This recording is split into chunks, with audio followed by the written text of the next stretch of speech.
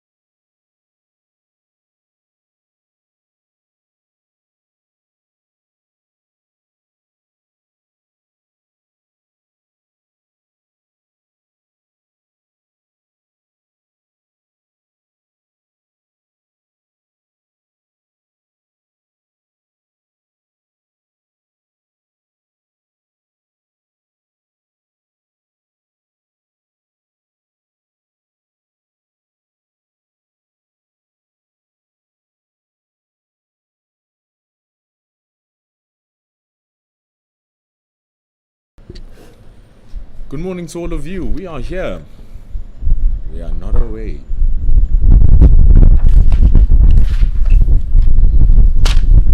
The West Indies are also here, needing 215 runs to win. We welcome you to Pitch Vision and Cricket South Africa's YouTube channel, where we are bringing you this live broadcast of the West Indies A versus South Africa A. This is the first unofficial test of 3.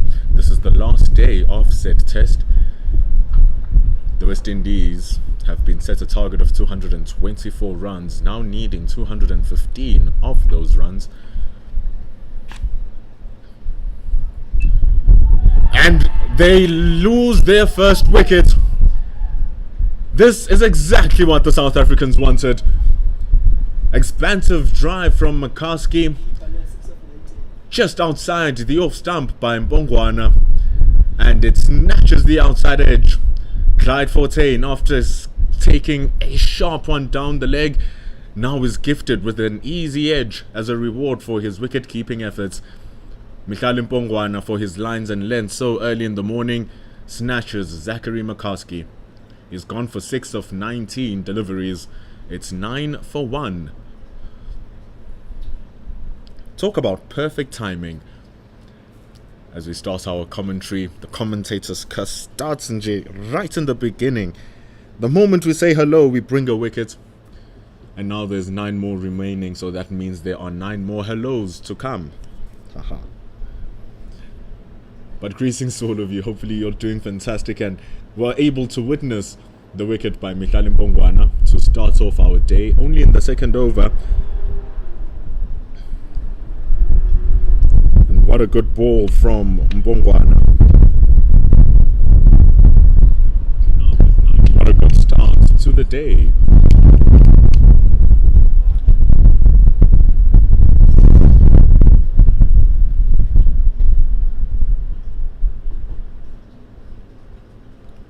Thank you so much for the welcome. Fact Fury. I am Fact Fury. Welcome to all of you. Yesterday we had a really good day. Let's carry on with the momentum today, shall we? It's the biggest one of the day. Yesterday was moving day.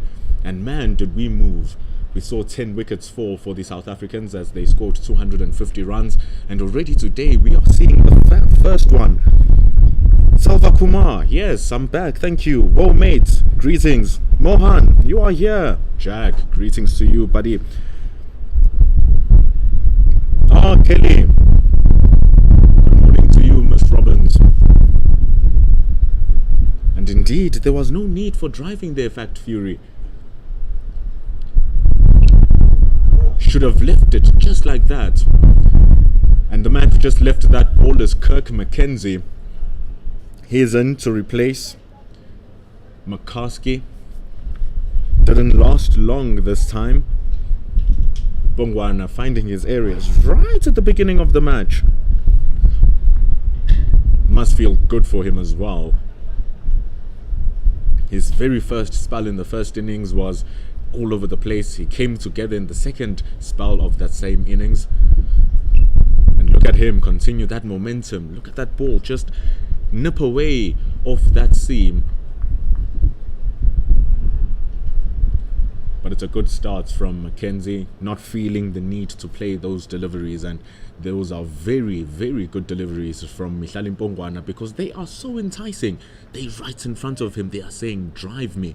But there's a slip, there's a gully, there's a very short extra cover. The short extra cover is standing 2 pitches away from where Mackenzie is batting, so he's very close. Oh, wraps the pads. He's appealing hard, but should have pitched outside the leg stump. Bowled it so well, so full, but he has that movement away. So just pitching it out, and it is good work from Mpongwana.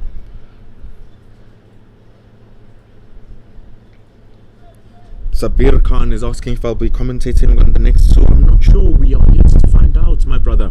Of course, the next match will be going to East London in the Eastern Cape. It will be at Buffalo Park. This one currently at Willowmoore Park in Benoni, up in Gauteng. And we almost saw the downfall of Mackenzie there. Seems like the ball pitched outside the leg stump because it's moving away from the left-hander. That's why it's moved back to the line of the stumps. Something along those lines, but this time Mpongwana just being a little bit too straight. But he'll be happy with his start, Mpongwana. Just a leg by. But most importantly, the first wicket for the South Africans, because now they need 9 in order to close the day. It's 10 for 1. They need 214 runs now. Tshepo Moreki partnering with Mihlali Mpongwana, and we saw how destructive Moreki was on day 2 in the morning. He came in with absolute steaming fire, capturing 2 wickets, and here he is. He started off well in the evening yesterday too. He bowls to Kirk Mackenzie.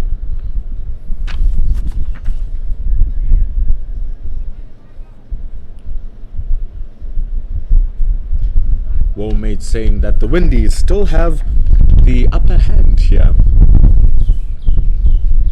Could be the case. They just need to make sure that they are able to survive this period, this first crucial hour, especially when South African bowlers are fresh, bowling their lengths well, hitting the deck hard.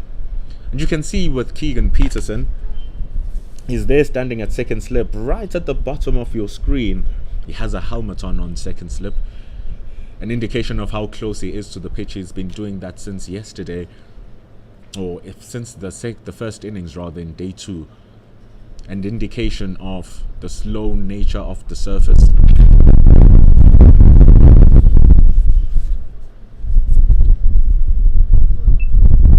Moreki bending his back and hitting the deck hard. He's been actually ultra impressive against the left-handers coming around the wickets. Tshepo Moreki did take 3 wickets in the first innings. Like we're going to keep on saying, the fire and steam that he bowled with. But this match has seen a pattern where the third session is where most of the wickets fall. On average, session 1 we lose 2 wickets, session 2 we lose 3 wickets, and then we lose 4 to 5 in the last session. We've already seen the first one fall, that of McCaskey. Chanderpaul is still there, 1 on 14. He played magnificently in the first innings.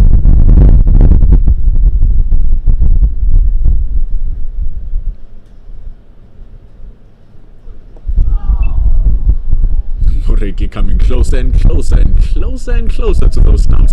You saw how he's constructing that over, starting wider, coming closer, but the length has been true. Just the ball before this one that suited through that length, where he bent his back.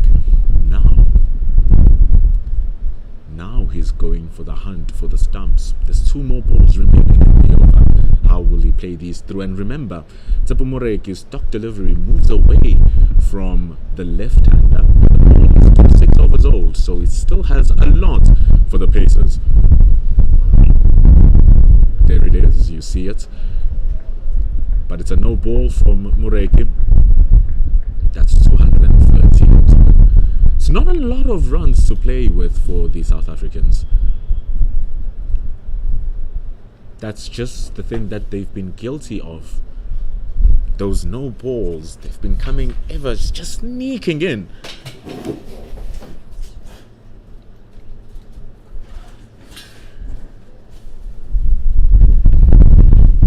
We had a total of 10 no balls, did the South Africans, in their first innings.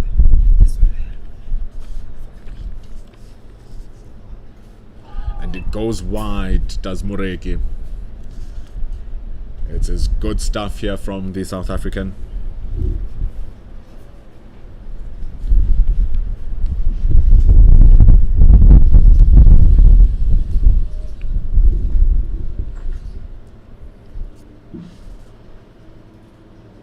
In that first innings, he took those 3 wickets. And man, were they flyers. He worked Mackenzie up gorgeously. And he has 1 more ball in this over. Just going a little bit too straight this time. Is able to be tucked away to the corner. There's fine leg there in Dane Pete, who's the only boundary rider. It ends over number 7. It's 13 for 1. The West Indies needing 211. Going to wait and see how this is going to play out. It's very windy here in Benoni. Driving, I had to hold my steering wheel like Superman. Have to see my biceps come out. Because don't want to lose the car. The wind blowing left, right and center. But right now it's blowing from the left to the right of your screen, which also exaggerates the movement of Mihlali Mpongwana, with the ball moving away and with it still shiny and brand new. It's only gone for 13 runs, and of those 13, 4 of them have been extras with no connection to the bat, so ball hasn't felt too much damage. So it still has a lot to give.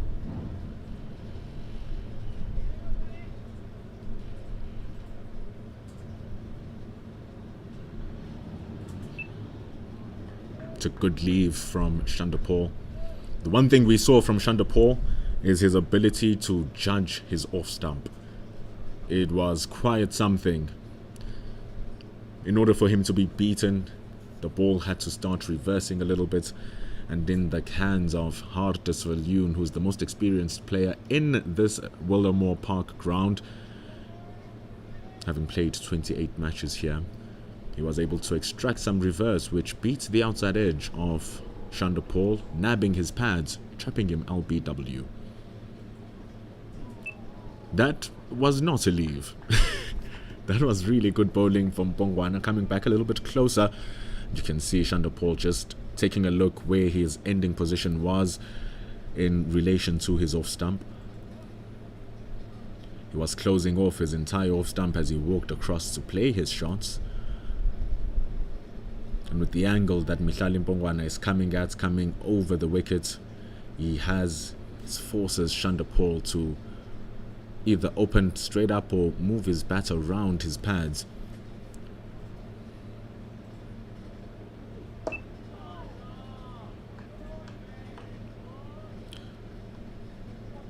So when Moreki in the first innings was coming around the wickets to Chanderpaul, Chanderpaul was just able to walk across and judge the line so easily. So even when the ball tailed away from Moreki, he trusted his technique and he trusted his judgment, still left the ball well and covered the line of the ball extremely well if he wanted to engage in a shot. So a different test here being brought by Mpongwana on a slower surface. see what we mean. Chanderpaul now is forced to bring the pads in front of the pads with the angle that is being created. The problem now from Bongwana is that it eliminates that LBW. We saw an over ago how he got the appeal, but it pitched outside the leg stump. If only he had the one that came back. But maybe he does somewhere in his RT, in his ammo, because if he did, it would be absolutely lethal in these conditions. So Mackenzie is on strike with a wide slip, a gully, and a very short extra cover, standing on the third pitch away from where we are playing. Played nice and straight. Hardest Viljoen has to cover the ball, and it's good coverage from the big man, who's standing slightly deeper at mid-off, just slightly deeper. So they're able to get an easy single if they find that push.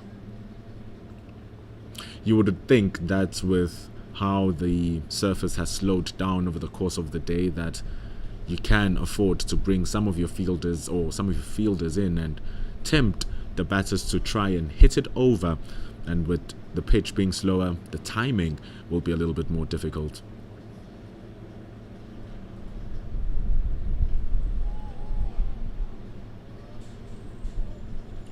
But Bongwana ends the over well, seeing Chanderpaul driving 2 balls ago. He gives him another one that he thinks he can drive, but he opts not to use his license, Chanderpaul. We end over number 8 here at Willowmoore Park. It's 15 for the loss of 1. The game is very well poised. The teams are playing, and the players are hunting for their positions in either side's respective tours. Both teams are going down under. South Africa in February will be going down to New Zealand. But just around the corner in January, the West Indies will be going to Australia. So many spots opened, especially with South Africa not having their SAA or SA20 contracted players. So Tsepo Moreki bowling so well, he might be calling for his international debut, which will come in a red ball format. And how prestigious and beautiful would that be? And if he continues bowling like this throughout the course of this unofficial test match series, next match starting on the 28th in Buffalo Park, and the next one starting on the 5th at Mangaung Oval.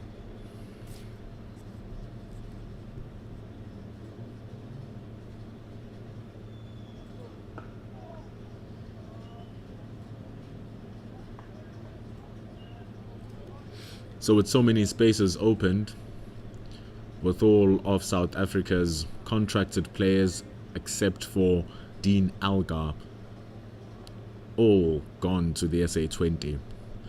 Many of the players who are looking to come into the side, who are in the fringes, also gone to the SA20. So these gentlemen who are playing some valiant cricket, fighting hard to represent their country. And who is also fighting hard is Mackenzie. Moreki drops it short. He stands tall, smacking it over mid-wicket. It bounces 2 times over the boundary. It's 4 runs as Viljoen goes to collect that. Moreki just trying to find a little bit extra, trying to close and tighten Mackenzie up with that short delivery, but it didn't pick up, it didn't rise. Just hung there for Mackenzie to slap away. And man, did he pull it brilliantly. They need 205. That's what he was looking to do, Moreki, and he's done it well this time. He's found the area that he wanted to find.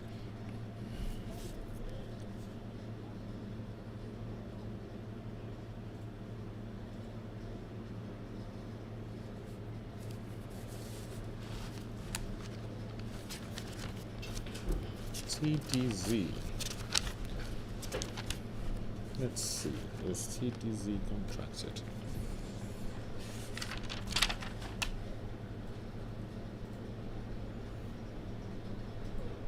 Oh, good bowling from Mureki. It came back with the arm ever so close to that off stump. Just thinking about his leave, the Mackenzie. If it doesn't hit the stumps, it's a good leave at the end of the day. Whew. But it was a close one there.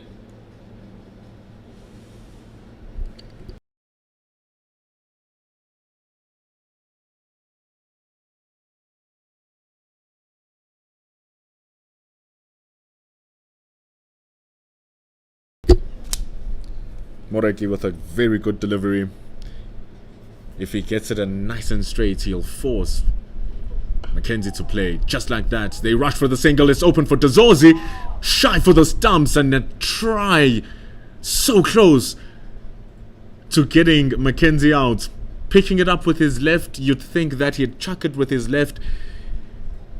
As he was stepping, he flicked the ball with his right hand, surprising the runner. The ball coming a step quicker than what he thought, but just missing the stumps. Dazorzi, as athletic as ever, can't hit the stumps, and it's 20 runs on the board for the West Indies. Moreki, with that leave, forcing Mackenzie to play at a ball that he didn't have to play. It came nicely in the previous delivery, then all of a sudden, with the oohs and ahs and the reaction from the players and how close it was to the off stump, had to fend for the next one. They get a single though.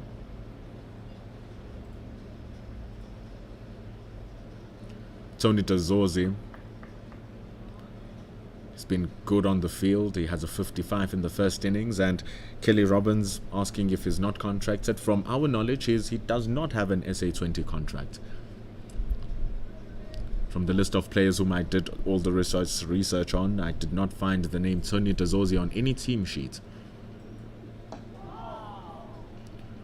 Nor did I find Mbongwana, who's bowling as if he should have an SA20 contract. He played that ODI final, which is somewhere closer to what a T20 is. Played it like a man who should have gotten an SA20 contract. But he might represent his country in New Zealand, in foreign land, in conditions which might suit his work, Mihlali Mbongwana, actually.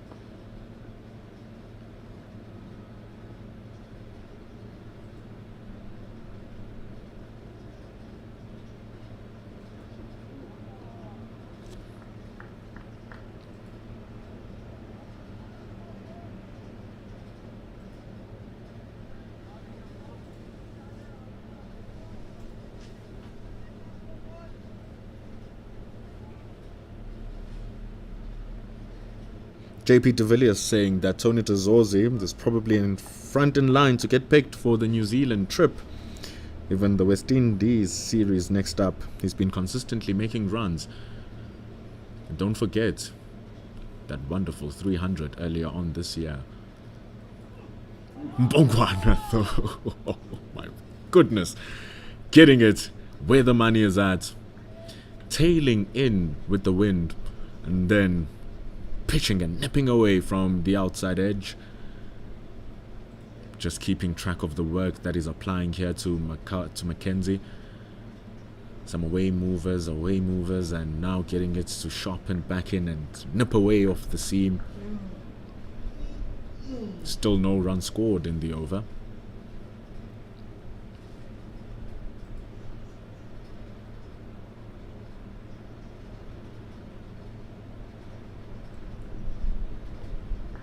Oh, Kelly. I apologize, Kelly, for the loss in translation.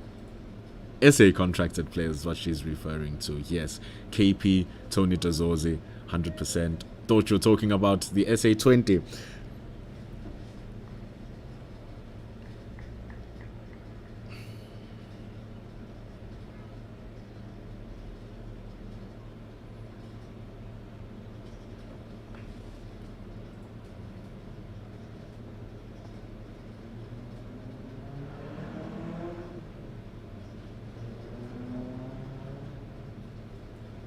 Gets it nice and straighter, but it's just drifting down with the legs. The ball didn't move away as it normally did. And remember, this is first class cricket. Red ball cricket has a different feel to it than with white ball cricket, as I hear people talking about that second delivery being a wide, the ball sharpening in and then really moving away. The parameters are massive for red ball cricket. Gives a lot of leeway for the players to play the game freely.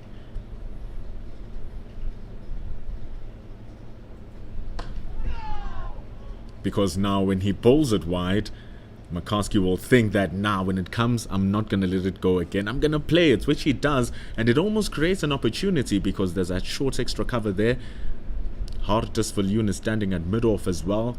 And with the slowness of the pitch, you see how Mackenzie didn't really get the timing on the bat, slapping it in the air for quite a while until it dropped safely.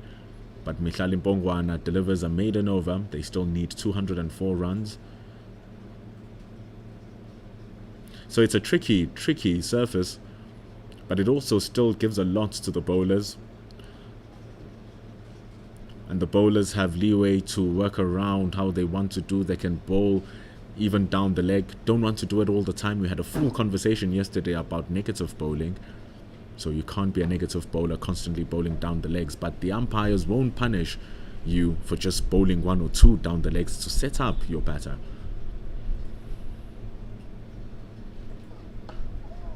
And it's a nice good bounce Moreki is getting. There was something even yesterday just outside that off stump for the left-handers when you're coming down the chalet end. You're coming down the slope. That's where Moreki is coming down.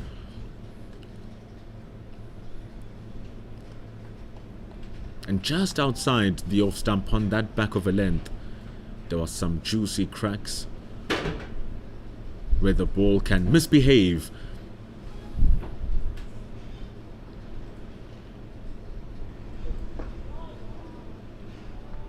If you go take a look at how Moreki got the wicket off Mackenzie in the first innings on day 2, you will see what I'm talking about. Can go to www.pitchvision.com. On top of the score that you see, that's the website where you can go check ball by ball highlights.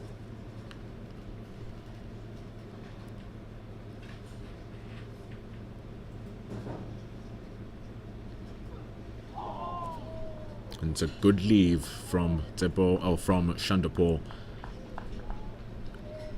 Wanted to play that one.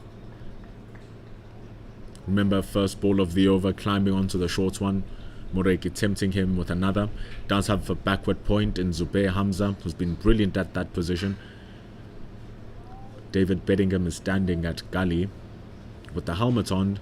At wide slip is still Keegan Peterson. Short mid-wicket, who's standing 2 pitches away from where Chanderpaul is Neil Brunt for the easy pop. But there might not be an easy pop if Moreki keeps on bowling it there. This time deciding to shape it away from Chanderpaul. The previous one came back in to the left-hander. Putting in the work here, Moreki. Putting in some really, really good work.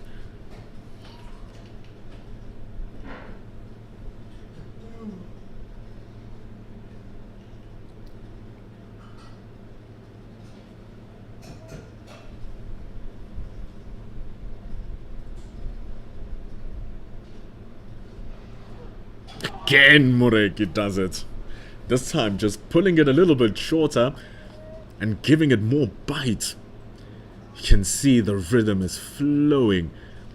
He's been on it since the very first ball he bowled in this match earlier on in the week.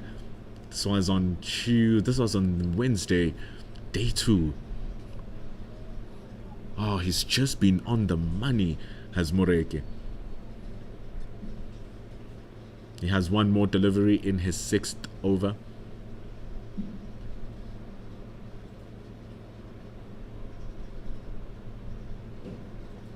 Oh my, whoa, Woo! I have no words to describe what I've just seen. Oh, it's lightning fast. It's missiles from number 24. Bouncing, shaping away from Chanderpaul's outside edge, and after it missed the outside edge, moved away from Clyde Fortain. Even he, the wicketkeeper, who's been exceptional to the whole game, had no idea how to deal with the movement post the ball missing Chanderpaul's outside edge. But it ends a magnificent maiden over. That is a maiden over of pure class from Tsepo Moreki. Problems for Chanderpaul, asking all kinds of questions, asking every kind of question. Remember that buys don't count to the bowler's runs. Leg buys don't count to the bowler's runs. What does count is your wides and your no balls. So it's a maiden over for Moreki.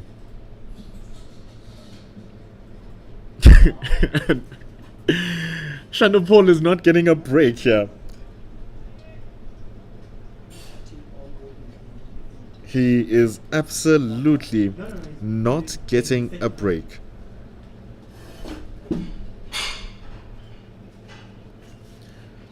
And I will ask ever so kindly for us on the comment section to just try not to spam a bit too much so we can keep the conversation of the cricket going, because the game that we're watching here is ever so exceptional. We can keep the conversations here and there, but let's try not to spam and enjoy the game, because this Mihlali Mpongwana's bowling, this Tsepo Moreke's bowling is doing wonders and should be spoken about a bit more. Chanderpaul is surviving his 2 from 27. 2 from 27. That speaks to what South Africa is doing here, but also at the same time, his survival rate, Chanderpaul, seems to be working.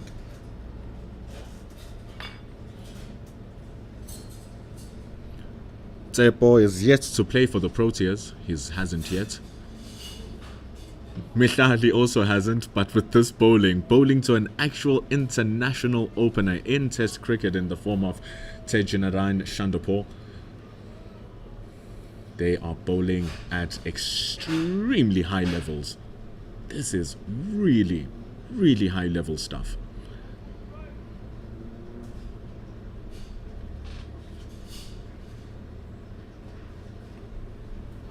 Kelly Robbins, Mohan Narendra Parasa, Jack, they all agree that this spell has been outstanding. Oh, even better. This is gorgeous.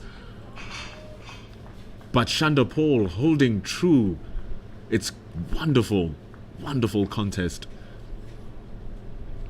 I'm seeing, just look at where Chanderpaul ends.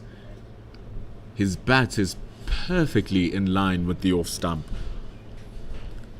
But it speaks to the quality of the bowling, testing where that off stump is. Because if that ball had found an edge, there's nothing that Chanderpaul could have done. Absolutely nothing. He did everything he could, but he still survives. Bowling it a little bit straighter this time, Bongwana has one more ball remaining. The previous one was just so sexy, going right full, right over there, right close to the stumps, right close to the bat.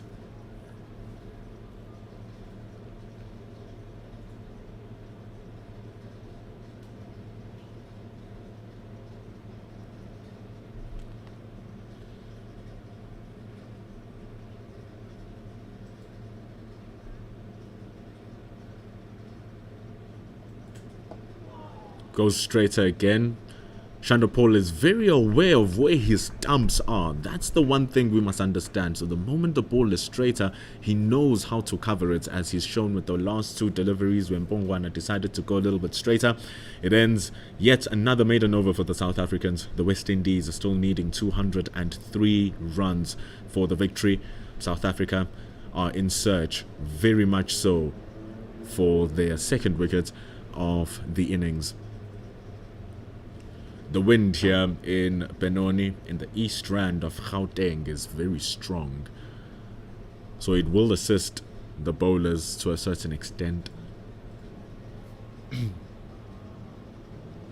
The ball is still very new too, and it's still in the morning, so the air is still a little bit thinner as well. It allows the ball to do more. So it's very difficult stuff for the batters to face. And Mackenzie has been watching Chanderpaul deal with the last 12 deliveries. So now he has a chance to enter the dance floor and face the music of Tsepo Moreki.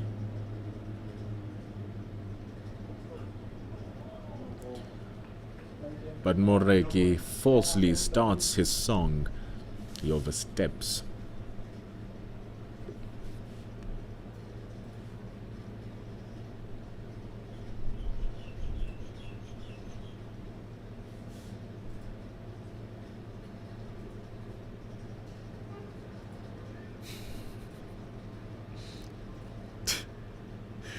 Reading your comments. Remember, every time I go quiet, I'm just going through your comments. Javed Prev saying 2 from 28. Grind ball is our philosophy. Baz Ball is there in England. The Windies playing grind ball. Yes. Dig themselves out of this hole that the South Africans continuously make deeper and deeper with each and every over. They'll break new ground, the South Africans, should they capture another wicket. So they have deep square leg and deep fine leg patrolling the boundaries for Tsepo Moreki. There's also a mid-wicket. Mid-wicket standing a little bit deeper. He's 3 pitches away instead of 2 now.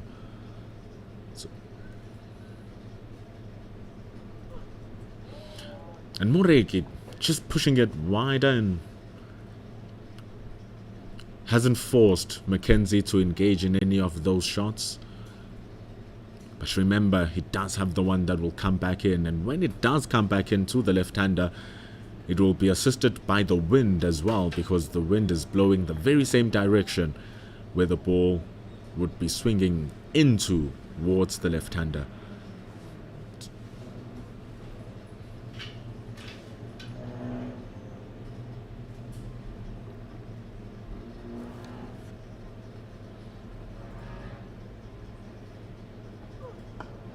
There he starts to make him play, and we see here the Caribbean Cricket Podcast joining us in the comments. Greetings, gentlemen. First and foremost, thank you so much for your podcast. It's so knowledgeable in helping me understand who the players are here for the West Indies, so I can bring you this commentary. So shout out to you.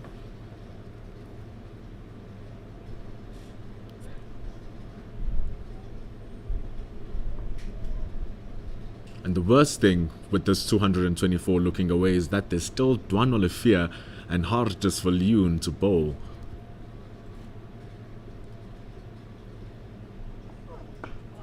It's a good line that from Moreki. Draws the drive because there's a big space between backward point and extra cover. Ball is played into that gap. They run 2. They now need 200 runs. And some breathing ground, a little bit of breathing ground. They have been stuck. These last 5 runs have been a grind for the West Indies. But Chanderpaul knows how to grind. Mackenzie trying to get the run flow going, but is also very well selective in his shots. Forcing Moreki to come closer to him, is not going for the wide ones. But maybe he has a taste, or he's had a taste of the ball on his bat now. Maybe a wide one from Moreki will draw that drive. There's 2 wide slips and there's a gully. Still keeping it straight. They almost take a run. Tony Tazozi is at backward point, an arm you don't want to take on.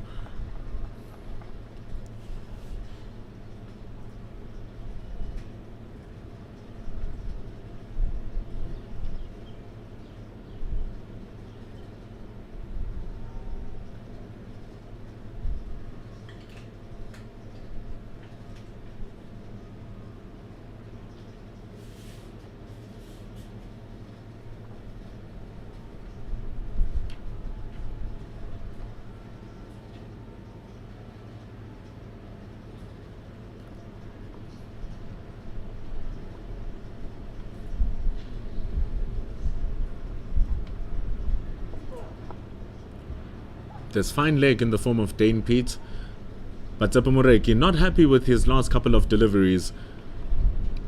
The over not as threatening as it was against Chanderpaul. It doesn't leak many, but now the West Indies have tapped over one psychological barrier. They now need 199 runs, so that target has trailed below 200. There's a scheduled 81 overs remaining. Apart from that, as Kelly Robbins has said in the comments, we'll be playing up until 6 p.m. if needs be. The light has been graceful to us here in Benoni, so we shouldn't see that being a problem. But with so much time left in the game and with just 199 runs to go, what are the chances that the game will be played that deep? But the Windies are playing at 1.9 runs to the over. That's the amount of pressure that South Africa are applying, and the Cricket Fanatics magazine is saying that keeping this consistent line and length will build up the pressure. And how do you like that, Fanatics? This is the pressure we talk about. And that's a good leave from Mackenzie. It would have been terrible if the ball came back. But of course, Mbongwana has just been pushing the ball away from the left-hander. The best he can do is keep it straight with the arm. But do not be deceived. The pitch is sloping from the right to the left, so it does aid some movement inwards. And Mbongwana is running up the slope. And goes back to his stock ball of the ball moving away. And it's interesting, the two approaches of the batters in this innings. Chanderpaul barely playing anything outside the off stump. Even his defensive strokes are within the line of his off stump. Therefore, with the balls being in line with the fourth stump, Mihlali Mbongwana kept on missing the outside edge, and Chanderpaul kept on missing the ball. On the flip side here, Mackenzie on a much traditional stance, batting on middle stump. When he pushes his front foot, he goes outside the line of the off stump. And that allows him to try and play expansive shots like that. It goes past Hartis Viljoen, who dove to his left, but it wasn't enough for the big quickie. It goes for 4 at the long off boundary, and it's a breather for Mackenzie. Like we said, he's the one who's looking to play a bit more strokes, Mackenzie, between the two. This partnership now worth 20 runs. And Mbongwana there just bowling it a little bit too full and too wide. The placement as well from Mackenzie, top class. There is a short extra cover, so could easily play that down the wrong angle.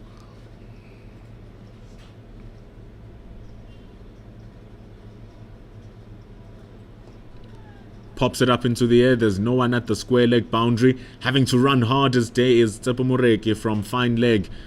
But even at a square-ish fine leg, he did not have the legs to stop the legs of the ball. It's 4 runs. Into the square leg boundary, the ball being popped up into the air, going quicker than Moreki could run to cover it. And Mbongwana just missing it here, just a little bit. He's bowling to a different threat than Chanderpaul. And we see Clyde Fortain now stepping up to the stumps, indicating that Mackenzie could be playing outside of the crease.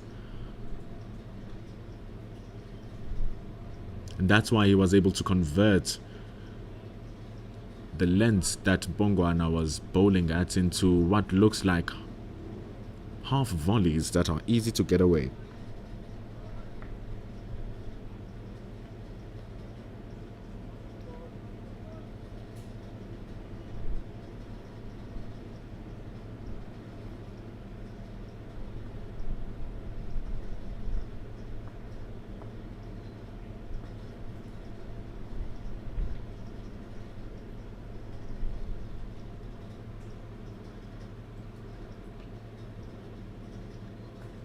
Clyde Fontaine has been amazing behind the stumps. The confidence to step up to a swinging ball from Mihlali Mpongwana just to trap his opponent into his crease is super work. He has saved a tumultuous amount of runs for the South Africans, diving everywhere. In the first innings, only giving away 1 run, stopping everything else, with 2 stumpings as well, and those 2 stumpings were just gorgeous. Might get one with Dane Pete now coming into the attack. He's bowling from the chalet end, and he'll be bowling to 2 left-handers here, Dane Pete. Paradise. But Sinclair was able to snatch more wickets bowling up the slope. Neil Brunt was bowling down the slope.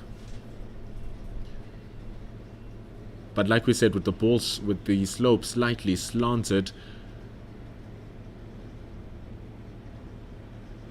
from the right to the left, so it's going downwards, which will aid the ball spinning away from the left-handers. I hope I explained that well. So the slope is going downwards from the chalet end where Dane Pete will be bowling, and it's also sloping downwards from left to the right, so there's a double slope to the pitch.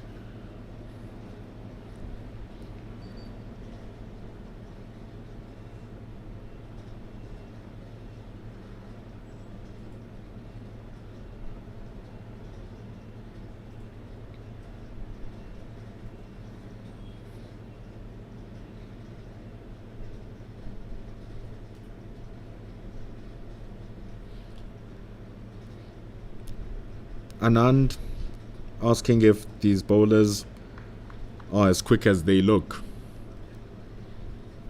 No, these are not what you would say are right arm fast. We're looking at high 120s, Mureki low 130s.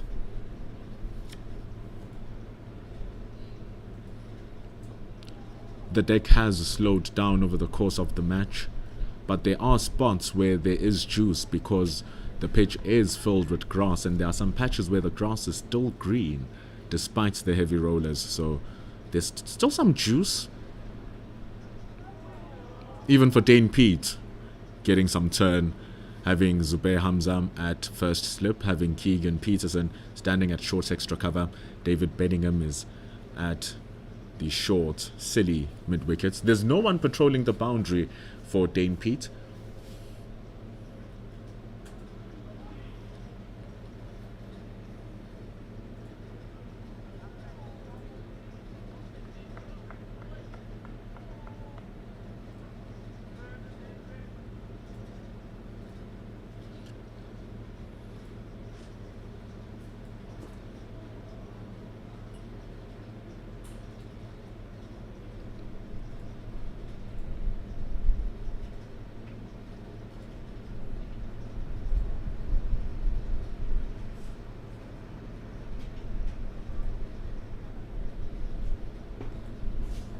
Way good ball from Dane Pete. Just an extra bounce for Chanderpaul to deal with, and he does it well. A second slip would have made that situation very interesting, because it seems as if Dane Pete is getting a lot of turn and a lot of extra bounce as well. It's not about the defense of runs here today. There's too few runs to defend. It's just 190 from where we are, but it's a matter of getting wickets for the South Africans. It's the only way. Mackenzie being more aggressive. Fielders are still in the ring, but just pushing out a little bit further. No one guards the boundary still. Oh, beats the outside edge. Doesn't appeal. Clyde Fontaine appeals, but umpire Jacobs says there's nothing there, mate.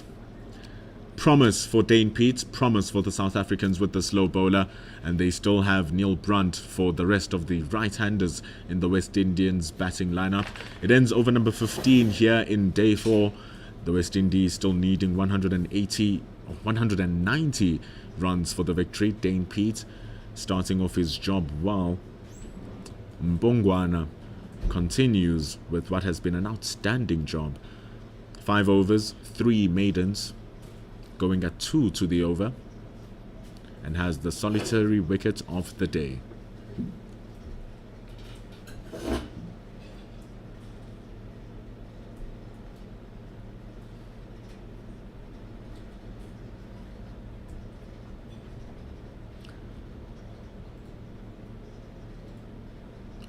There's a mid-wicket, short mid-wicket.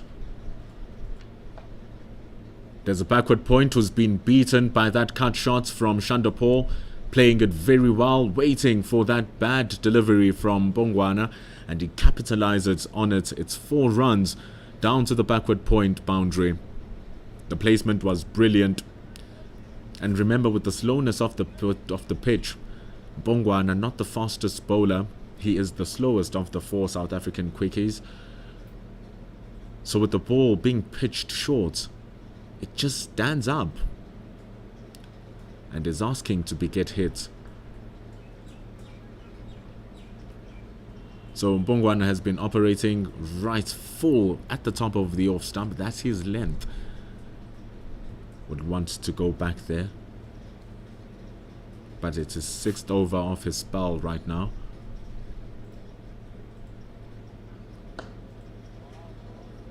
Back to the MO.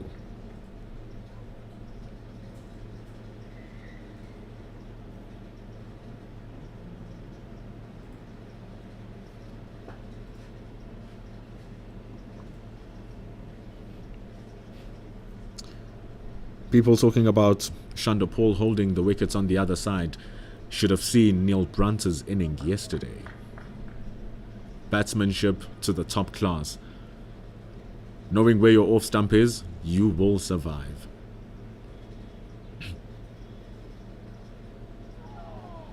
Knowing where your off stump is, you will survive. Because if he plays within the line of his stumps, he's not searching for the ball that is outside the line of those stumps. It lessens the possibility of an edge and forces the bowler to come closer and closer and closer to the stumps, which then zones in to Chanderpaul's scoring zones. Anything around the V. Anything short and wide. So it's forcing Mbongwana here to play with fire. So it goes a little bit wider, and the slow nature of the pitch not allowing the ball to come onto the bat.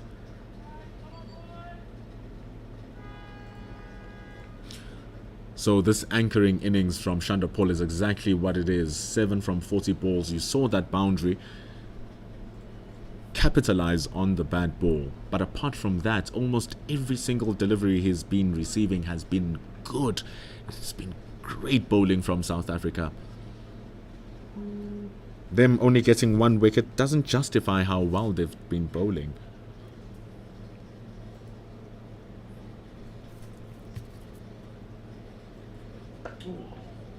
Nicely into the block hole.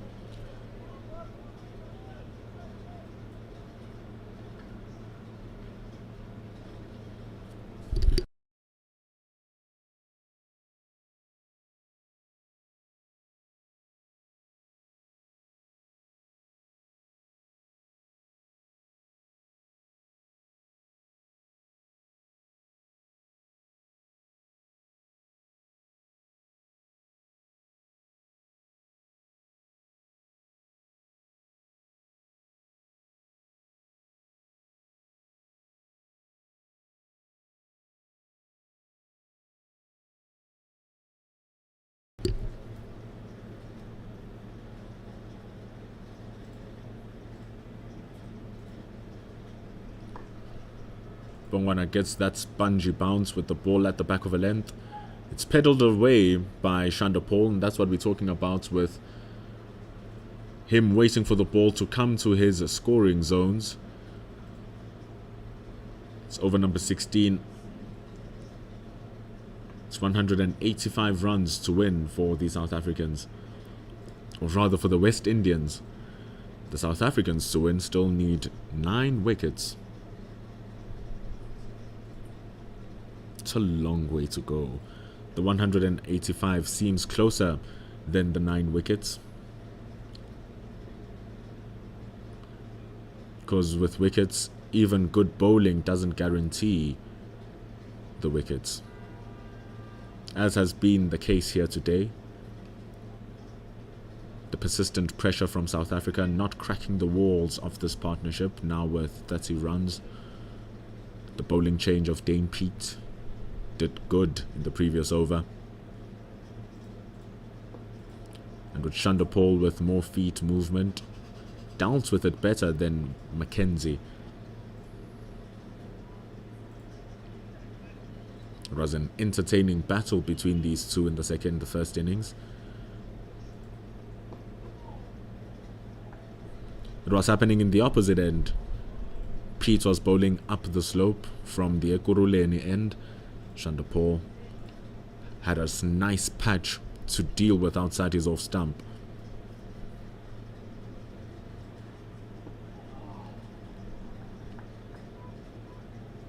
So not too many demons for the spin bowler, but it's going to be trusting his skill here. Dane Pete, he has a short extra cover and a short mid wicket as attacking options around the pitch.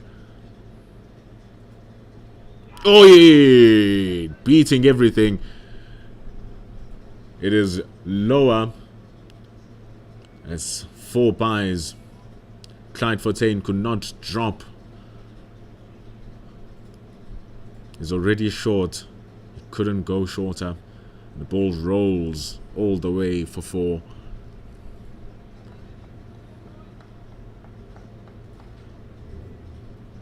South Africa have given away 10 extras so far. Concerning for them is that 3 that were overstepping no balls.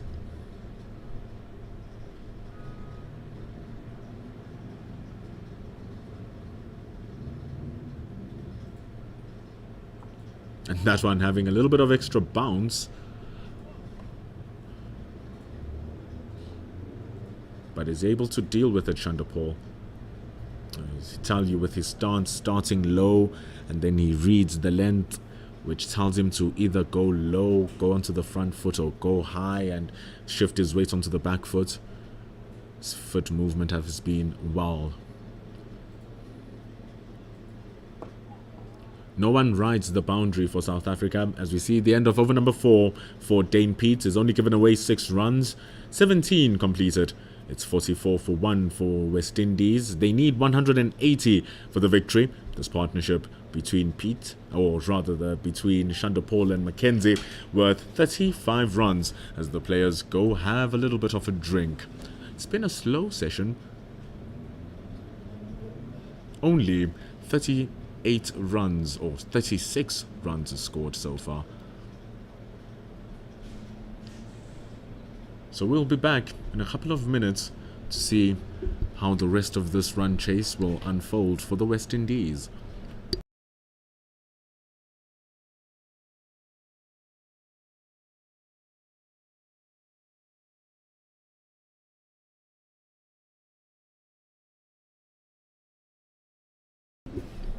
I'll be able to hear something. Yeah. Because you can hear them. Because you can hear us. Then it goes total off. Oh, it's also off. So the volume is at its lowest. Also this volume also this. Mm-hmm. Say something. La la la la la la la la la. Mic check, mic check. Mic check, mic check. Simnand.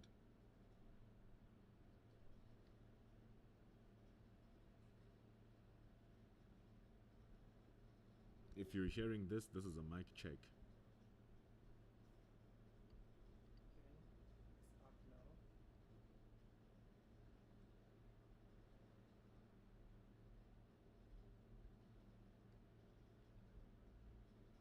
Listen to this.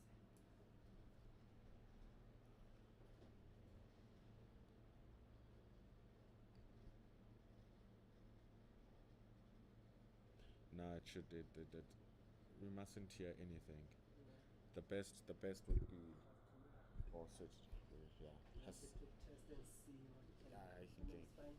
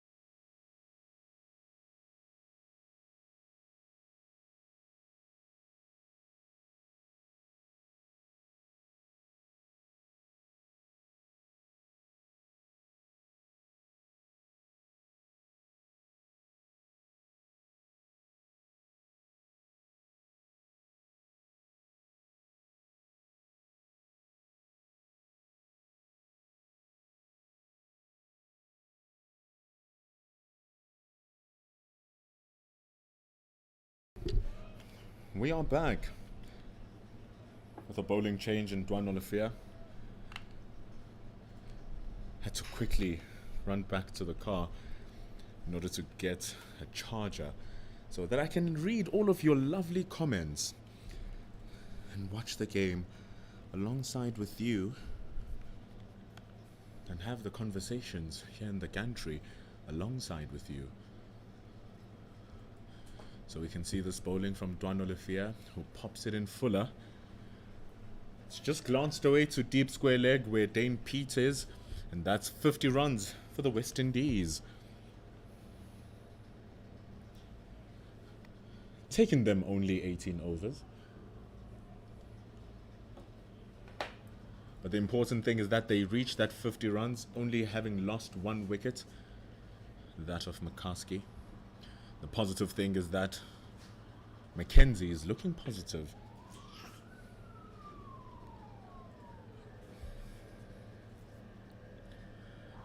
Looking very positive. Scoring at a run every 2 balls. Yes, if you're not sure, you might look at it and be like, 20 from 40, isn't that a little bit too slow? But this type of cricket, you have to score from balls where you know they are in your scoring zone, because if they are not, you'll give away your wicket for free because you have an unlimited amount of time to bat. I mean, right now the West Indies have 76 overs to bat for their 174 runs. So it's a true game of patience. And again, that mid-off, like we said earlier on, standing a little bit deeper, so they're able to squeeze the singles through that vacant, or through that area. Extra cover is a little bit square, but he's short, standing 2 pitches away from where Chanderpaul is. Short mid-wicket is standing 3 pitches away from where Chanderpaul is. No one is patrolling the boundary. Oh, what a... Ooh, that looked too good. I was so close to being a catch. Oh, would have been brilliant. Just dropping short of Zubair Hamza, he took a very great catch at backward point in the first innings. He almost grabs a snorter right now. Hiya. On a knife's edge for Chanderpaul. Using more of his feet now, trying to destabilize the rhythm of Dane Pete, which is starting to flow smoothly for the spinner.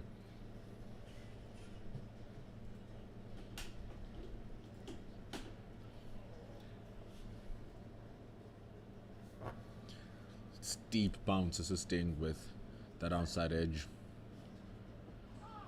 but this time able to maneuver his hands.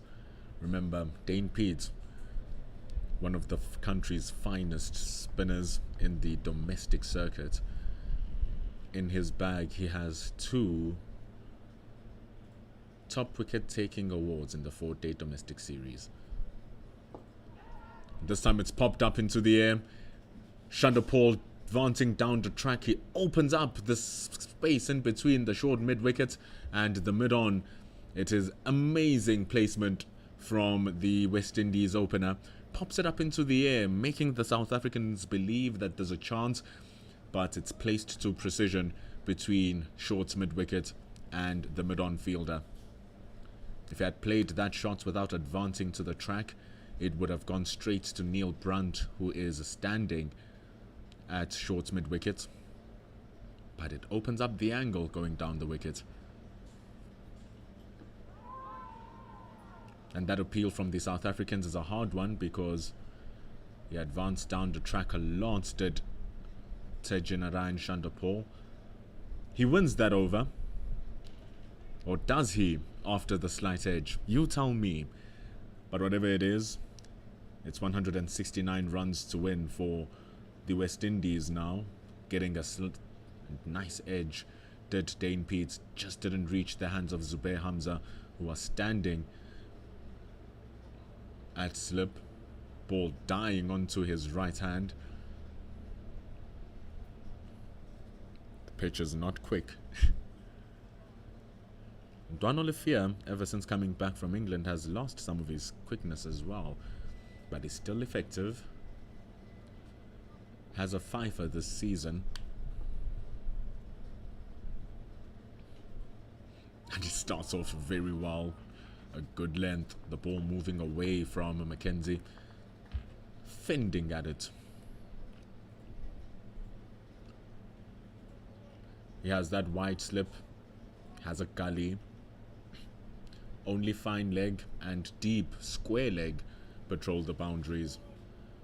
Dwan Olivier can drop a nice short one. So in the instance where Mackenzie feels confident to take him on with a pull or a hook, we have that fine leg and deep square leg. Ball pitching outside to the leg stump. Remember that for LBW, the ball must pitch inside the leg stump or outside the off stump. If it pitches outside the leg stump, it's an illegal infiltration of the batter's pads and therefore will not be adjudicated as out, even if the batter stands in front of the stumps and kicks the ball away. Oh, gorgeous. It's summertime, the peaches are starting to come into fruition. Trees, we have a lot of peach trees at home. I didn't know that one of those peaches was stolen by Dwan Olivier. And he comes and he delivers it to Mackenzie. Just not getting the wicket though. But that's the advantage of that line of pitching outside the leg and moving across. It really questions the off stump.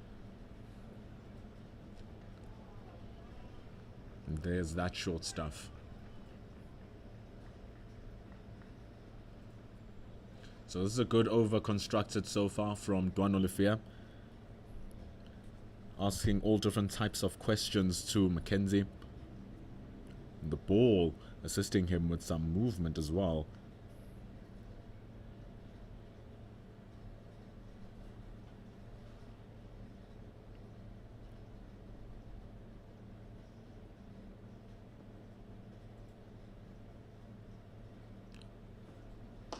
Drops it nice and fuller, forcing the drive. Hard Disvalune from mid-off.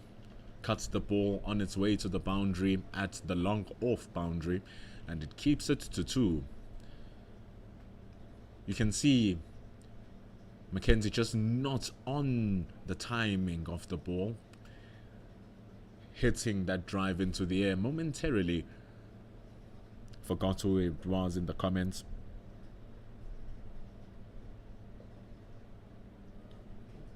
Nick Sports, sorry for shouting in your ear.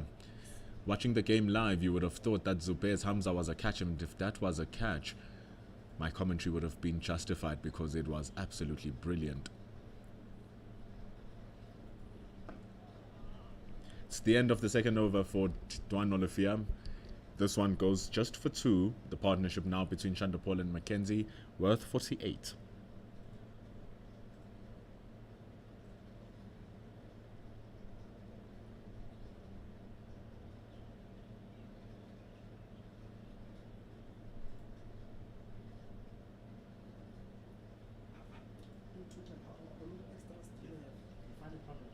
No, how many extras do you have?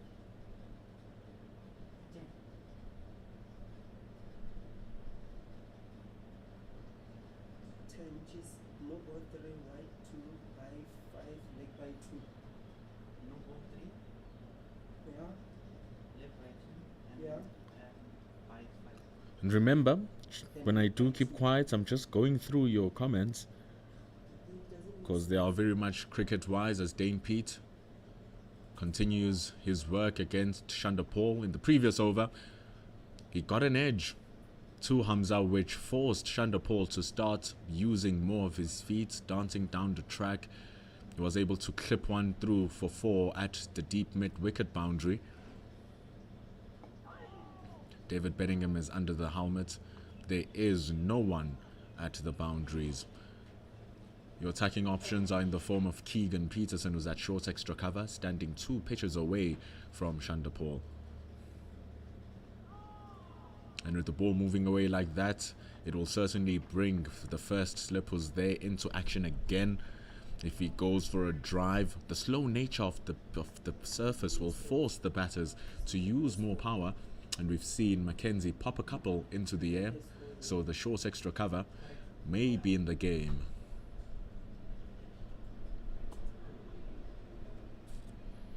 And Dane Pete is getting some annoying extra bounce to the batters. He's also coming down the slope, so the ball is not slowing down as it did in the first innings when he was running up the slope.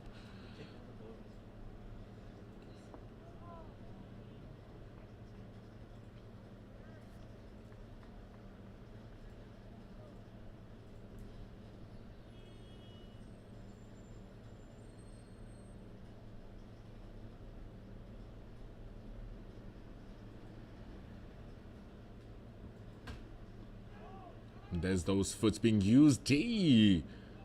Almost a risky call, because remember, no one is patrolling the boundaries, so the third man is short, and Chanderpaul has found a way to try and deal with the extra bounce from Dane Pete. You see him using softer hands and is allowing the ball to dictate where the bat will go rather than him forcing the ball to where it wants. So he's trying as much as possible to negate any more edges. But Dane Pete is not making it easy. He's only gone for 11 runs in his 6th over. 21 have been completed here.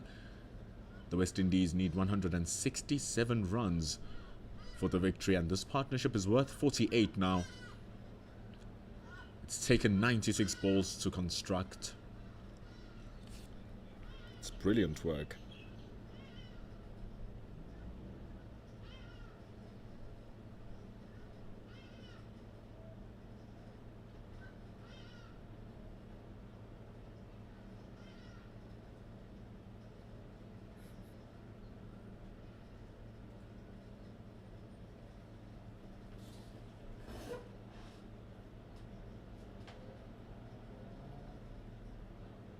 Dwan Olivia is bowling to Mackenzie.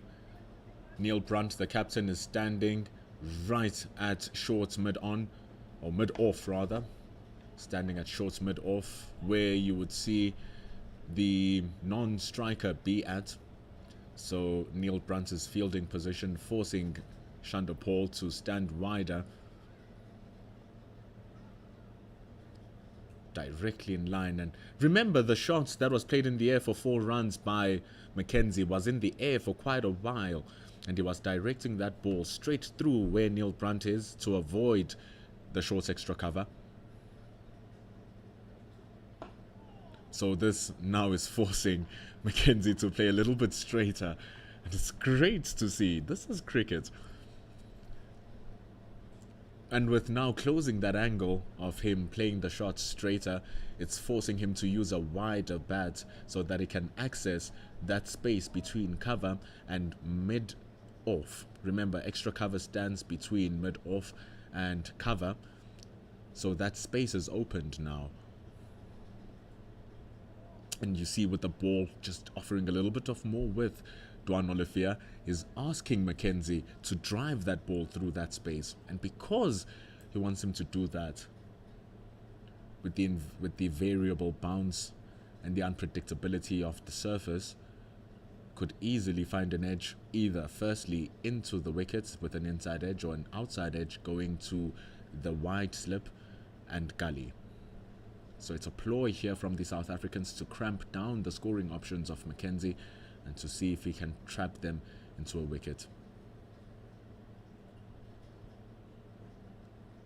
Just like that, it's fantastic work.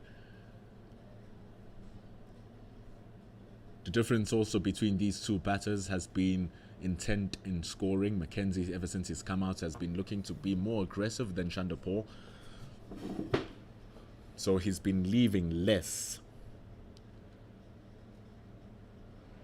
engaging the ball more, which offers a sniff for the South Africans, and Olivia, who is bowling very well. And he leaves that one. He bowls. That one was a better delivery than the previous one. But the problem is, Dwan Olivia, is that no ball. He bowled 6 of them in the first innings. And even during his 5-wicket haul against the Western Province, he had delivered 6 no balls. Luckily for him, none of them were wickets.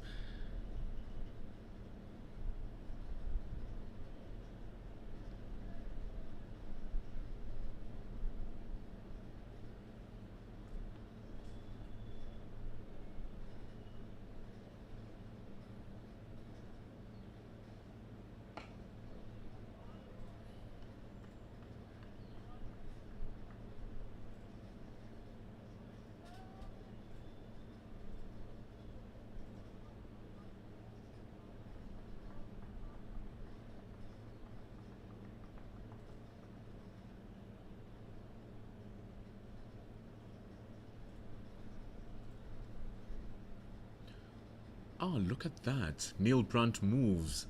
Oh, no, he hasn't moved. He's actually still at that short mid-off position. I thought he was getting to a closer short extra cover. But he was just waiting for the ball. As I'm busy reading your comments here, thank you so much for all of the love. If we see the last ball of Dwan Olivia. That's that shot that they wanted. That is that shot that they wanted. But it goes for 4 for Mackenzie. Dwan Olivia staring his man down. Neil Brunt had just moved from there an over ago. But it flies for 4 as hard as Viljoen can't pick it up as it goes through that extra cover gap that we were talking about. But also at the same time, that boundary brings up the 50-run partnership between Chanderpaul and Mackenzie. It's taken them 103 balls to construct their 53 runs. Mackenzie presenting a couple of chances, Chanderpaul as well presenting a couple of chances, but everybody knows that almost doesn't count, and the wicket is what matters here today. And South Africa, worryingly, have only had 1. As we only have 23 more minutes or 33 more minutes until the end of the session.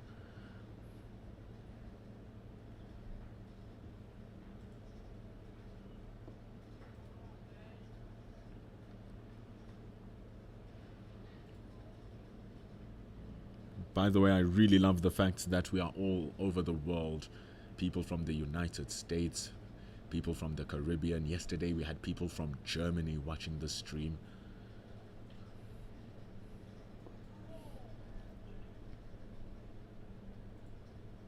And thank you very much, Rakesh Reddy. Loving the love. We've already shouted out the Caribbean Cricket Podcast and the Cricket Fanatics magazine. Werner Erasmus was also found somewhere lurking in the chats. And Kelly Robbins has been brilliant ever since yesterday. And now South Africa, with the ball moving away from Chanderpaul, slots David Bedingham right under the nose of Chanderpaul. Chanderpaul has been comfortable trying to just defend the ball in front of his eyes. So this means with the ball just bouncing a little bit more, it might pop up to David Bedingham, who's standing at silly cover. Something like that. It's a lot of pressure being applied by Dane Pete. And because of his bowling, nothing is going straight. Nothing is going to the leg side. So there's a lot of pressure. But because of how Chanderpaul covers the line, it's so difficult to anticipate a ball that spins away and finds him stumped. And he uses his feet well there. Tony Tazozi, phenomenal work by Tony Tazozi. Jumps to his right. Mbongwana runs from fine leg or from third man to give him a high five, because that was brilliant. It was a certain boundary, and it stops all 4 of those runs, causing confusion from the batters and adding more pressure to Chanderpaul. It's a good leave from Chanderpaul, that. So much pressure from Dane Pete, and this is what the fielding does. The fielding does so many things. The batter getting great connection, finally sees a ball that he can score off, and all of a sudden, after great timing and him believing that he's gonna get at least one run, Tony Dazorzi not only stops the ball, he grabs it in his hand. It doesn't deflect off his body, so he's in full control of the ball, and that's why there was so much hesitation. So it's phenomenal fielding, which partners the bowling, and it gives Dane Pete a second maiden over. The West Indies needing 162. South Africa now truly needing a breakthrough, because still Kevin Hodge to come, who scored 73 runs in the first innings. Akeem Jordan played a key innings down at the bottom for 40 runs.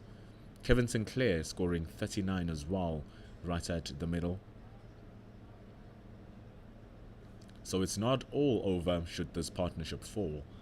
There's still a lot of people who can hold it down here for the West Indies, and remember, they are playing for a position to go to Australia, so there's a lot at stake.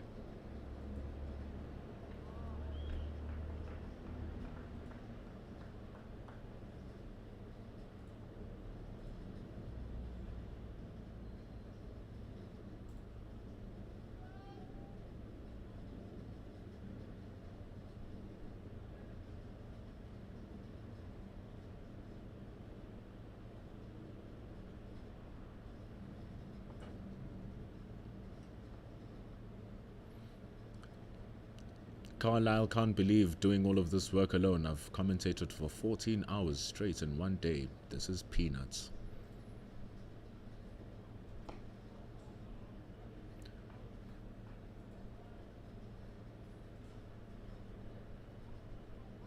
And yes, I said that out aloud as part of the commentary, because we are engaging some of your comments as Dwan Olafia continues his work here on Mackenzie. He bowled a brilliant over before this one. It was not peanuts to deal with for Mackenzie.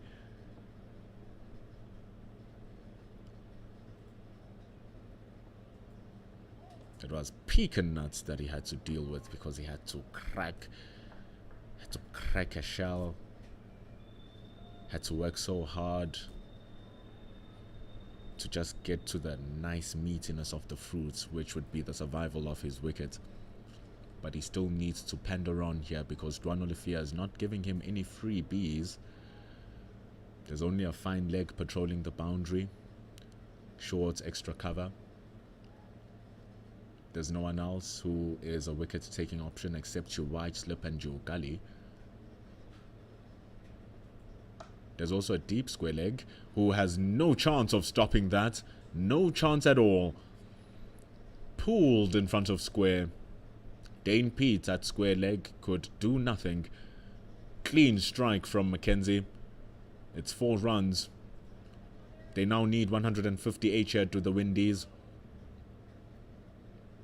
Dwan Olafia getting frustrated with the non-engagement of his deliveries by Mackenzie, offers him a short one, but slowness of the pitch asking Dwan Olafia to put more on his back and put more through his body to generate that extra pace for a short ball to be effective. Going straight into the block hole, a good looking shot from Mackenzie, but Hardis Viljoen is there.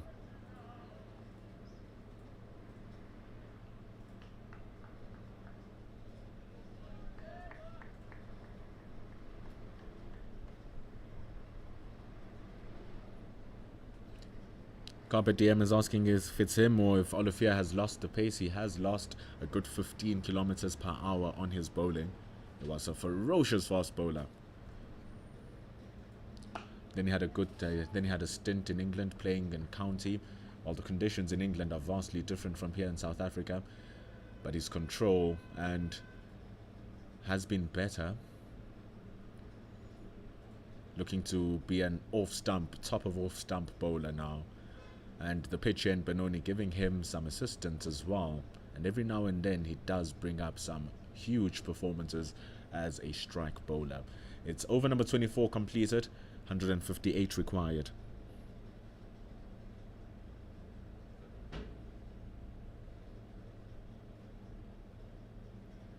Thank you very much, Werner Rasmus, showing me how the catch didn't carry from Zubair Hamza. It was a great chance. Sharp reactions from Hamza. Really has become a superb fielder. He was never bad, but now he's becoming very exceptional. Dane Peets, his battle against Tejanarine Chanderpaul has been the stuff of legends. It continues now.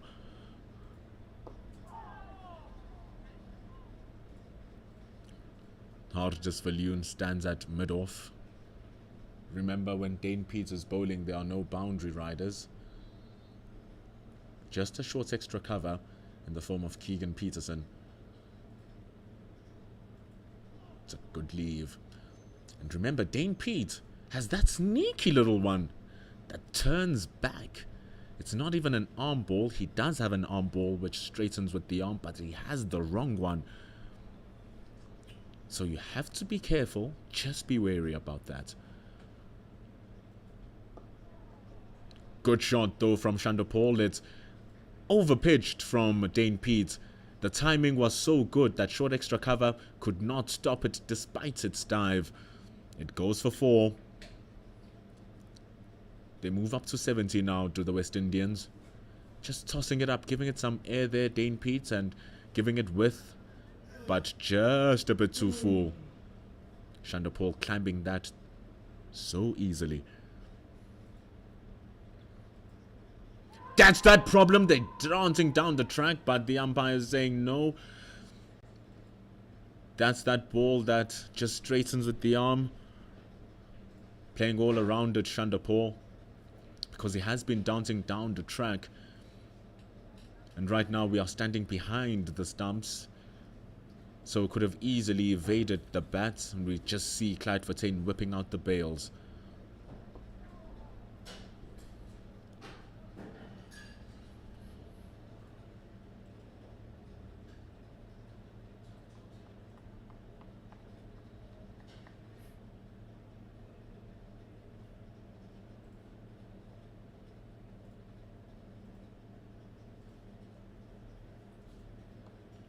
Just dropping it a little bit fuller as well. That extra bounce allowing Chanderpaul to give it a cut. Mhlali Mpongwana keeps it to a dot ball, who is standing at short third man. It's the end of over number 25. 70 is on the board for the West Indians. That over going for 4. An extraordinary shot. It was pure elegance. That from Chanderpaul. He's been there for 75 deliveries. He can really preserve his wicket, the opener. So reminiscent of his father. You are relaxing. We were talking. He was on 2 from 28 deliveries, saying, hey man, he's bowling so slow, he's batting so slowly. Now his 22 from 70 does not look bad at all, does it? And because of that, it's been problematic. This partnership now with 61, South Africa bring about a bowling change in the form of Hardus Viljoen. He broke the game during day 2 in the second session, taking out Chanderpaul, who was on 79, getting the ball to tail in before pitching and zipping away, trapping him LBW with a ball that would have clattered to the top of off stump. Here he comes now. First ball of the day. Viljoen is on the money.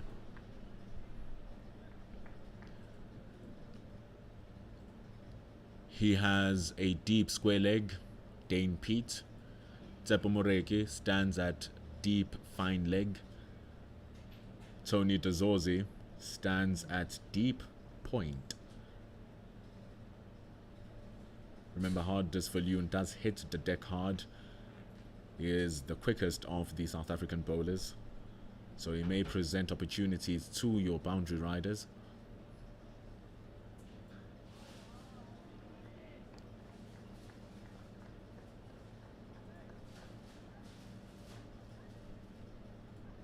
But also, if he's going to be bowling such wonderful lengths, Keegan Peterson, the slip is aware. Neil Brunt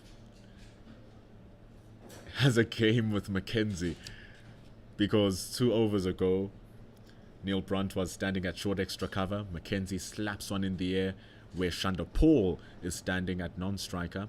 That would be a silly mid-off.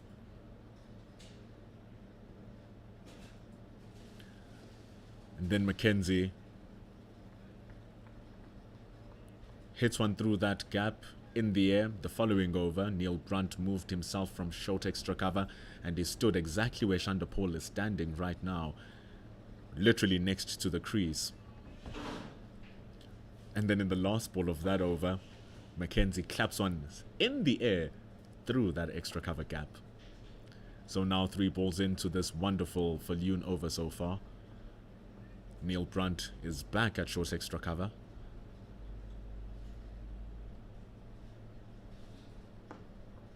And Hartis Falloon is bowling the lines, which will force Kirk Mackenzie to play that ball through that extra cover.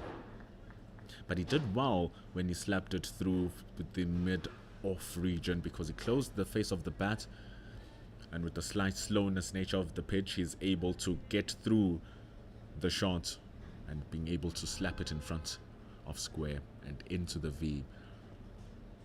So Hartis Falloon, that width is critical. But Mackenzie is navigating it well. He's been there for 65 deliveries, so he seems to have grown accustomed to what the pitch has to offer.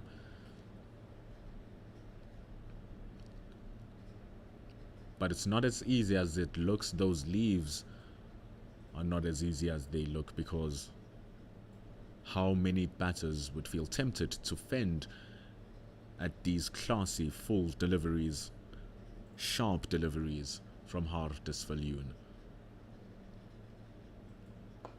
This one just drifting onto the pads. Mihlali Bongwana goes from mid-off to, or mid-on to mid-wicket to collect. It's a single to end it off. Hartis Falloon just gives away 1 in his first over, and it was a very tidy over, extremely disciplined over. But it was met with exceptional batting by Mackenzie. You're probably asking, why is he not hitting those balls? They are in the slot. They are there to be hit. It's all part of an elaborate plan by the South Africans to get him to hit those balls. First-class cricket is about acknowledging and respecting good bowling, because good bowlers will keep it good for a long time. But they are human and they will give you mistakes. And those are the balls that you pounce on. And once you pounced on those balls, they destabilize a bowler a little bit for a couple of balls. And that's where you can create more capitalization by changing singles, getting another boundary, using your feet, and all of a sudden the bowler's out of his rhythm.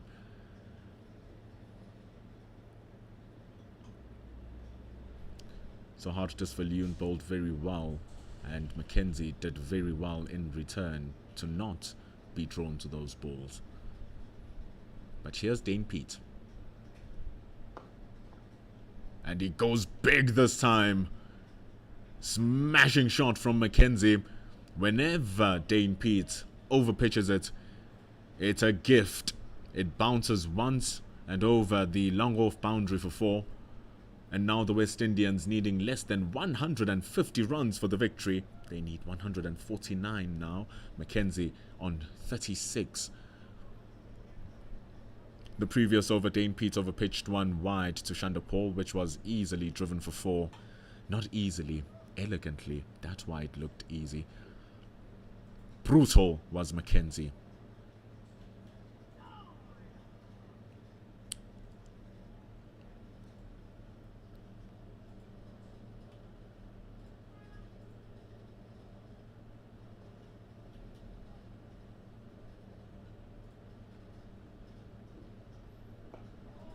Dancing down the track. Like we said, looking to destabilize the bowler, but Dane Pete, vastly experienced, won't be shaken off by a couple of boundaries being hit off his bowling.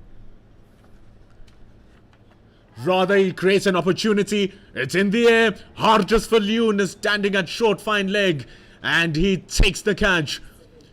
Phenomenal work done by Dane Pete. Mackenzie thinking he can sweep it away, but we've been talking about that extra bounce that Dane Pete is able to extract. Such a dangerous shot when there's variable bounce on the track. He gets the top edge. Taken by fine leg. Hardest for Loon. Completes the job for Dane Pete, and Mackenzie, after looking so good for 36 runs, falls after facing 70 balls. Out of all the wickets, that's the one South Africa are happy about, because he was really getting the score moving. But how often is it when that you start attacking, that's when you lose your wicket? Brilliant innings though by Kirk Mackenzie.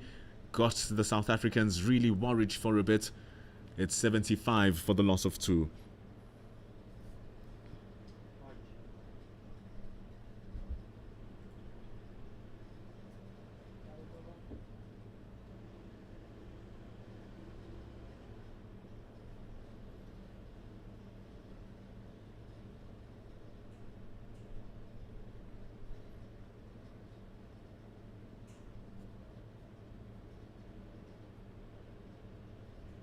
And I'm busy reading the comments.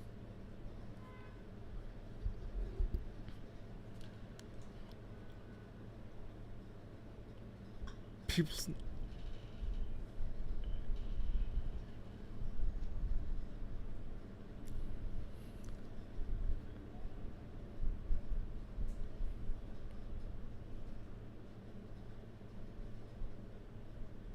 New batter coming in now is Kevin Hodge. He scored 73 runs in the first innings. They had a super partnership between him and Chanderpaul.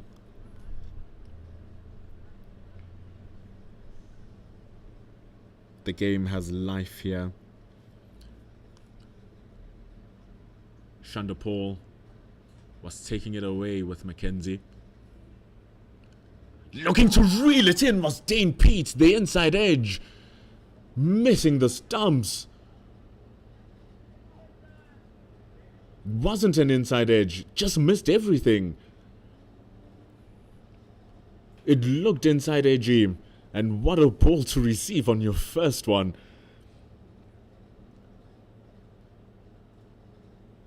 So close to hitting that off stump. Dane Pete. He has his tail wagging. Still no one patrols his boundary. Still Keegan Peterson awaits that short extra cover.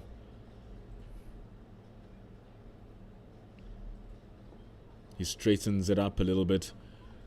A line he hasn't used too much in this innings because he's just been nagging that off stump and outside the off stump, and that's how we bring the end to over number 27. A key one for the South Africans, which brought about the demise of Kirk Mackenzie, who was scoring well on 36. That 36 involving 6 fours. So that just goes to show how he was punishing the bad ball should it come. And with that extraordinary shot against Dane Pete, hitting it over the top, he can punish anything.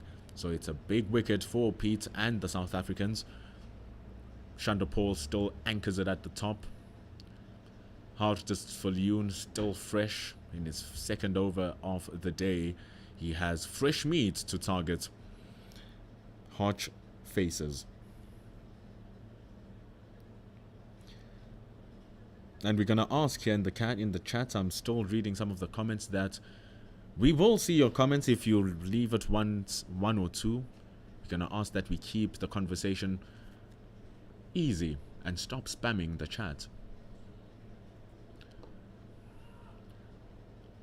A lot of exciting conversations are happening within, and thank you so everyone who's pitching in here on this broadcast on behalf of Cricket South Africa and Pitch Vision.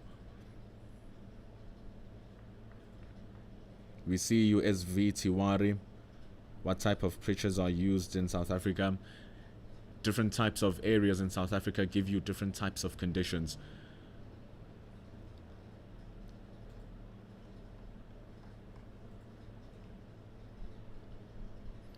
So the pitch was very lively on day one here at Benoni. It has slowed down over the course of the day.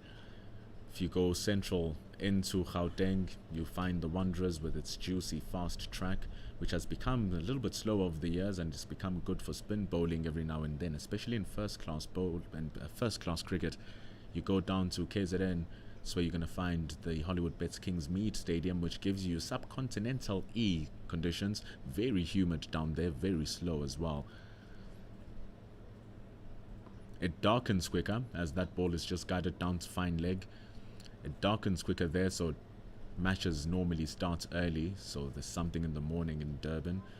And with the humidity as well, the ball tends to reverse. Same thing when you go to St. George's in Gqeberha, previously known as Port Elizabeth. Over the years, Newlands down in Cape Town has become much quicker. So no ground in South Africa gives you the same conditions. That is what makes our domestic season so wonderful, and why touring the country here in South Africa is equally just as good. This tour will be going down to Eastern Cape in Buffalo Park in East London, then centrally to Bloemfontein.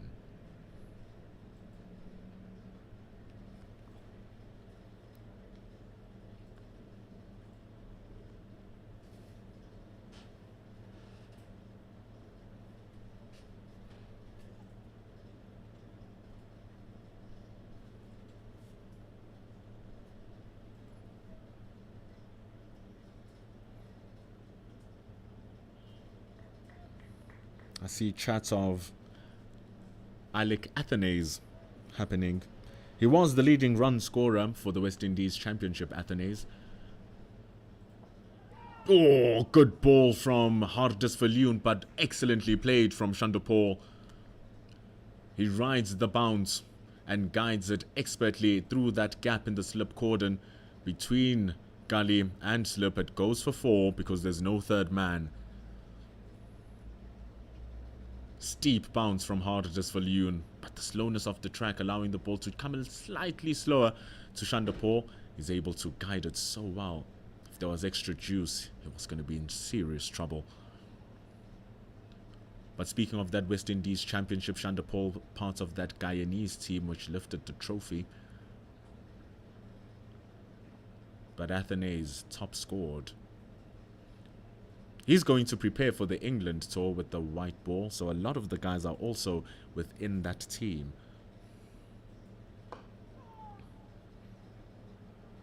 It's just open land as they come back for 2. Dane Peters at square leg, so it's nothing too much to worry about. Because some of the boys who are gone for the West Indies include the likes of Shea Hope and Alzari Joseph. Shea Hope being the captain, Alzari Joseph being the vice captain. It's 141 to win here for the West Indies in Benoni Park. So Shea Hope and Joseph, they are gone to prepare for the white ball. Alec Athenaeus is there as well. Yannick Karia, Casey Carty, Roston Chase, Shane Dowridge. Might be a possibility to replace Joshua De Silva. Matthew Ford, Shimron Hetmeyer, Brandon King, Gudakesh Moti, Jean Oatley, Shafane Rutherford, Romario Shepherd and O'Shane Thomas. They are all not available here. They are gone to prepare for the white ball game.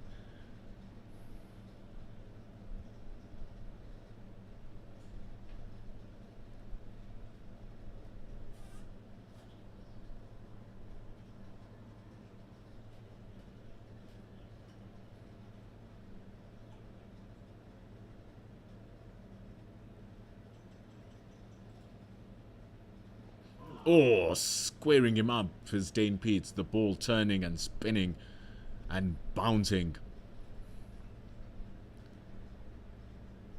Just a single as Hodge gets off strike. And Hodge took a long time to get himself into the game yesterday. It was just some sketchy bowling from the South Africans that got him working.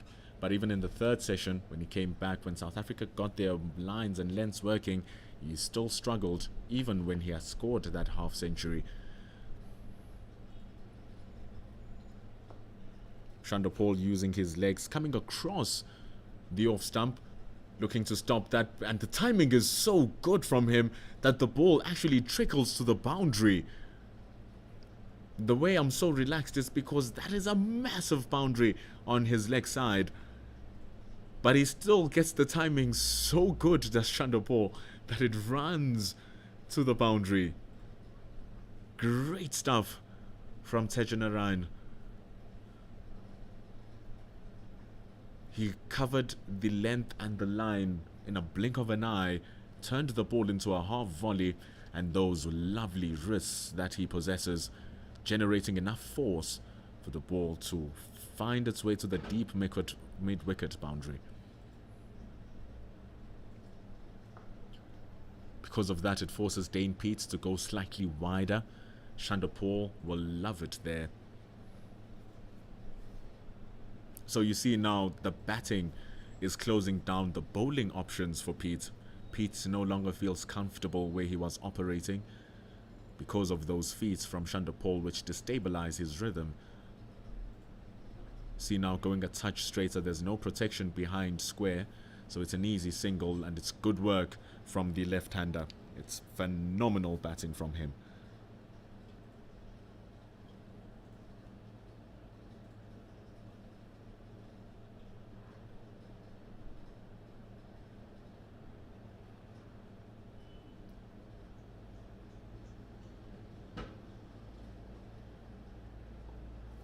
Whipping it, but there's a deep square leg who's going to stomp that to one. When Hodge is batting, they have a deep mid wicket who stands and a deep square leg as well. When Chanderpaul is batting, they are all closer. Different styles of batting, because Chanderpaul is much more wristy, much more timing, much more finesse. Not known to generate power. So, on the other hand, Hodge can hit a good one.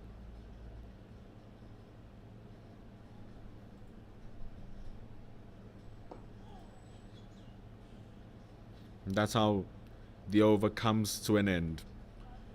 We have one more until lunch. 134 runs to win for the West Indies. I like this comment coming from the Caribbean Cricket Podcast. One thing we all need to get away from as West Indians fans is to stop praising people when they make 30-somethings. At this level of the game, you want your players to produce high results because you are playing some of the best players to ever play the game. Even if we take a look at some of the statistics that the West Indies players pack, we were talking about their averages.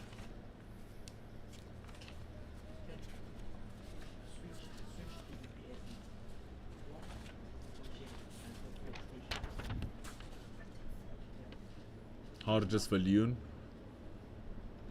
pushes it wide, and what a take from Clyde Fortain.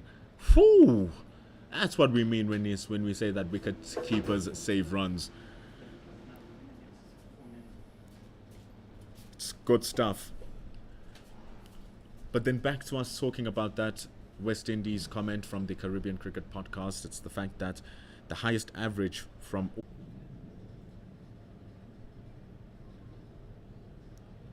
But for that, I'll give you a direct ball by ball compilation of what's happening. Radio style. Viljoen bowls to Chanderpaul. He bowls it straight on the back of a length. Chanderpaul just whipping it in front of square, but straight to mid-wicket where Tony de Zorzi is at. So it's a dot ball. With two more balls remaining until the end of the session, Chanderpaul remains on strike, 33 from 84.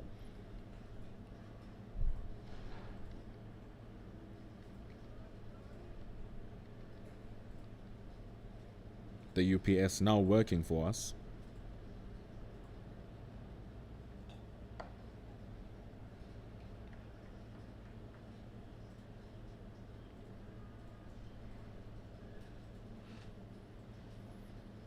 So there's one more ball remaining.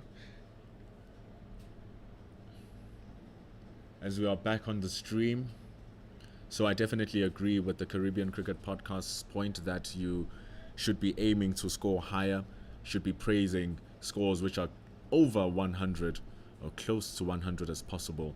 You want your batter to convert their starts. You've done so much work to get to your position and then you throw the wicket away. It's about picking the right balls to score off and picking the right ones to leave. Hodge keen on feeling bat on ball and just prods at that one, which will guide it down to point and end the first session of cricket. It's been a good one from all the comments coming down from the section and from the players as well. 2 wickets taken from the South Africans, 2 wickets, that of McCaskey and that of Mackenzie. McCaskey falling earlier on to the bowling of Mihlali Mpongwana, an edge which was completed by Clyde Fortain in the second over of the day. And then Dane Pete getting Mackenzie to sweep a ball hard against the top edge, and it was caught by short fine leg in the form of Hardus Viljoen. 86 runs were scored in the session here today. 2 wickets have fallen. The players go for their lunch, with the West Indies still needing a total of 131 runs for the victory. We will be back in 40 minutes to see if they'll be able to get these 131 runs or if the South Africans will be able to retaliate and get the wickets that they need. Second session normally comes with 2 wickets. Yesterday it came with 3, and then the final session is where the destructive work really begins. So can this partnership take it through for the West Indians, or will the South Africans harbour the luck of grabbing wickets?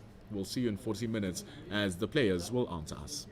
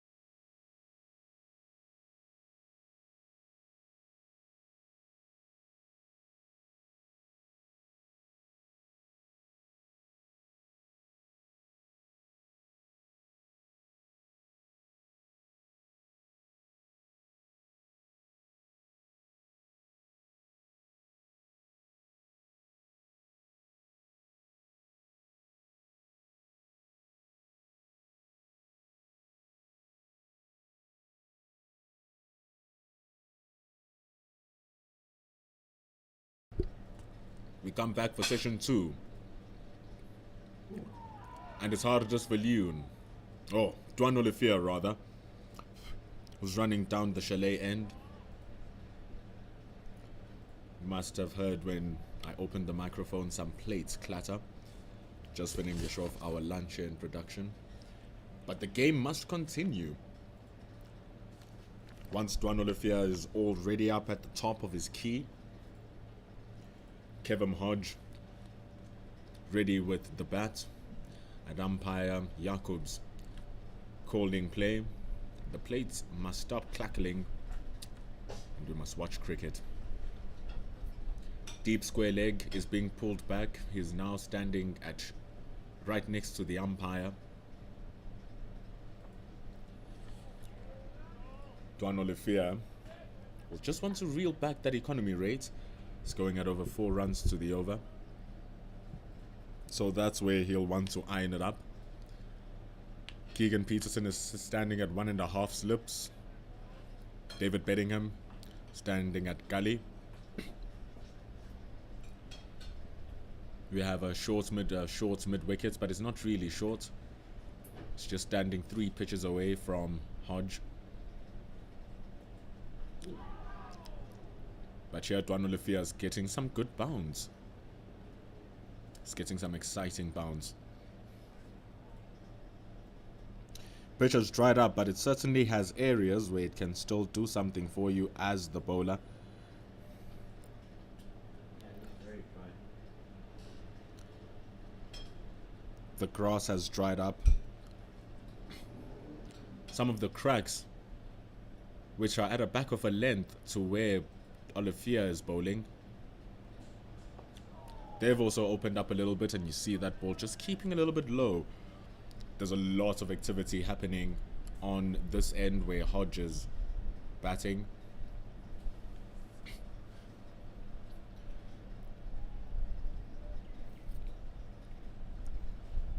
But the pitch has definitely slowed down.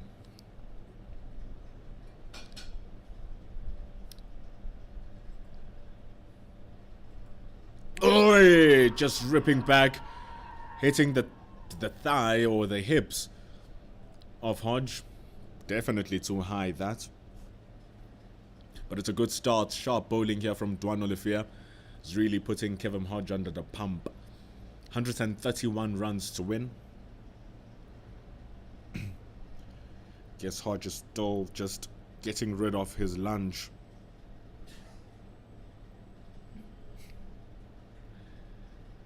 Dwan Olivier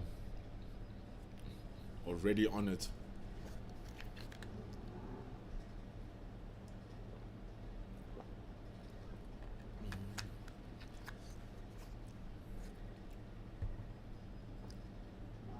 He's really on it, Dwan Olivier. Hodge able to leave it based on length. That's how we see the end of the first over after the session. It's 93 for the loss of 2. Maiden over by Dwan Olivier. Badman is asking what I had for lunch. I had a good lunch, my brother. Trust me.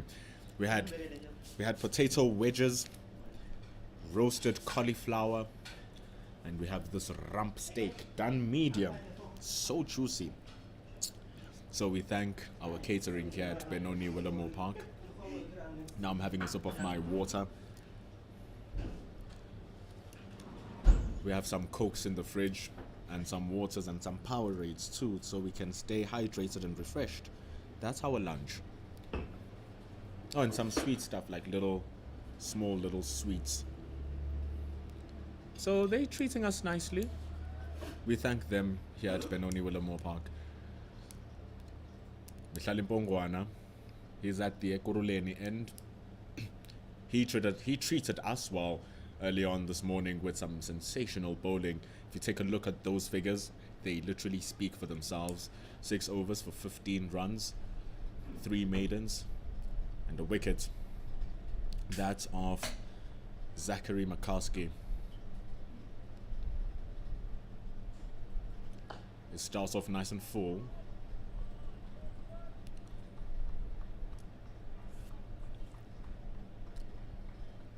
Tajinarin Chanderpaul on 34 from 86 deliveries has been super cautious. But luckily enough for the West Indians, he has increased his scoring rate. He was very proactive against Dane Pete. It was lovely watching that battle before lunch.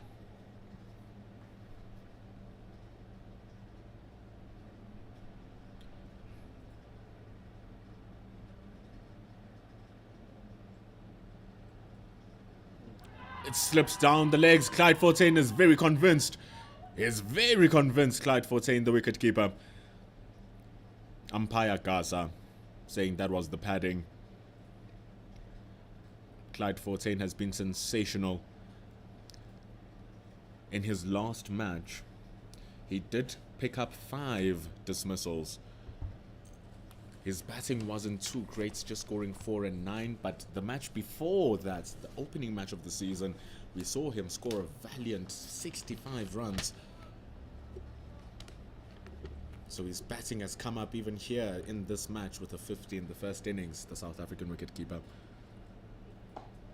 His keeping has been outstanding. Everyone who's been following this game will speak about the South African wicketkeeper.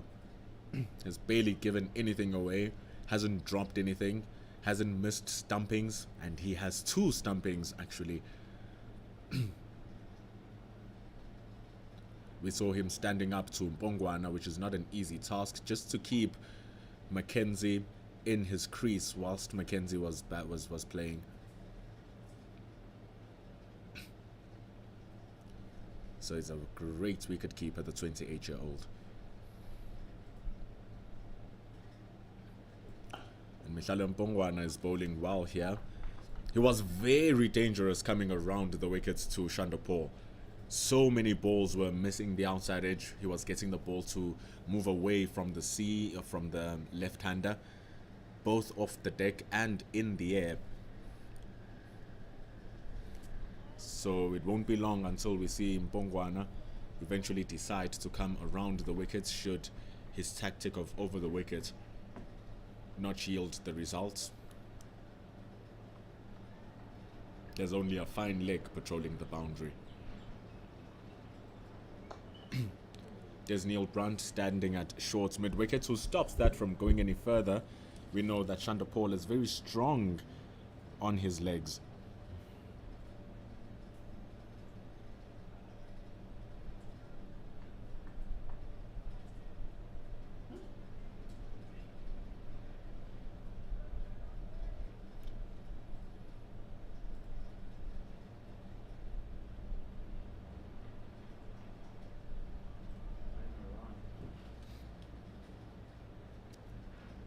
Just one more ball remaining here for Mihlalo Mpongwana.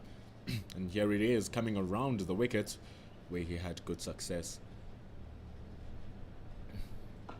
And he starts off right on the block. Good stuff here from Mpongwana. Equally impressive stuff from Chanderpaul. Having to get their rhythm going here, the batters. It's very risky after the lunch break. It's 93 for 2. Still scoreless after lunch.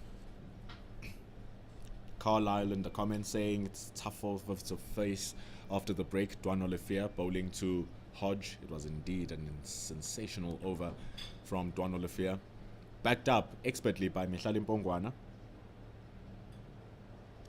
Thomas Crowell. Haha, what a life. Hey, they got to feed us. Get some sour chili and sweet chili and sour cream on those wedges. Oh man, sweet chili is my favorite sauce in the world. Love it to bits.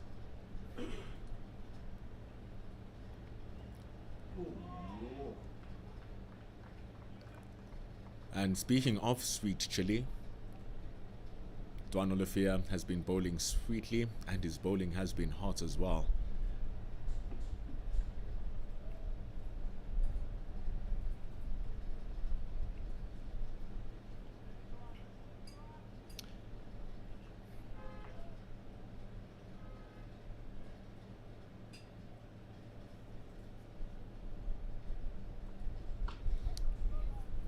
Getting into work now, Olivier. Important thing is to get Hodge playing.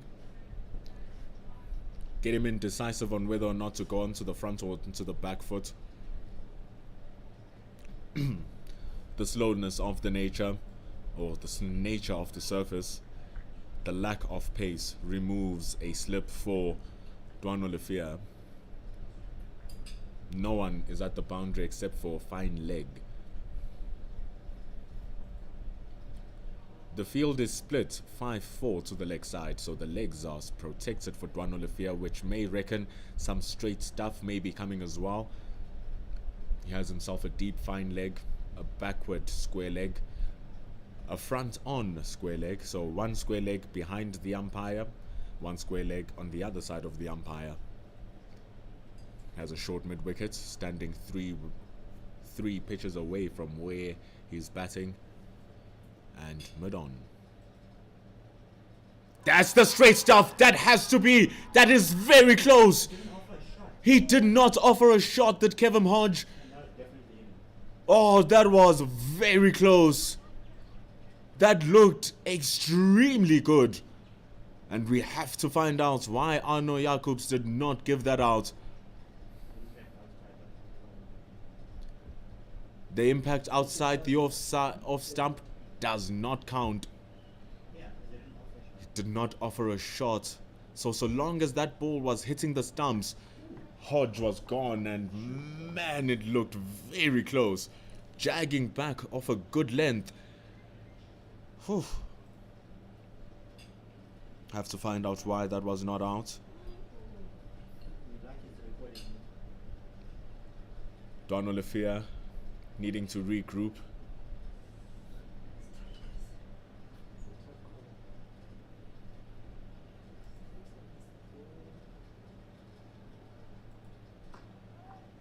The movement jagging back in from Duano Lefia, forcing Hodge to play shots where the ball is too wide off of him.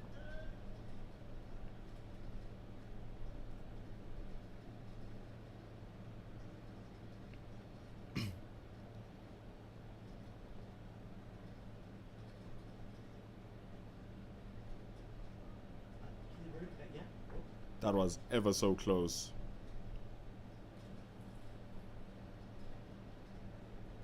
Duano Lefia keeping it wide to end the over. Yet to score. 93 for 2.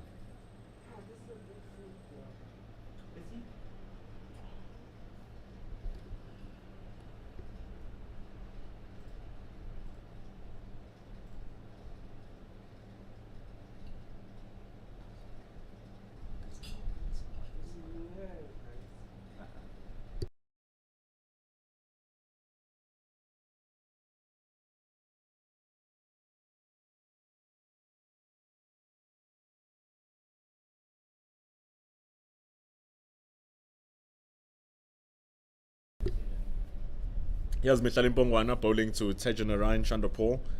We're just watching some of the replays of that LBW. If you go to pitchvision.com, you will get a three-way view. You'll get a front-on view, you'll get a back view, and you'll get a side-on view, so you can have a full, 270-degree view of that appeal and that delivery from Duano Lefia. Mihlali Mpongwana, though, he has the ball. We are 34 overs in. The West Indies are yet to score a run in this session.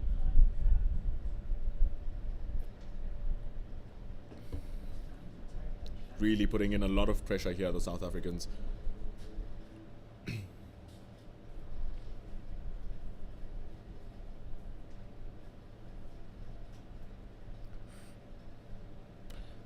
See here, Faraj says Mpongwana is a pure county cricket, medium pace of vibes. So imagine how he'll look like when he's down in New Zealand.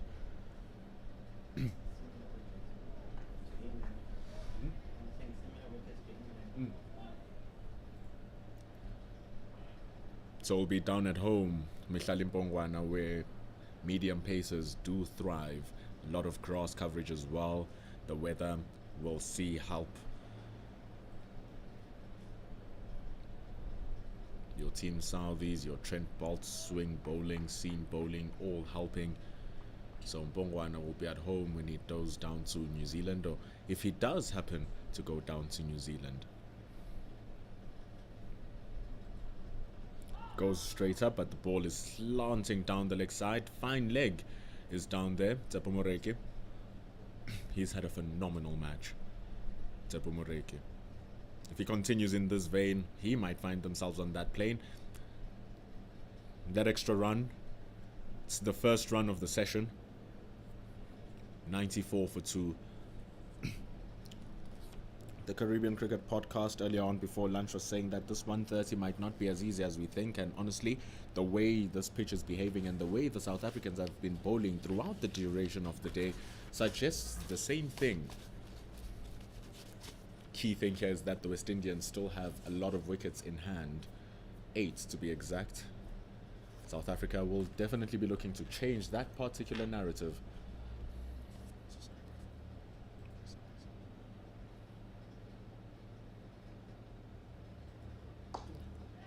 Drifting nicely into the pads there in Mbongwana, but it's dealt with nicely from Hodge, who's having a taste of Mbongs for the first time this session.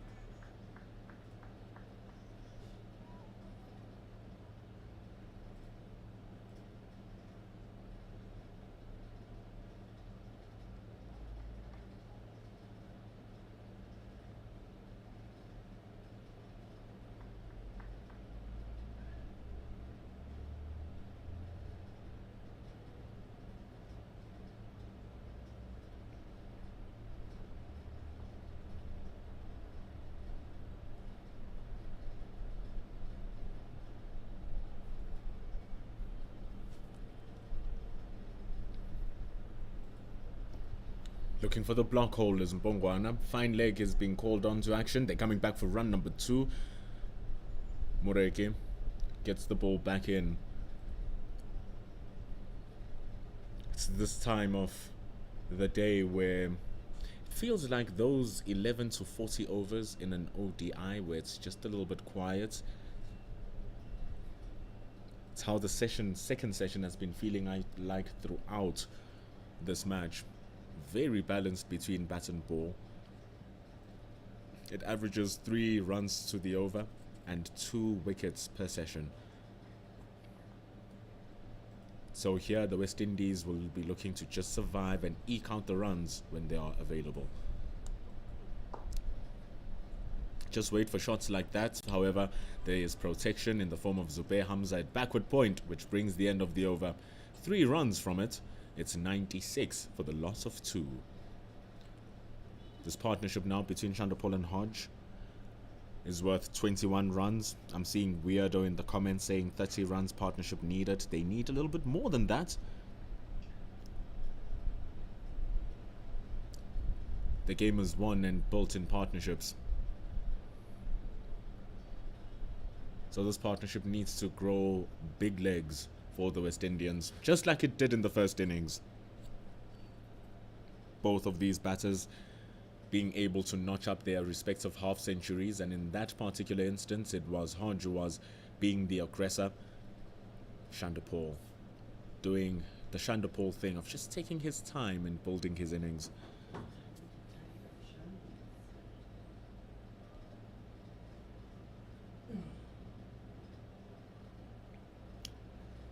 Berger says Mbongwana reminds him of Jason Holder. You are not the only one, Berger. That's his nickname, actually. Jason Holder. That's what his nickname is around here in South Africa. I thank Otto behind me, who's our analyst. Knows a lot about the game. So, Mihlali Mbongwana in the domestic cricket scene here in South Africa is known as Jason Holder because of his abilities and just his whole stature. Dwan Olifia is known as Dwan Olifia, The man who just bowls bounces and smashes heads off.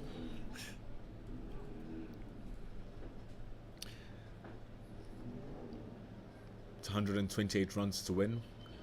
There's a scheduled 60 overs left. But players can play right up until 6 p.m. if need be. Both, especially South Africa though, will be looking for it not to get that far. The West Indians are in no rush to score their runs. It's not a significant amount of runs that they need to score. If they had to bat at this rate right up until the end of the day at 5:30, they would eventually win this match.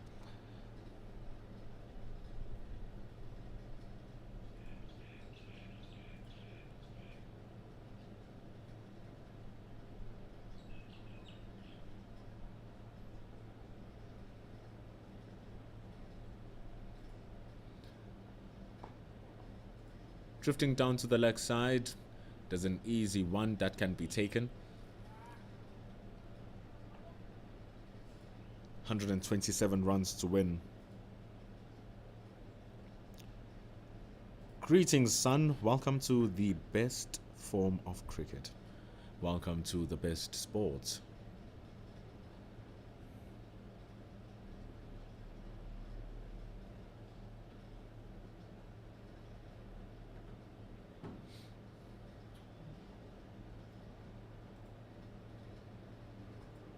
Oh, gets the edge. Is that an edge? No, it's not an edge. Eee. Really sliced him open there to Dwan Olafia, getting the ball to move back into the batter. Hodge jumping up. Dwan Olafia is menacing Kevin Hodge. He's not having a good time against him.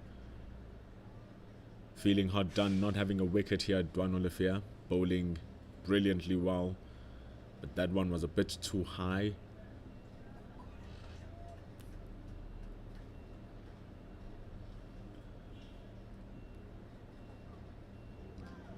But the areas that Olafia is operating in, very good. Reminiscent of Akeem Jordan yesterday.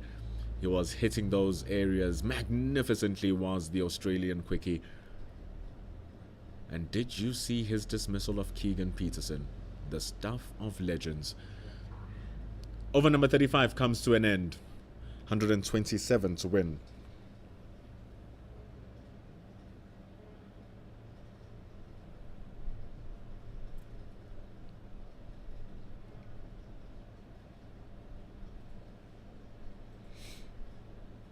The pitch slowing down, so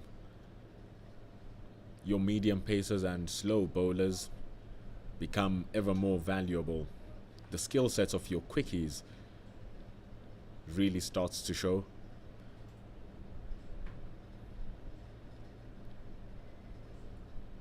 Bongwana is bowling it at a good length, but the problem is that line, because Chanderpaul likes it wide. He really does, and he executes those wide delivery shots extremely well.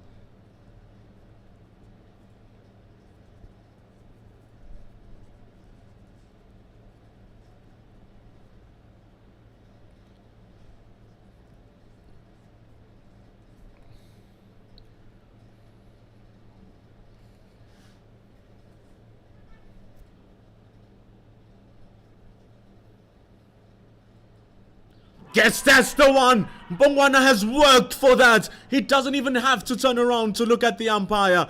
It was plummer than plum. The fruit is marooner than maroon. It's juicier than juicy. And the umpire, Gasa, concurs. Tajunaran Chanderpaul gone for 35 in 99 balls. The ball pitching on middle and off and moving away. Finally, Chanderpaul plays one outside of the line, 2 inside. His outside edge is beaten, his pads cluttered on, and the very same way he fell in the first innings is the very same way he falls today. LBW coming around the wickets, pitching on middle and off, and moving away to the top of off stump, sees Chanderpaul fall for 35 in 99 deliveries.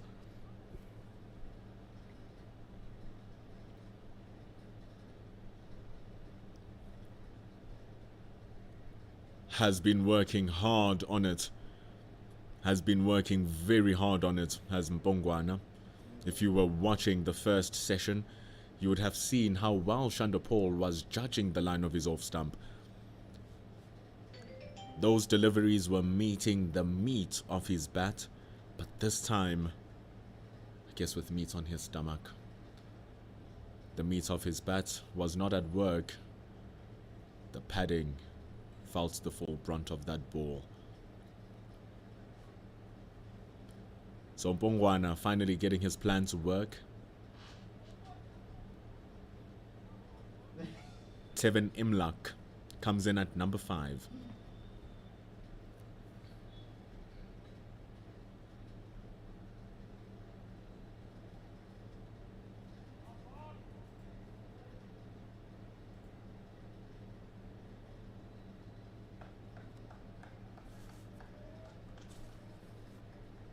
So that wicket is definitely going to start spicing things up for the South Africans. Tevin Imlak comes in, averages 26.5 runs for his career. Oh, he'll be needing more than that here today. The important thing for him will be the preservation of his wicket. Batting 18 times, he's only been able to keep his wicket twice.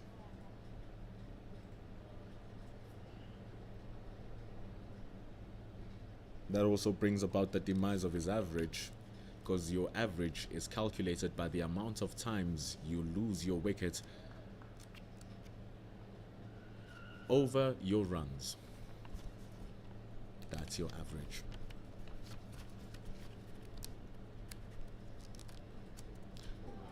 Mpongwana looking to decrease Imlak's average even further, getting that one to shape away from him. Beating the outside edge. Rohan is asking what will happen if they don't score these runs, the West Indies. It's the last day of the match here, Rohan. So this means that the West Indies must catch up to these runs. If they don't catch up to these 127 runs, they will lose the game if they are bowled out.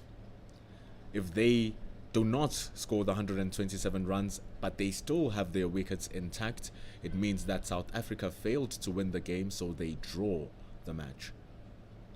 If they cover the 127, West Indies win the match.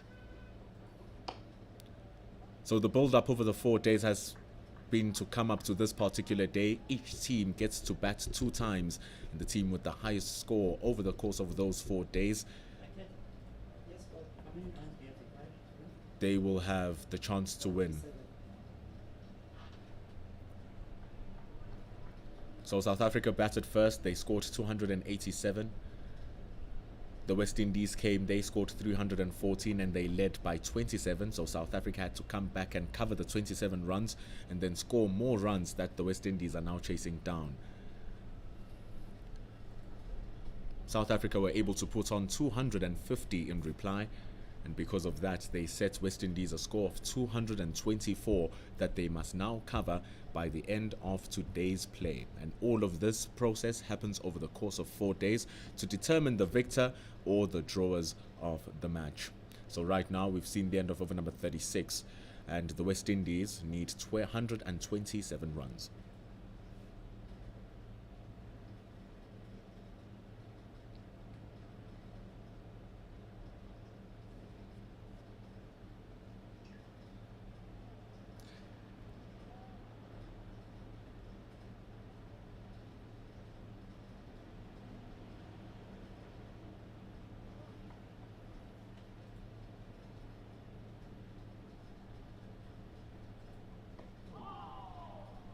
Dwanu Lefia continues on his work.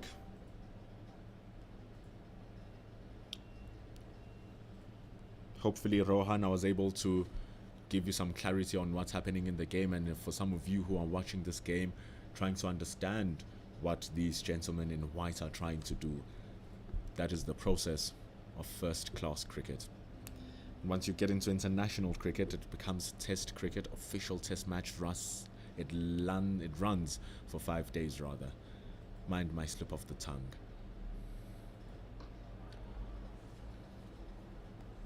Hodge. Going for that wide delivery. Dwan Olivier has been wanting him to engage in his shots. He doesn't have a slip fielder, does Dwan Olivier. Looking to hit the wicket hard and use the wickets to try and get Hodge to mistime one and use his catches. 5-4, leg side field, deep fine leg, backward square leg, front one square leg, short mid wicket. Who then collects that ball.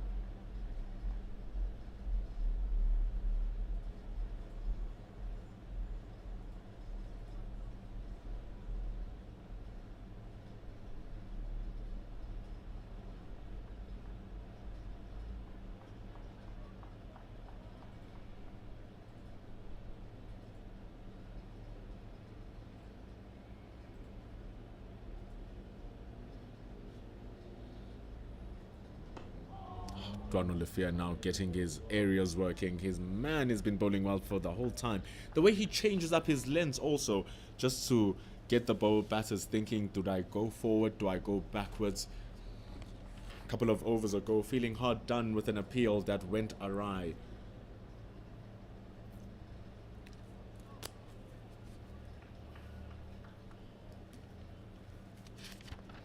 Otherwise, he's been menacing Hodge. Look at that, he continues with his work.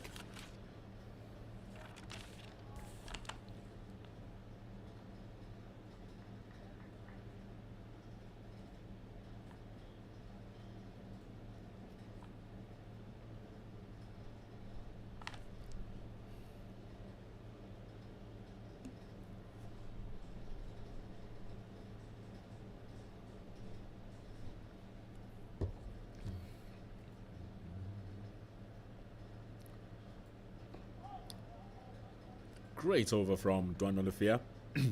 Maiden,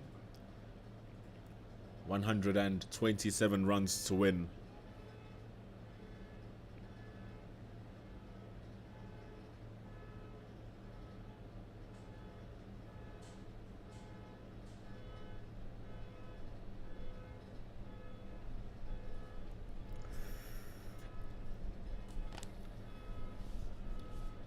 It's definitely not easy out there, and the sun continues baking down on the Benoni pitch, making it drier and drier. It's held up very well though with its grass cover. Only now are the cracks starting to really peel, so if we had a day 5, at around this time in day 5 we'd be playing at a surface that is a heaven for spin bowlers. And your guys like Mihlali Mpongwana currently has 2 slips and a gully, no one close to the square. Just as we're saying, no one close to the square. Ball popping up into the air. The follow through of Mpongwana not long enough in order for him to try and grab a catch.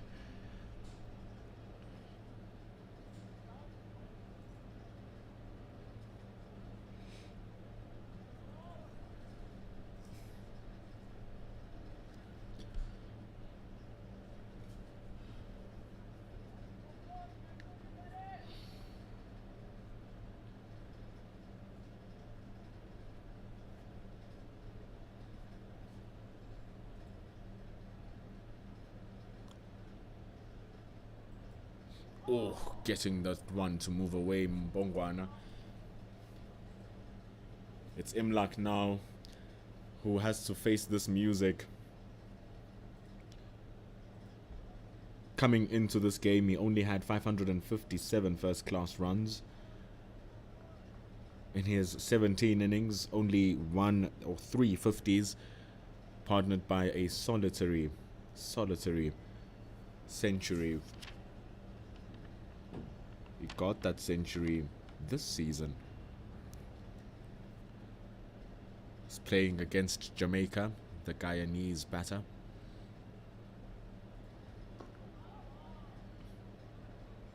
Teammates with Tajinarayan Chanderpaul.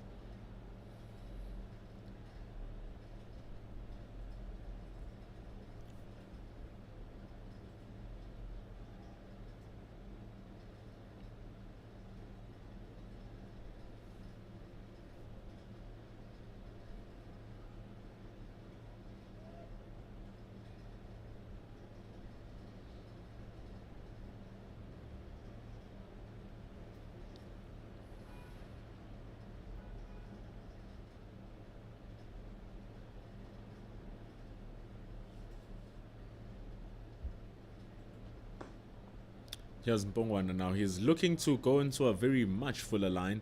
Every now and then he throws up that one into the block hole. And remember, when the ball starts to do less and less and less, especially between over number 40 and over number 60, or rather over number 30 and over number 60, those 30 overs rather dry for your pace bowlers, especially if the pitch is slow and does very little. But here it's doing something for Mpongwana, especially if you're hitting your areas. It does give you something to work with, this Willowmoore Park pitch. So you see, these are the times now that the bowler will start using more of his skill sets. Changing of variations here. You saw the Yorker 2 balls ago. A wide one this time, might close it up with one going straight to the 4th stump, which will force Imlak to defend the ball.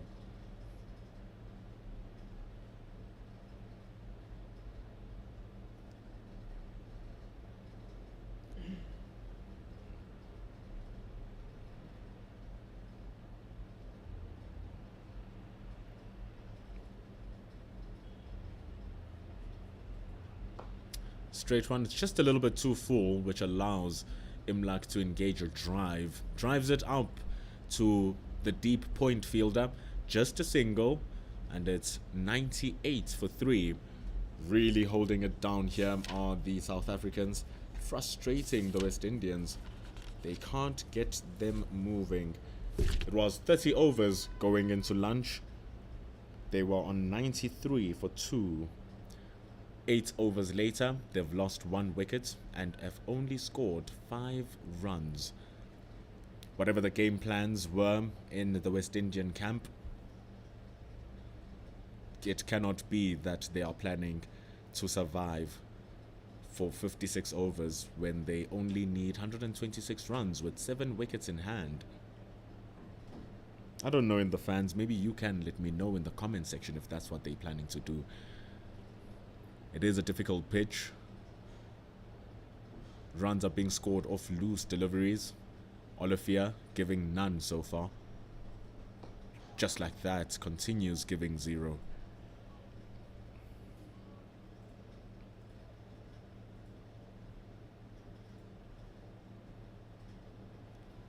Jack Ewens says, great squeeze from Mpongwana and Olafia this afternoon. It's an impressive squeeze.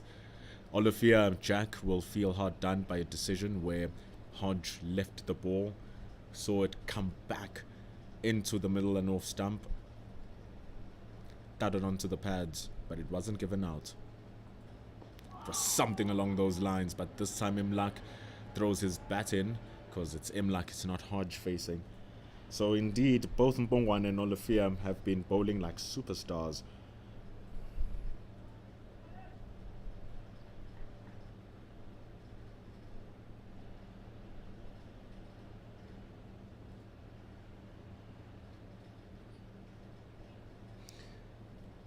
Maybe they're just looking to dim down the spunk that South Africa have, because they are bowling with rapid fire. They take a quick single. Maiden is sitting a little bit deeper. They're able to put him under pressure. Indeed, they're not scoring as quickly as you'd want them to be. Very slow this session. They are scoring at less than a run to the over. Imlak on 2 from 13, Hodge 7 from 34.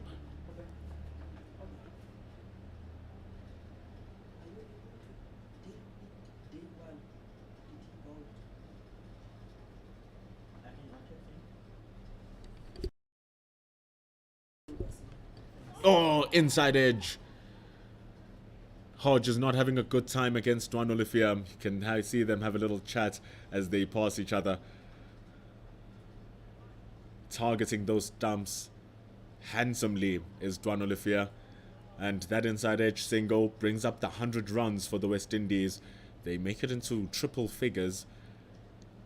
Slowly and slowly looking to edge that target to double figures. From 93 to 100 after session 2 started. Didn't take them long, only taking them 52 balls to score the next 5 runs. Such is the pressure from the South Africans.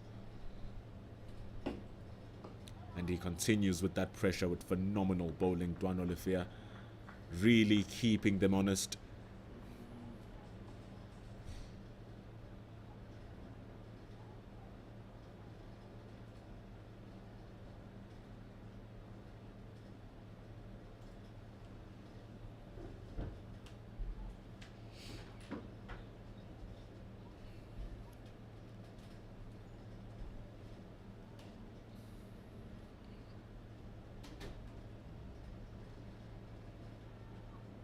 Ooh, wonderful stuff from Duan Olivia.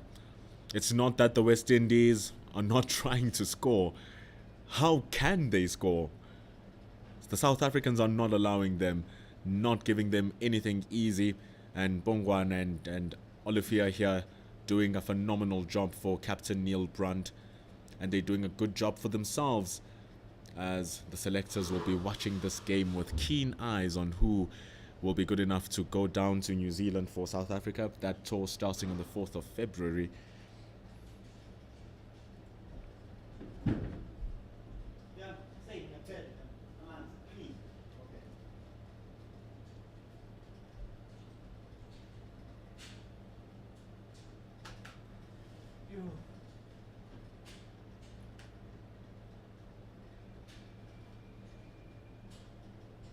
So Bongwana continues on his magnificent bowling spell. It's a really good one.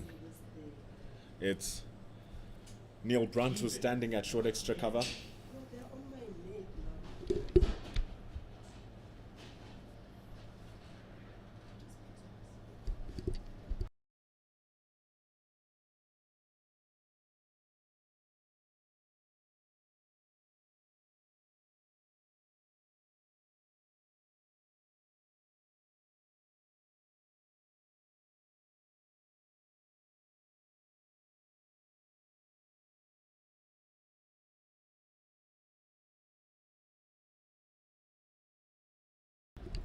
It's a good shot hitting the outside edge of the bat. Thick outside edge of the bat by Hodge. Bongwana concedes the first boundary of this session.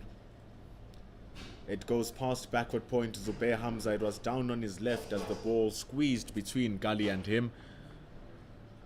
It's 104 for 3.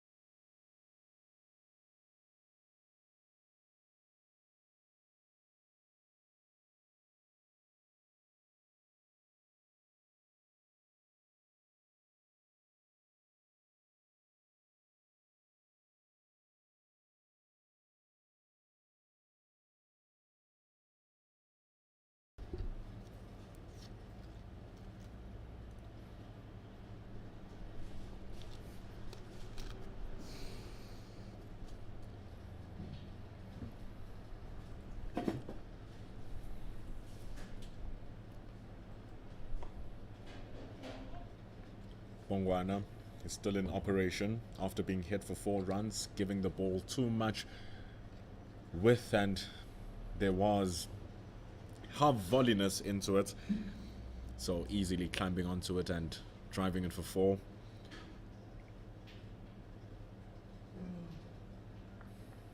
The only girl I'm chatting up here is the cricket, my water. My lunch was just still waiting. But we're still here, bringing you this ball by ball action. Mpongwana is still here giving us that ball action.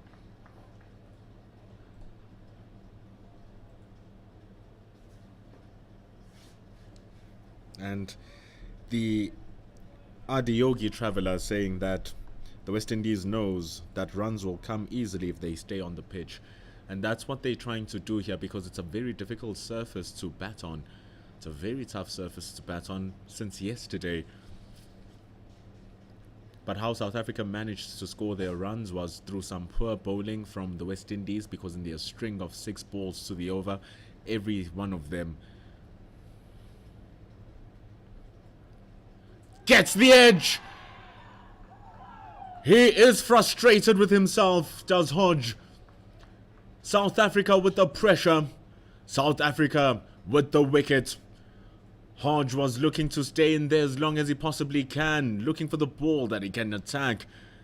Mihlali Mpongwana baits him with a full one outside the off stump. He gets the inside edge and the ball carries to Clyde 14. He takes another catch, does the wicket keeper. Mpongwana grabs another wicket. West Indies lose their 4th. They need 123 runs with 6 wickets in hand.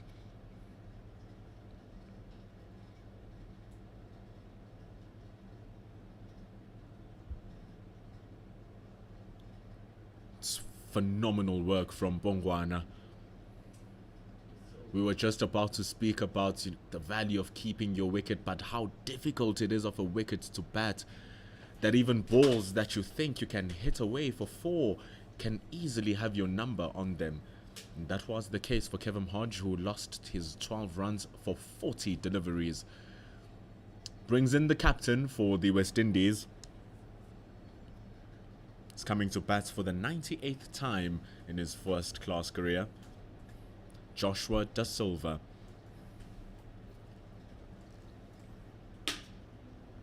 Badman official is saying that they might lose 3 or 4 wickets this session. But let's not forget what the West Indies still have in their attack. They still have Da Silva, who's coming in now. They still have Akeem Jordan, who batted well in the first innings, scored 40 runs. They still have Kevin Sinclair, who celebrated his 24th birthday yesterday. He scored 39 runs in the first innings. So put those two together, you subtract 79 runs from the target. Well, theoretically speaking, if they're able to score their runs again. But this just shows that it's not over for the South Africans. They're still very much in the middle order of the West Indies. Dwan Olivier traps him in front. He gets 7 in luck. What is the middle order to the South Africans but a target for them to hunt down and dismiss? That is what Tevin Imlak had to face. Dwan Olivier has been hunting him for hours, searching for him through the savannas, and he finds him finally slacking. He gets the ball into the areas, gets the ball in front of the pads, gets it thudding onto the pads. It would have ran onto the stumps, says umpire Jacobs. And that is the dismissal of Tevin Imlak. 2 runs for 16 balls. This is super stuff here from Dwan Olivier. Dwan Olivier has been doing his best in bowling here, and he finally gets his reward.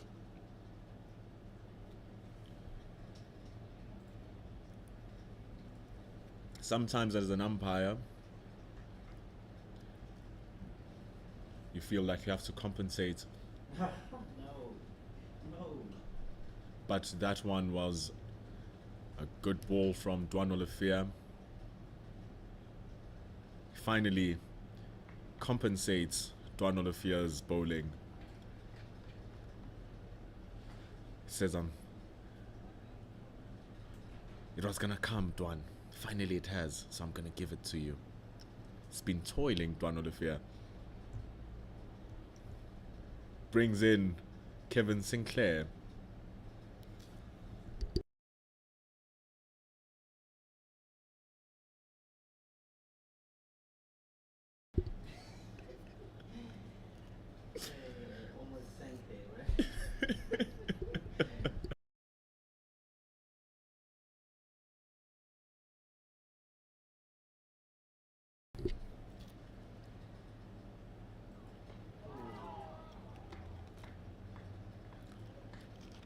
See why Dwan Olivier got that wicket? Because he's bowling like this. Kevin Sinclair is in there. Young man is Kevin Sinclair. Only 24 years old. He's playing in his third first-class season. Averages 29 for his career. His best score of 86 was struck this season versus the West Indies Academy. He's a good-looking batsman, Kevin Sinclair, one of the all-rounders in the team. The team's main spin bowler in this match. 2 wickets here, and South Africa enter the tail end of the West Indians. But 120 runs is what they need to score here, the men in the maroon.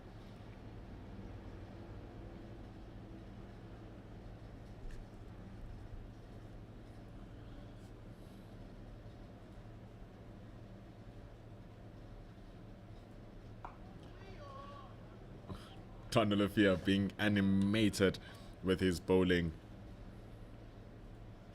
It's bowling very, very well. The West Indies batted so well in the first innings of theirs, because every now and again the South Africans will give them that loosener that they can strike away for 4. And whenever you get that loosener, the pressure goes away from you as a batter if you're able to capitalize and score those boundaries.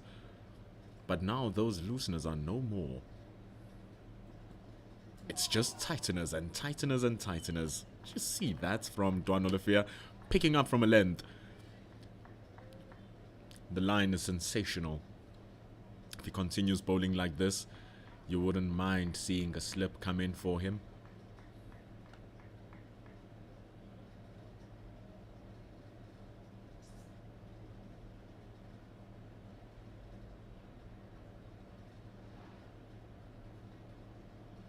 Hashim Khan giving plaudits to the South African bowling. As we should. Ball wide. Sinclair dangling his bat out there, but he squeezes it through gully and backward point. Zubair Hamza at backward point runs down to the third man boundary, collects that ball before it reaches the boundary, and they get 3 runs. Fantastic running between De Silva and Sinclair. See the end of over number 41. The West Indies A needing 117 runs to win. So indeed, it's fantastic bowling here for the South Africans. Dwan Olivier now in the wickets, taking the wicket of Teven Imlak.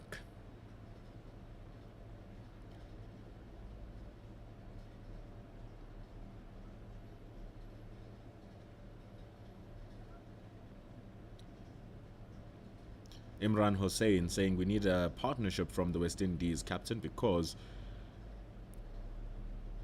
he must lead in the middle. Neil Brunt was able to lead at the top and in the front, scoring 104 runs at the top for the South Africans. Da Silva will be wanting to steer his team to the end of this innings with a victory. But he's at the non-strikers end. Kevin Sinclair, he is on strike.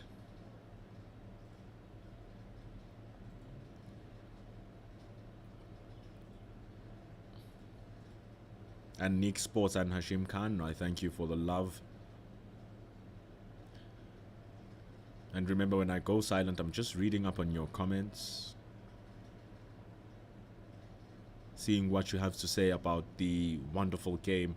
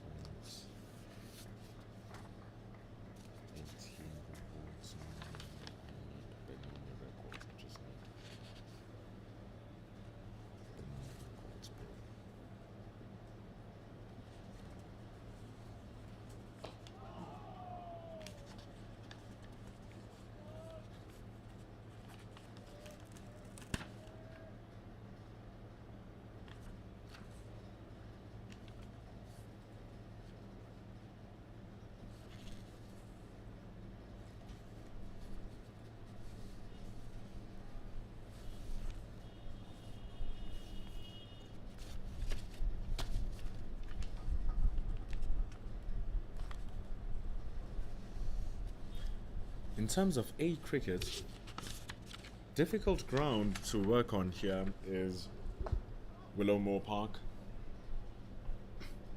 Fourth innings is particularly not kind.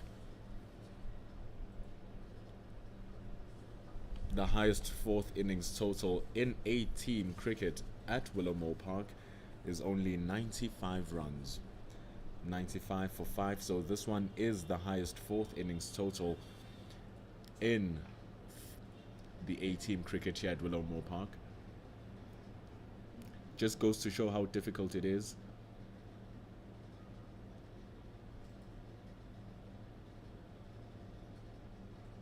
I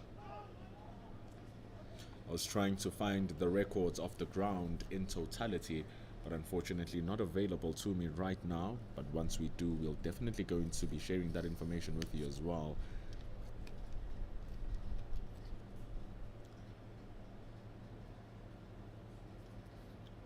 But it's not all gloom and doom here for the West Indies.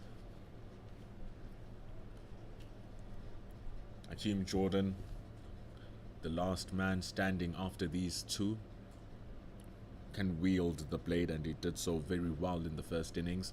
If you are watching that innings, you will see how well he constructed it too. Fearless batting, which is what is needed here. Something along those lines from Sinclair, because defensive batting is not working. It's not yielding the results for the West Indies here. And we finally go take a drinks break. It's 107 for the loss of 5. Ever since the session, South Africa has been in complete control. Complete control.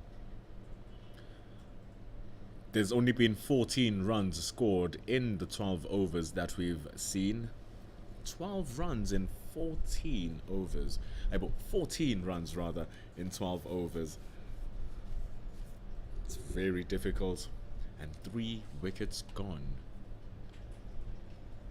12 overs, 14 runs, 3 wickets. If a bowler had to dish out that kind of spell, give him an international contract right now.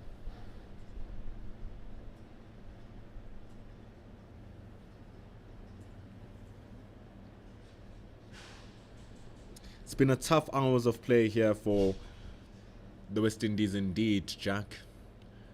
The game slowed down heavily. It's for the cricket purists, this one. But I here in commentary is trying very hard to even get the people who are not purists to understand what's going on, and to understand that this is not at all bad cricket. It's just phenomenal bowling here from the South Africans, who are able to squeeze the West Indians. It looks like the West Indians are not trying, but they are absolutely trying their best, because the South Africans are offering nothing. Chanderpaul before the lunch break was trying to use his feet against Dane Peat, but Dane Peat has been a no-show in the second session, because it's just been Bongwana, Olivier and Viljoen in operation for the past 12 overs. And they've been bowling exceptionally.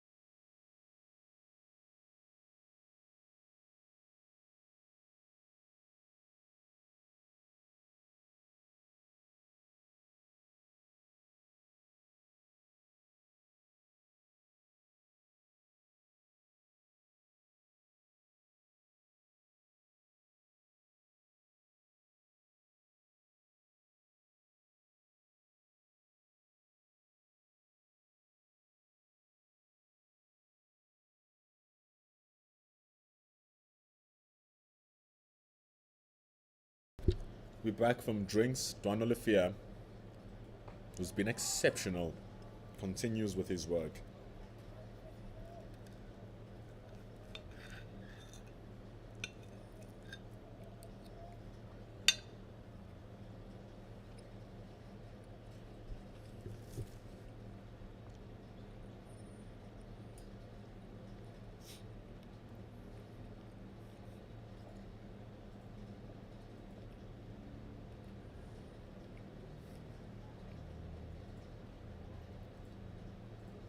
Oh! Jacking back from a length, coming back to Da Silva. That's what Duan Olifia has been doing the whole day. Getting those balls to jack back to the right-hander. Getting that extra bounce with his height. But at times, gets the ball to skid through. So dangerous. So good as well.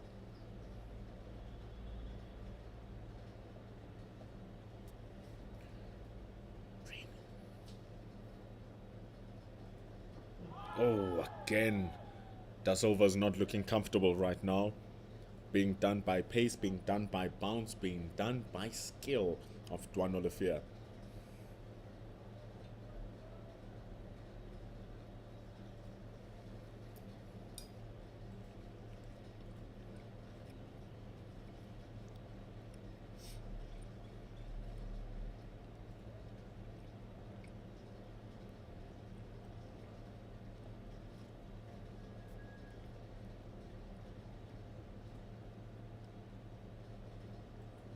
Oi! This time an inside edge inside. Going on to mid on, looking for a drive. There's a nice big gap in between cover and the mid-off fielder. Cover standing back even away from the square. It's quite far back. And then there's a space between him and mid-off. Even for an edge, there's a gap between wicket-keeper and gully. An inside edge, there's no gap. Just the pad stopping that from going through into the wickets. But these inside edges are really saving Da Silva's wicket.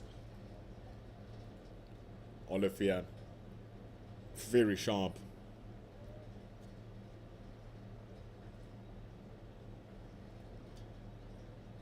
Of course, Da Silva was undone by Neil Brunt in that first innings with a stumping. Quick hands from Clyde Fortain.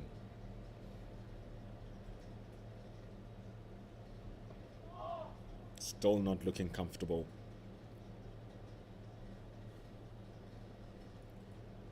The over ends 117 to win.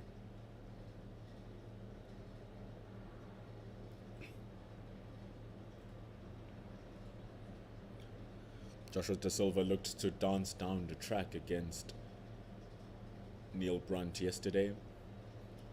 The left arm spin bowler turning the ball away from the right-hander, beating the outside edge of his bat, and he couldn't make it back home after he advanced down the track. Clyde Fortain finishing that job against the captain. So captain for captain, Neil Brunt, Joshua Da Silva. Mihlali Mpongwana, he has the ball now. He's been bowling so well.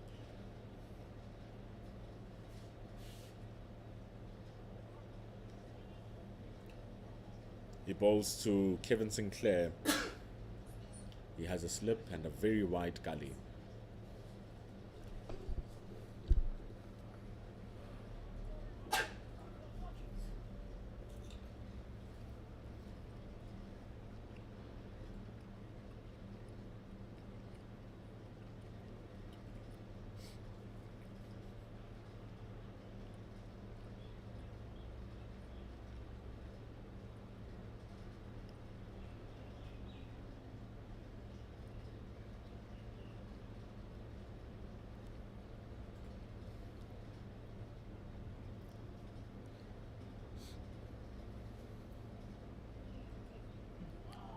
It's another good delivery here from Mpongwana. He's currently bowling on his 7th over of the spell. Such a successful spell at that, bringing 2 wickets for the medium pacer.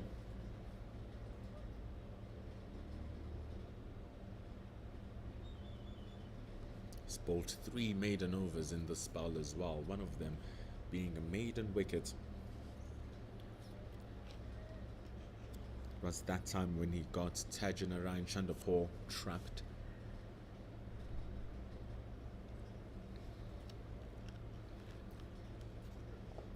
Getting a thick inside edge. They scamper around for 2 as Willowmoore is at fine leg. Runs around to the square leg boundary to stop that.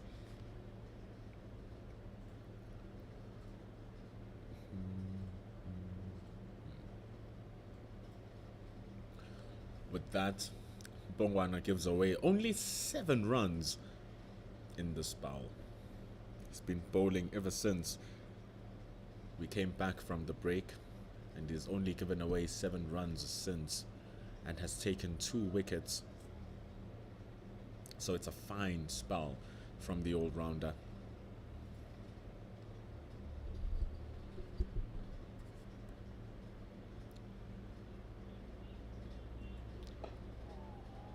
A very fine spell.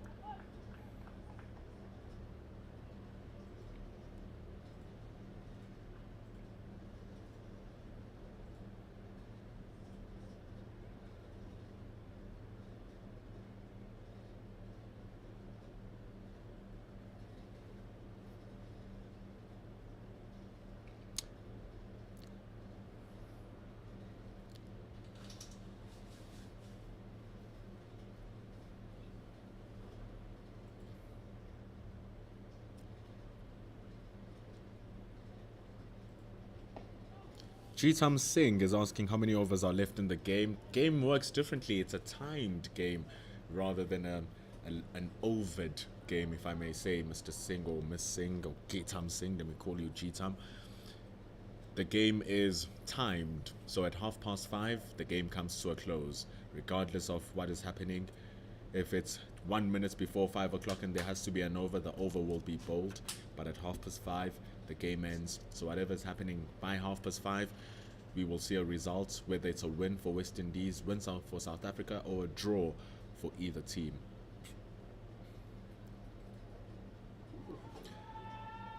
The schedule end of play here in South Africa is 5:30. That's our scheduled end of play, and right now it's 7 minutes until 2 p.m. here in South Africa, so we still have 3.5 hours of cricket remaining. The West Indies in those 3.5 hours need to score 115 runs. So there's minimum of 50 overs remaining in the day's play if you convert that time into overs. But the players have an option to extend the play by a further 30 minutes if they feel like a result is imminent. Say there's 2 wickets remaining or 1 wicket remaining, or there's 15 runs to win, something small and trivial. The captains and the umpires will have a discussion and they can get those extra 30 minutes at the end of the day until we play till 6 p.m. So it's currently 5 minutes until 2 p.m. here in SA. It's a short ball from Dwanolifia. Sinclair was not at home. Keegan Peterson with the awareness at backward point not to throw at the striker's end but to go to the non-striker. Sinclair could have been in trouble.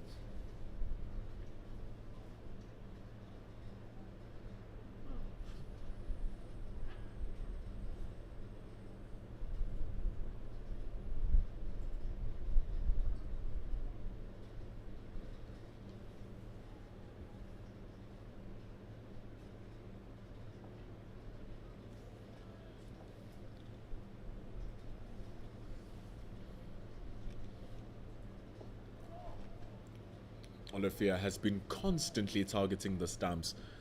It is not a fun experience to face John Olafia right now. Not at all. The South African paceman, there was a conversation happening in the comment section about the fact that when he went to England, he came back, has lost a couple of yards. But before going to England, he was a basher, hitting it back of a length, short, smashing heads, smashing chests. You can see in this spell alone, just smashing the top of off stump, this top of middle. Just peppering the bat like that against De Silva. He is bowling exceptionally well. He's getting movement, he's getting shape, consistency as well. That is also the key. That's what Lawrence Bailey said in the comments. Before leaving the county cricket, Olivier was rapid, up in the 140s. Upon his return to SA, he's lost a couple of yards. He does seem more skilled, shaping and nipping the ball a lot more. So he's showing that class. As you can see, bowling very much to his field, not giving runs away. Eventually, Da Silva will get frustrated. Eventually, Sinclair will get frustrated and they will want to hit. They will want to do something different to enforce some run scoring.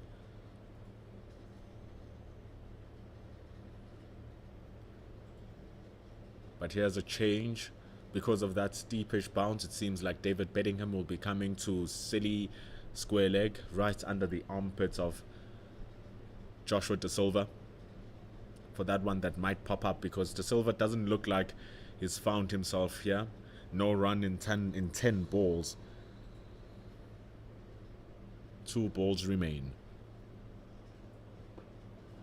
See that touch of extra bounce. That's what they're looking to capitalize on here, the South Africans.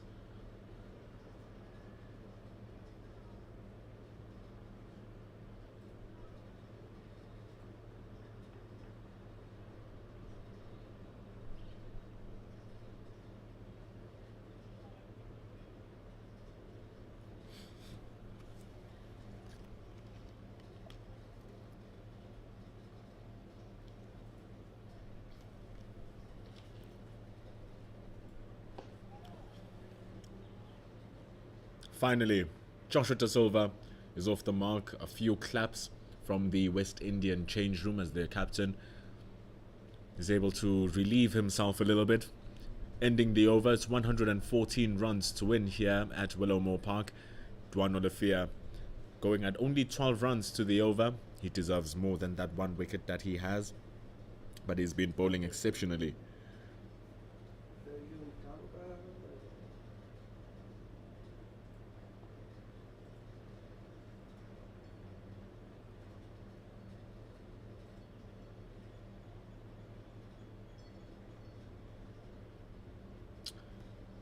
Bowled 8 overs did Dwan Olivier.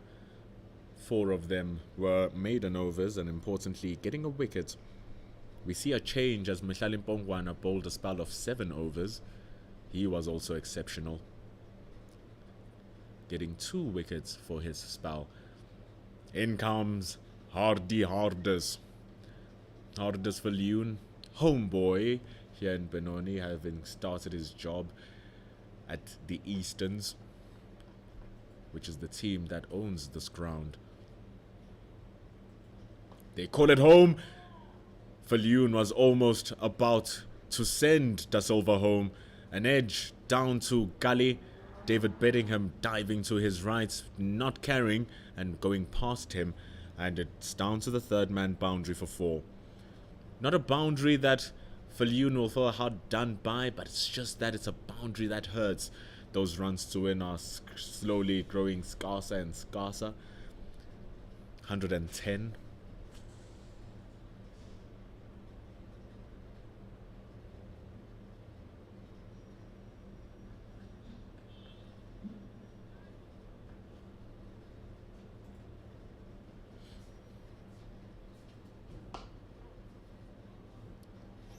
Da Silva feeling confident to go to one that is outside of the off stump.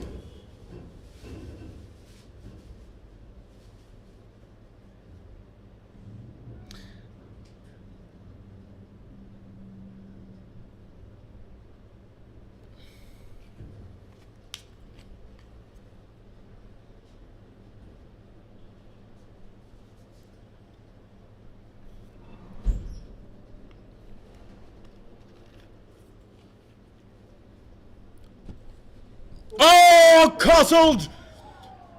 That's how you get the captain out. Hardest for Loon cleans up Joshua De Silva in complete style. Oh my goodness, that is brilliant. Crunches the top of off stump, beating the outside edge of a fully defensive Joshua De Silva, who loses his wicket for 5 runs. 15 deliveries it took for the South Africans to work him over. And Hardest for Loon, peach of a delivery. Could be one of the best of the match. It's 6 down for the West Indians. It's 114 on the board. Oh, that is gorgeous.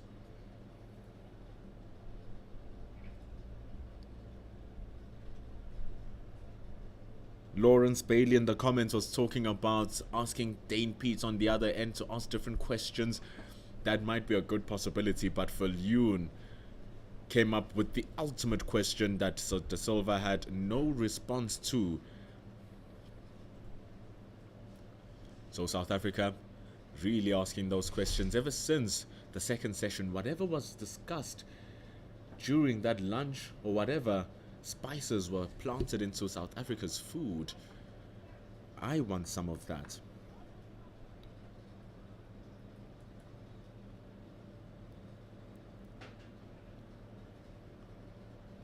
That brings in the last recognized batter for the West Indies, Akeem Jordan.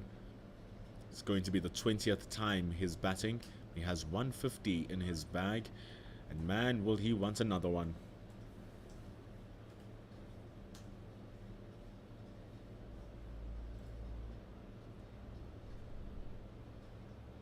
Top delivery from Falloon. He's going in hard. Hardest.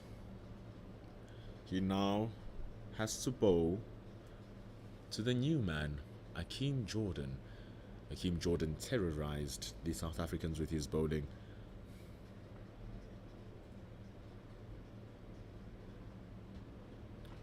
And Falloon starting off a little bit too wide.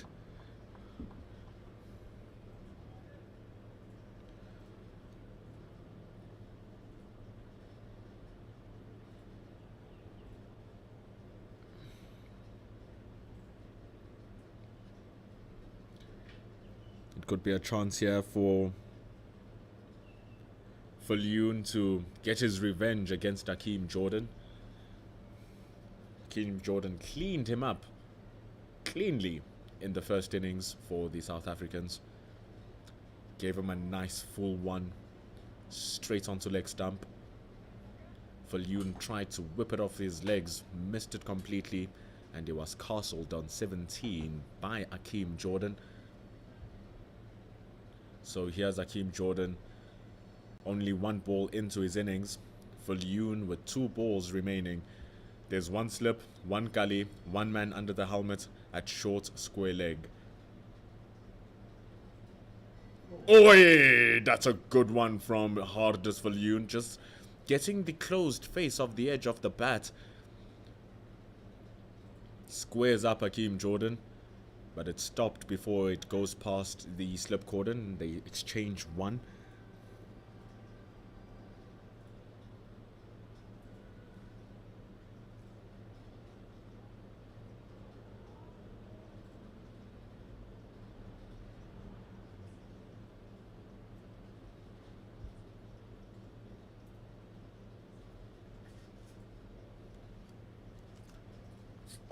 Way. He's still as sharp as Hardest Falloon. Bulky man bowls a bulky ball at a sharp pace. Ending the over after getting the wicket. It's 115 for 6. The wickets that will be replayed and replayed and replayed on how he got the West Indian captain out.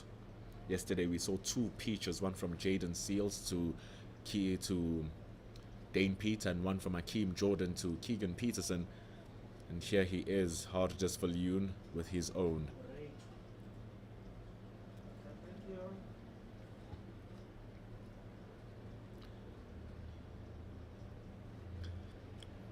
Moreki Morex Tsepo Moreki.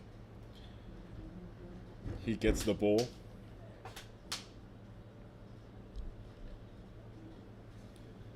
He's bowled 7 overs, given away only 16 runs. Tsepo Moreki bowled very well in the morning. He's been having a completely good game through and through.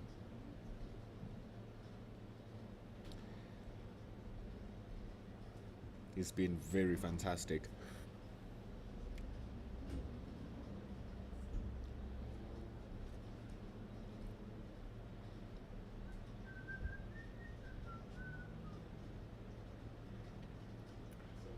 Tsepo Moreki, a native of Durban, got his breakthrough in the Cape through the Cape Cobras at the time, whilst South Africa were within its franchise system.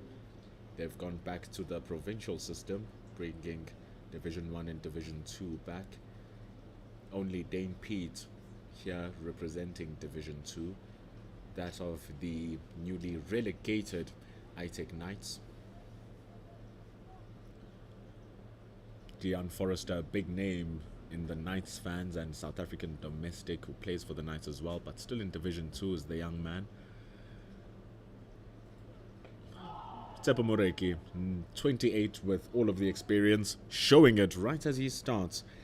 89th first class match for Tsepo Moreki, who broke through in that Cape Cobra side, now applying his trade in Johannesburg, playing for the DP World Lions. After moving from the Western Cape last season, he moved with his mate Zubair Hamza, who was also in the Western Province, now also in Johannesburg for the Lions.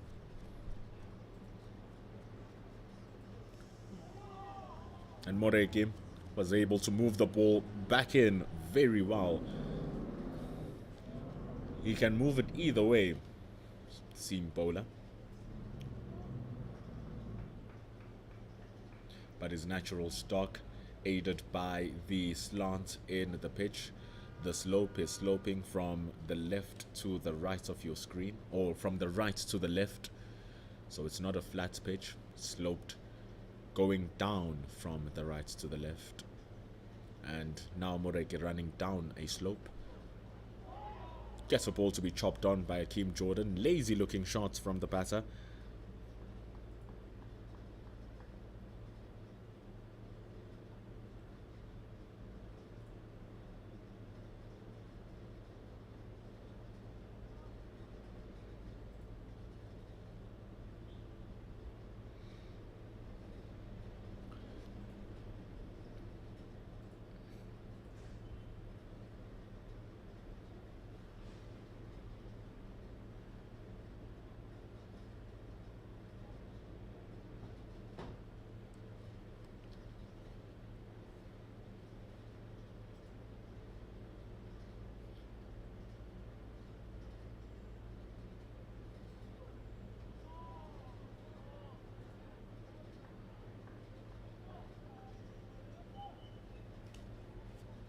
Even the Lions are starting to kick up a steam now as they back their bowler. And if you know Tsepo Moreki, he always backs his teammates. He'll be the loudest voice, running around for his team, cracking some stupid jokes to make the people laugh. So it's very nice to see his team doing the very same for him too.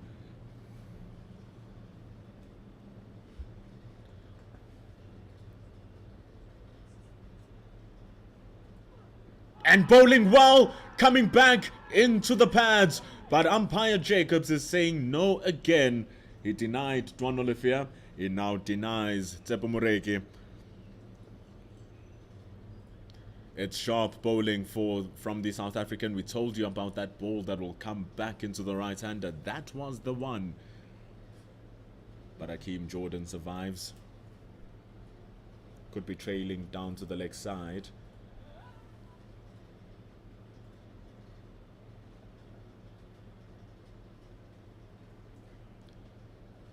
But it's a confidence booster for Moreki.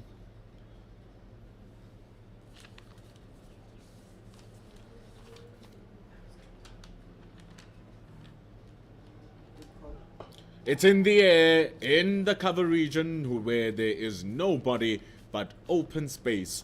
It runs through that open space. It's 4 runs for Akeem Jordan. A sketchy looking one given the ball was aerial for some time, but they count nonetheless. It's 105 runs to win now. These are the last 2 recognized batters for the West Indies, and they need a partnership here in order to take this home for the Caribbeans. Partnership's currently worth 5 runs with both batters on 5, needing 105.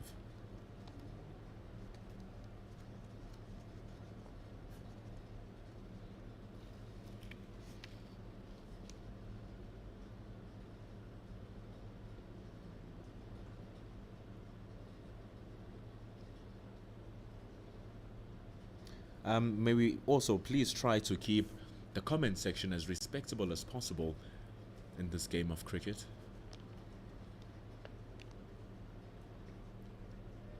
We've been having some friendly and very civil discourse throughout the entirety of the day, and I've been loving engaging them because it fills the conversation of the cricket that we are watching. So we ask with utmost care for civility in the comment section, please. Here's Hartis Falloon, who is not looking to be civil with the West Indians. He's looking to create havoc for them. Apparently he used to create havoc in the rugby field as well, says Lawrence Bailey. He was a really talented rugby player and was offered a Lions rugby contract after school, but he chose cricket instead. And here we are. You can see why he was good at rugby, says Lawrence Bailey. Look at that upper body. Even his action screams strength. So rather than go play Lions rugby, he went to play Lions cricket. Thank you for the information, Lawrence.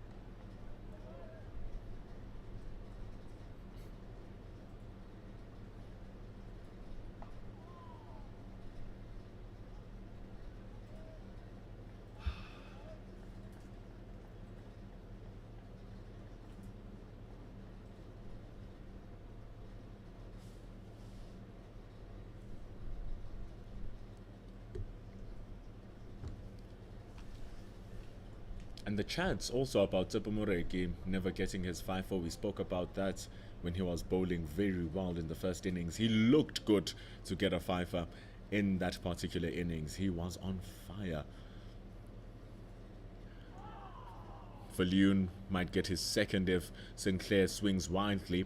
And for those of you who've been wondering why the West Indians have been leaving those balls outside the off stump so much and not attacking those wide balls, it's because of that. You see how Sinclair swung at that and completely missed it because the length was not there. The width may be there, but the ball may bounce a little bit shorter than what you expect, and it may go higher than the middle of the bat, which induces the outside edge. That's where you get that slip fielder and gully waiting after the ball has been edged by playing a false stroke. So the lengths are imperious here from Falloon, and is not letting them breathe. If he goes any fuller, the ball is in the slot and he will be smashed away. If he's any shorter and misdirected, the pitch is rather slower, so it will sit up and it will be taken away.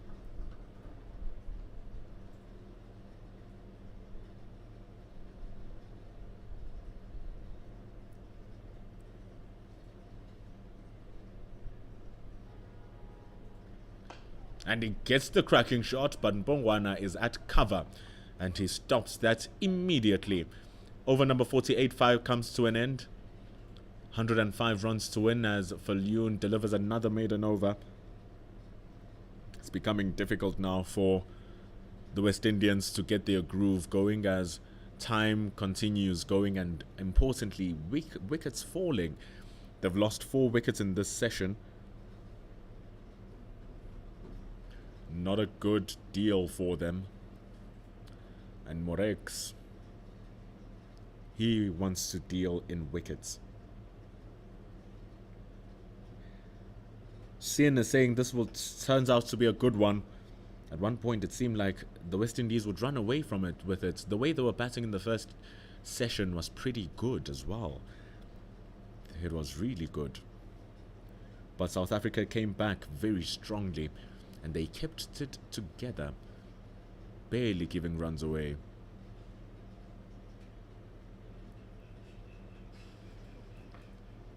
And they continue holding it strong.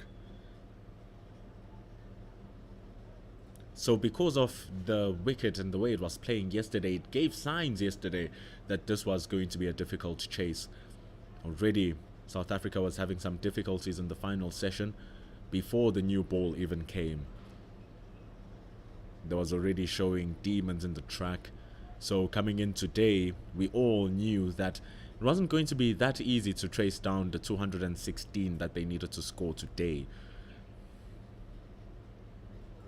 And this is proving to be the case. Tsepo strikes.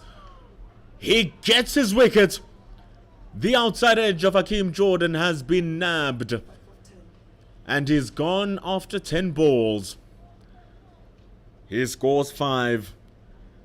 Tsepo gets high fives. Bowling very well, nagging that outside off stump line constantly. And that is why, that is what we were speaking about in the previous over. Those wide deliveries on that length become so devastating if you misjudge the length.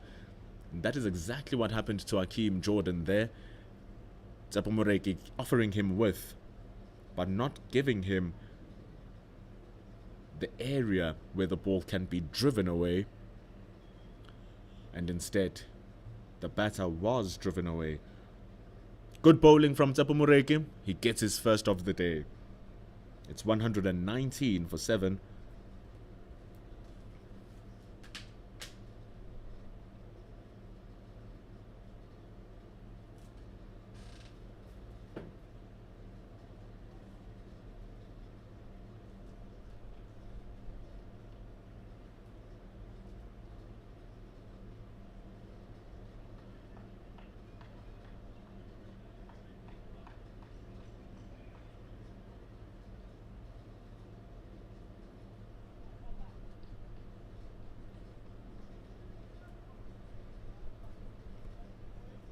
It's good bowling from Tsepo, which brings in Jaden Seals. We are into the bowlers.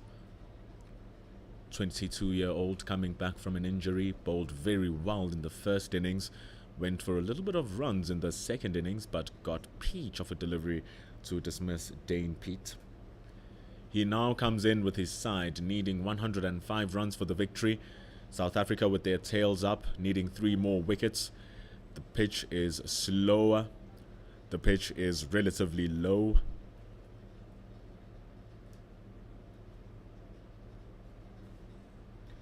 And Morek is bowling hard and is bowling fast. Last season he bowled quite decently. Played 7 matches, took 16 wickets, did Tsepo.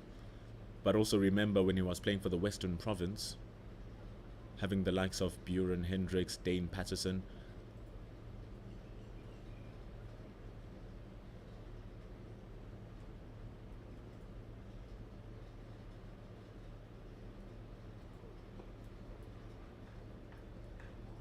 He took those 16 wickets last season at an average of 33.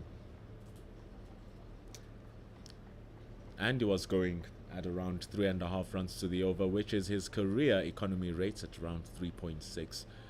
So what he's exhibited in this entire match, both on Tuesday and today, or rather Wednesday and today, has been nothing short of magnificent.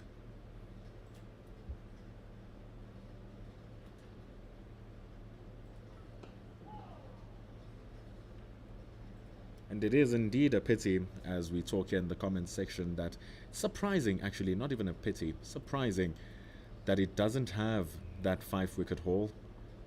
His best bowling figures, Tsepo Moreki, being 4 for 32.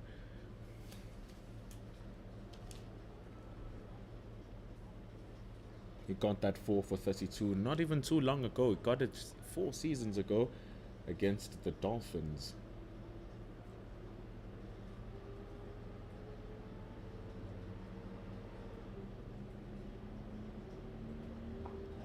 Steep bounce from him. You can see the team now starting to really liven him up, as he's also getting to liven up here, Tsepo Moreki. Unfortunately, a chance of getting a fifer in this match is gone, because in the first innings, first over, he took 2 wickets, really stingy with the runs.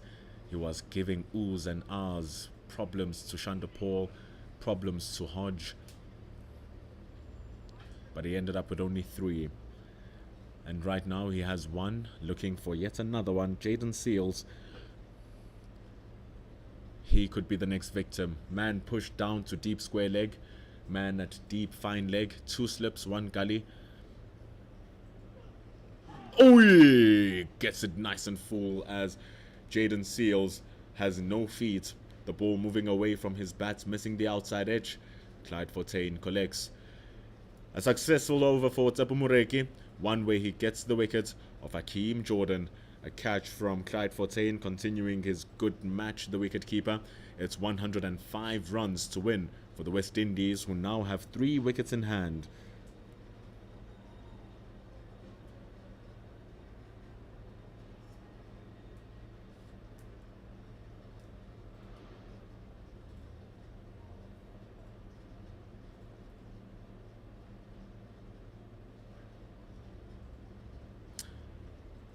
Hardest Viljoen continuing.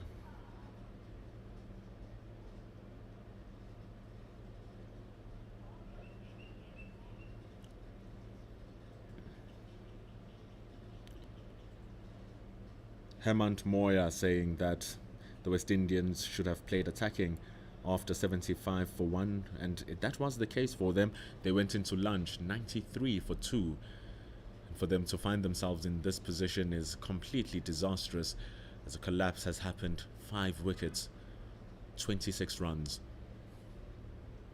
Fontaine, also wonderful behind the stumps. He saves 3. They just get away for what 1 as Hardest Viljoen is getting movement to shape into the right-hander. It swung past his legs. That would have been wide if it was white ball cricket.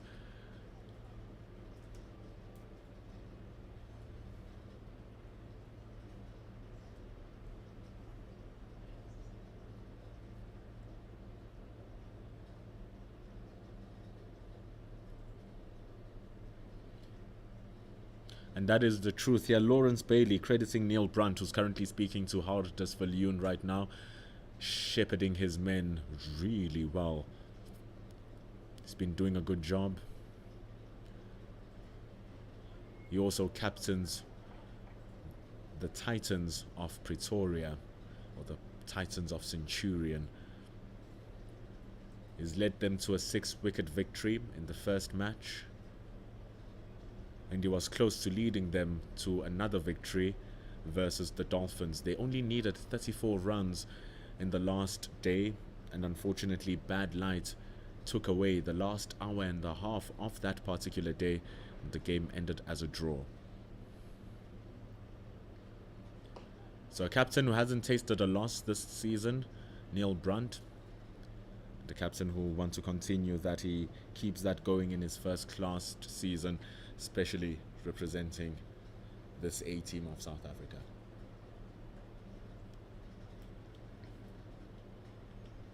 If he does make it to New Zealand, it's most likely that Dean Algar will be the captain of that team. But he and Dean Algar have good chemistry. Both of them play for the Momentum Multiply Titans. They both open at the top for the team in Centurion. So if he does make it through, Neil Brunt most likely too, they'll be opening at the top for the South Africans as well, barring Tony Dezorzi.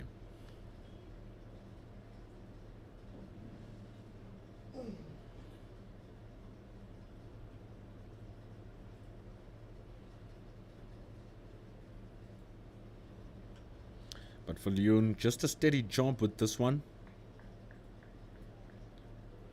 It's not going to be easy.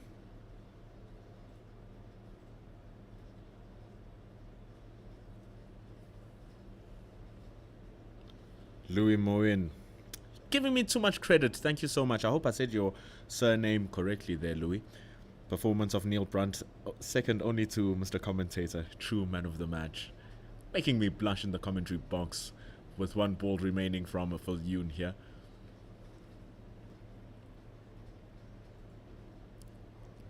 That ball is not making me blush. But it ends the over. It is a maiden for Hardus Viljoen as he was coming around the wicket, allowing Jaden Seals to leave all the deliveries. 104 to win for the West Indies. We are 14 minutes away until tea. Tea will be happening at 20 minutes to 3 local time. Right now it's 26 minutes past 2. So that should give us time to see 4 more overs prior to us heading back into tea and getting ready for the final session. The likelihood of us seeing a new ball in this innings is very low with 3 wickets in hand, and with the premier batters gone, Kevin Sinclair remains the last one you can recognize as a batter, averaging 29 runs. Kevin Sinclair has 6 50s in his 31 innings that he's batted, scored 39 in the first innings as well, so he has a task here of keeping strike for as long as possible, protecting his tail enders, and most importantly, scoring runs. As he advances down the track, trying to negate some of the bowling and movement that Tsepo Moreki is able to generate here. It's not going to be easy. Even the top batters were struggling to find a way to negate South Africa's bowling. It's going to be much harder down at the bottom.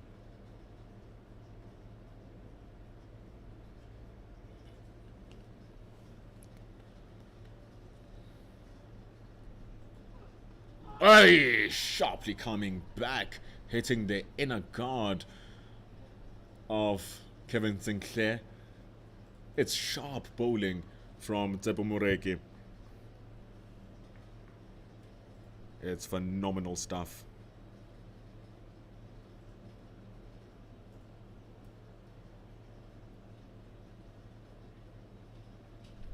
Lawrence Bailey with top cricket insight in the comment section. Alga and Brunt opening in New Zealand will be a combination which may serve us well, because those New Zealand conditions require sturdiness at top and batters who are a lot more conservative. That's a good shot from Sinclair. He's not conservative at all. Slightly overpitched from Tsepo Moreki. He drives it back with authority. It goes for 4. The West Indies need 100. It's only the second boundary of the session. It's been difficult. But finally, they get some reprieve.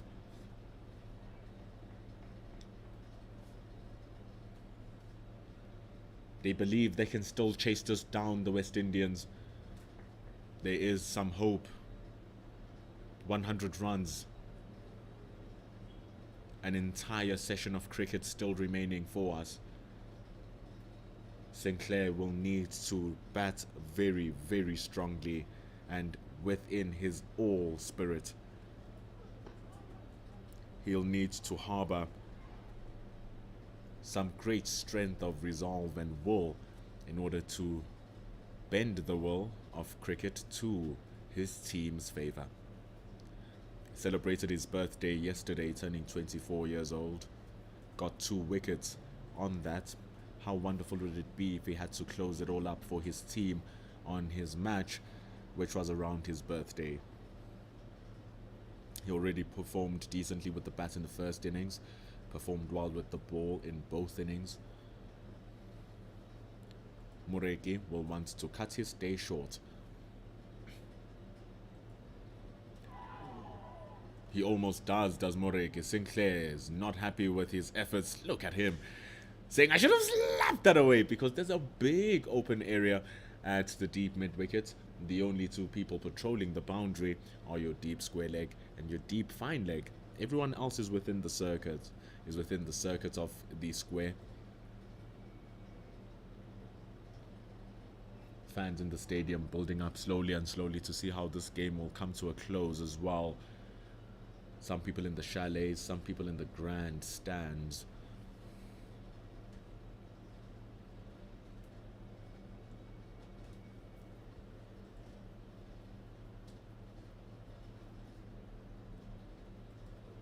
Way swinging hard, Moreki. Good bowling. Very good bowling. Nearly shaving the off stump as it jagged back in on a length. Sinclair thought he could go for a big heave, trying to compensate for that missed shot in the previous ball, but he misses it, and luckily enough for him, that ball misses his off stump. It's the end of over number 51. The West Indies need 100 runs.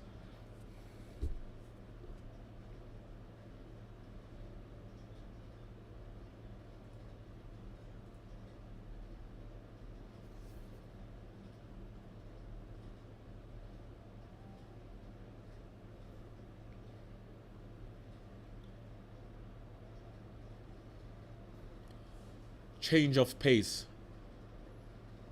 Here's the spin bowling of Dane Pete.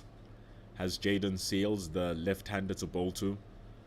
And it's not that it's just the left-handers that he wants to bowl to. Dane Pete is equally efficient against the right-handers, because he does have that nagging wrong one that you won't see. It wouldn't be a surprise if Dane Pete starts with the wrong one against Jaden Seals. He's bowled 10 overs for 26 and taken 1 wicket. But it starts off with a nice and straight one.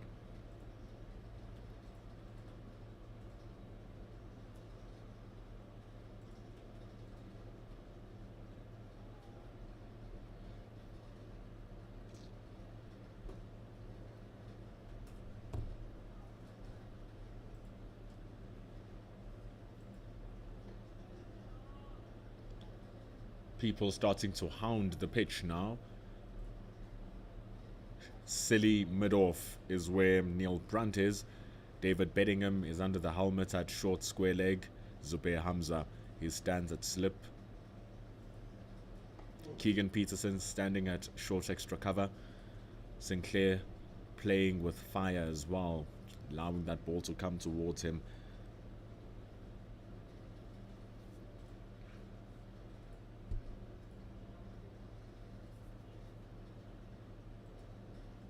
Oi, looking to go big. Very risky shot, because as you go down, a nice triangle forms between the ground, the pad and the bat, and in the center of that triangle is a looky of the stumps where the ball can easily creep through and crunch those timbers.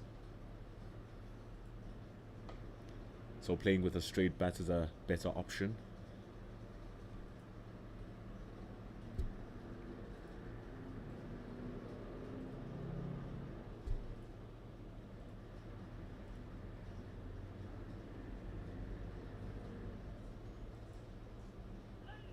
Reads the arm ball well, does Jaden Seals, allowing that to just go past him.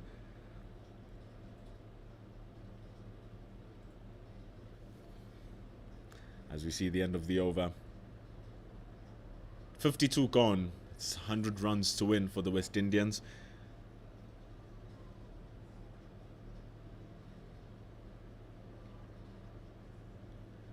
Jude Mitchell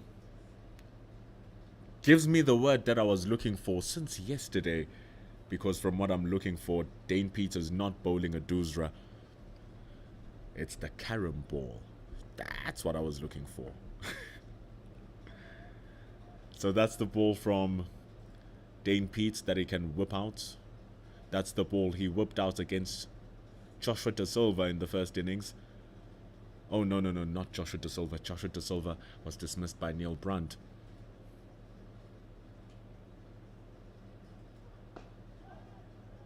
Moregi looking to dismiss Sinclair.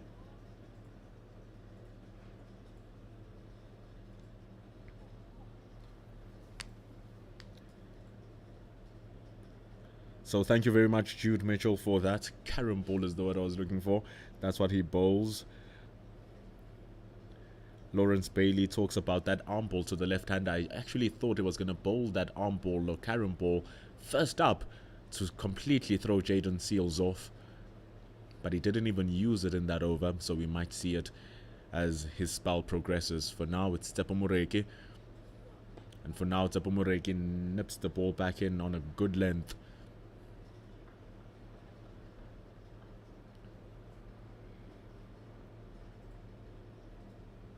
Thank you very much, Generic Moose. Cricket South Africa gave me my lunch, which Batman official was asking what I ate. I'll be hoping they do shout me at that dinner. Just kidding.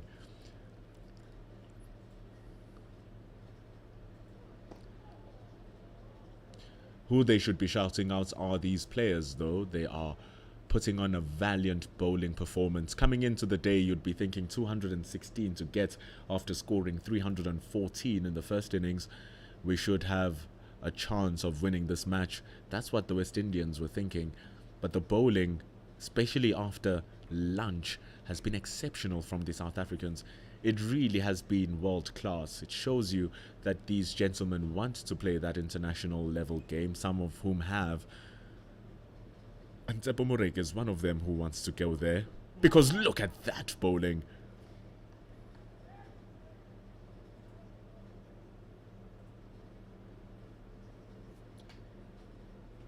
It's good work here from Tsepo Moreki.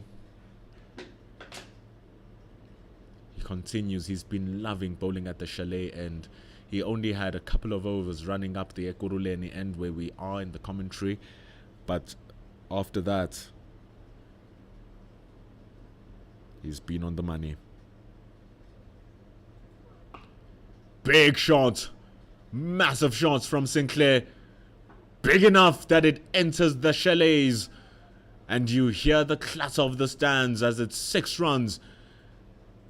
A man's shot from Sinclair. Drive on the up. Hitting it over. Taking on Mbongwana, who is standing at mid-off. Taking on Moreki, who's nipping the ball back into him. So he hit the ball against the movement of the ball, which makes it even more classier. Phenomenal batting from Kevin Sinclair. The deficit or the requirement is down to 94. It goes big this time onto the leg side. He's out of his crease. Oh, there's a big appeal. Did he make it back home? He does. And the ball continues running down for one more extra run. Oh, that was confusion. Oh. Jaden Seals, though, is having problems with his legs. But Sinclair smashing that to mid-wicket, hard just for Leon. He was halfway down the track. Sinclair throws it back to the stumps. He gets a direct hit, but umpire Gasa says that the batter was already at home. The ball runs through to the third man boundary, but it was stopped. Jaden Seals couldn't come back for his second run. Hopefully it's not that knee. Hopefully it's not a knee for Jaden Seals.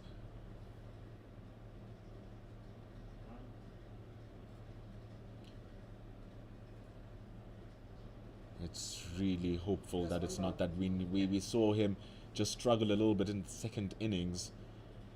If those of you who don't know, Jaden Seals, extraordinary talent. It is unbelievable. Under 19 World Cup in 2020. 3 months later, got a call up to the West Indian side. Next thing you know it, he has played 10 test matches as a 21-year-old. December, he gets an injury. Has to go for surgery. December 2022, he misses out on his stint in the county championship because he was ruled out for 4 months.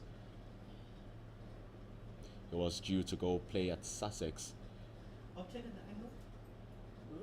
but then he couldn't do that. He couldn't take a trip to South Africa. He couldn't take a trip to India. So Jayden Seales is making his return in cricket right now, today in this match since Tuesday.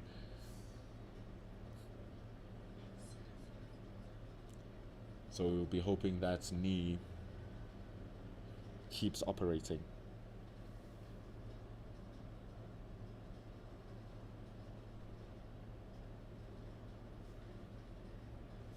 Lawrence Bailey is asking about that ball nipping back in. So when they're running down from the chalet end where Tepo Moreki was bowling, firstly Moreki was running down the slope, so the opposite side of the camera where we were watching, it's a downward slope, so Dane Pete is running up a slope.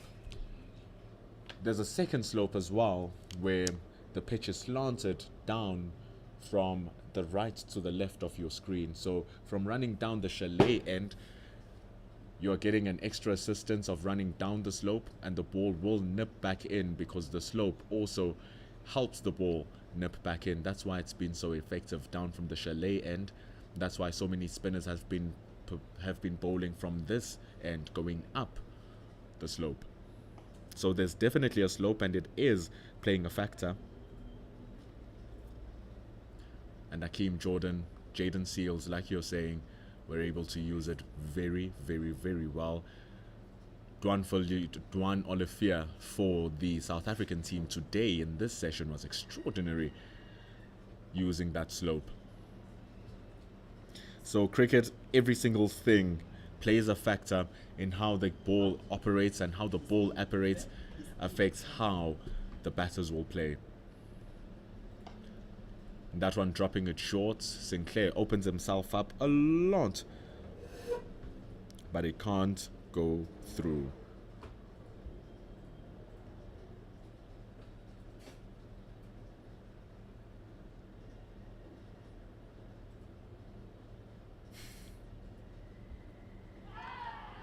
Oh, big appeal. Nothing given from umpire Kasa. Was that betting him throwing it back to the stumps, but he was at home.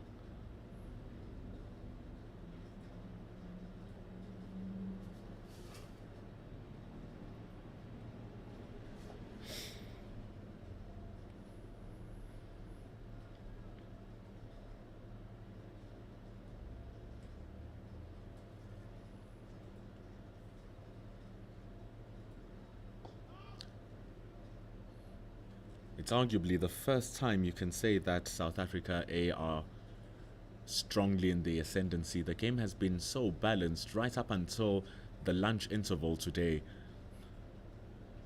It only took one session to flip the whole game. And they did. The session firmly belonging to South Africa as we now head on over for the final break of the match. 2:45, 3 o'clock here in South Africa. It's 14:44. The players go for tea. It's 131 for the loss of 7 after 54 overs. It's a session that saw 24 overs being bowled. On top of that, it was a session that only saw 38 runs being scored by the West Indians.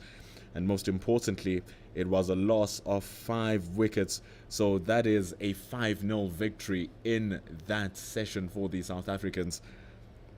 Really, really big one for the Protea A side. How do you bowl 24 overs and only concede 38 runs?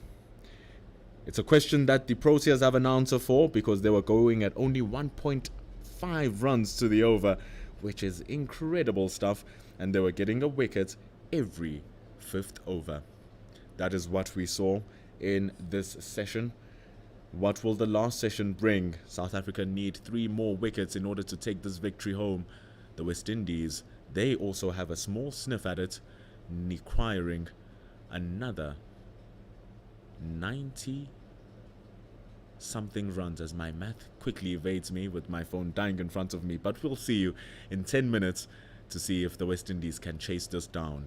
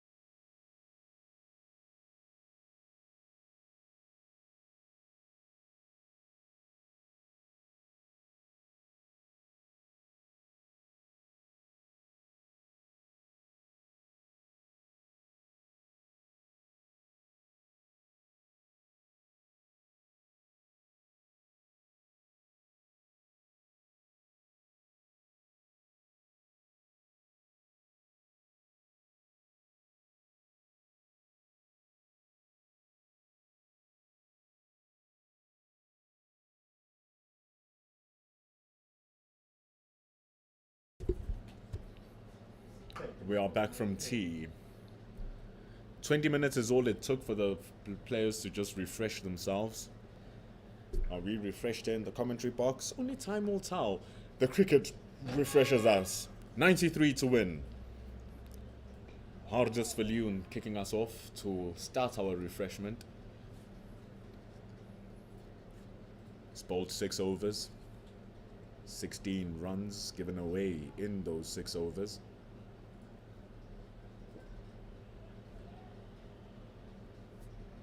A wicket for Hardus Viljoen as well.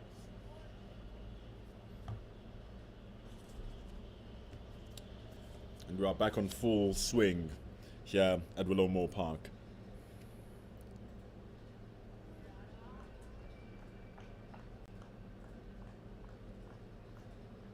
Hardus Viljoen starting off getting the wicket of Joshua De Silva.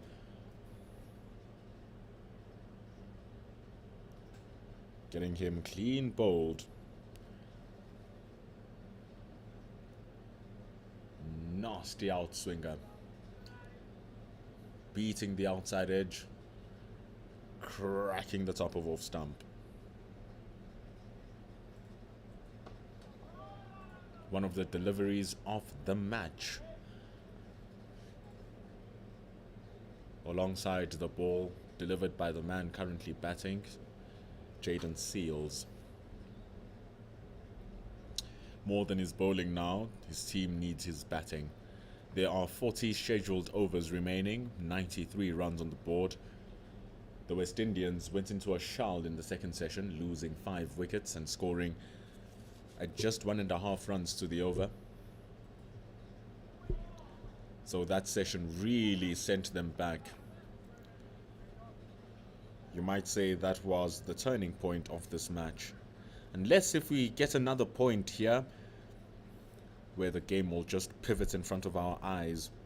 But it needs strong play and strong batting for Jaden Seals.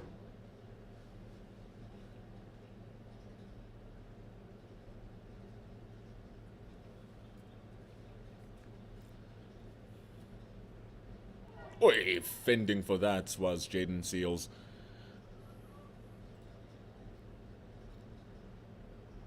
Caribbean Cricket Podcast asking if these will be the majority of the players going to New Zealand. Yeah. Most likely to be the case. We can have some of our journalists who are watching this game confirm that with us, because so many of the players are not available. The only ones who are contracted and are not under SA20 is Dean Algar and Tony De Zorzi. Pops it into the air at mid-wicket, but Mihlali Mpongwane is standing a little bit too square. They come back for run number 2. Sinclair makes it home. Jaden Seals just popping that. Hardus Viljoen asking Mpongwane, mates, could you not dive for that? But Mpongwane had no chance. It's just 2 runs to end the over. South Africa needing 91 to win. So majority of these players will definitely be the ones we see touring New Zealand. Dean Algar, the only one who isn't here, because in terms of the players who are contracted, Durban Super Giants have Klaasen, Pretorius and Keshav Maharaj. Joburg Super Kings, they have Reza Hendricks, Kutsia, Aaron Pangiso. My Cape Town has Van der Dussen, Rabada, Paul Royals took David Miller, Shamsi and Giti. The Pretoria Capitals have Verania and Nokia, and the defending champions, the Sunrisers Eastern Cape, have Markram, Bavuma, Marco Janssen and Harmer. Your likes of Frickleton is in My Cape Town, Brevis is in My Cape Town, Andre Berger is in Joburg, Prenelance O'Brien, who could be a spinning option, is in DSG. So because of that, we have Dane Pete, who's been operating well, 12 overs, 26 runs. He has a wicket.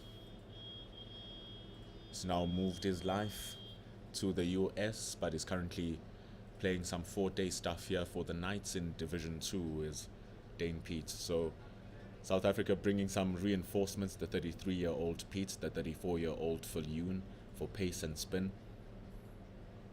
So these will be most likely the options that South Africa will be using, which is why this tour is so important for them.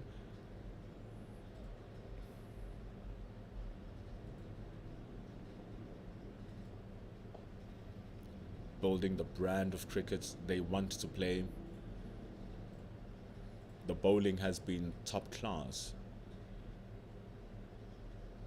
South Africa only going with 5 bowlers in this series and 2 all-rounders in the form of Mbongwana and Ruan de Swart, whom we are most likely going to see in the next game, Ruan de Swart.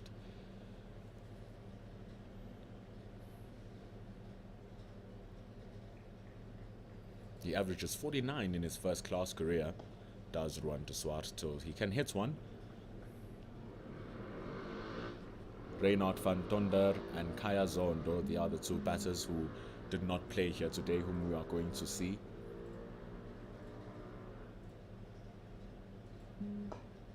Reynard van Tonder, an exceptional player, only 25-year-old, the man from the Free States who averages 45 runs in his first-class career as Reynard van Tonder, and there's a lot of excitement about that youngster who plays for the Northwest Dragons. It's the end of over number 56 here.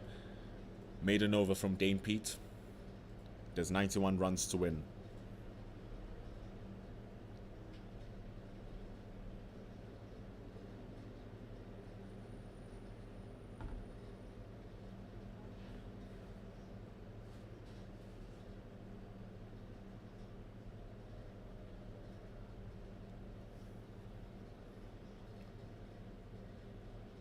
So Hardus Viljoen continues his job while in this session he's switched ends.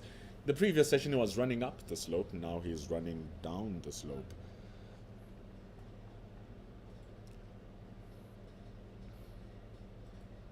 Oi, and he starts brilliantly. The slope assisting with the ball moving away from the left-hander. Seals having to stay strong for his team here.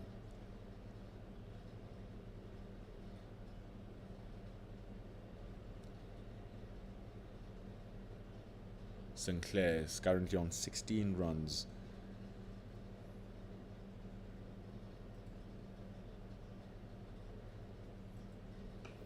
Swings at it, Seals. He made a late decision.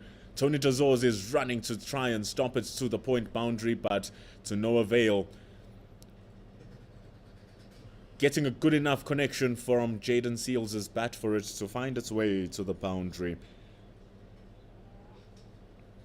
The target drops below 90. It's now 87 to win for the West Indians. Still 3 hours, 2.5 hours of cricket remaining. And this game is set for a result.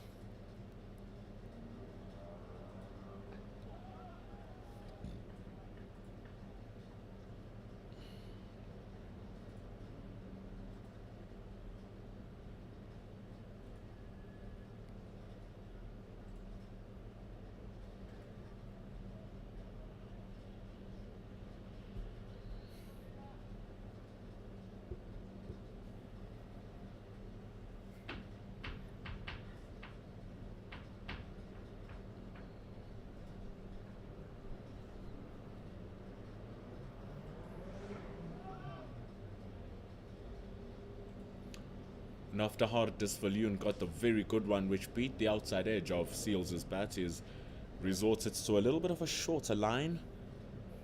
Nothing too aggressive which will startle Jaden Seals, but maybe it may be coming now with the 2 balls remaining.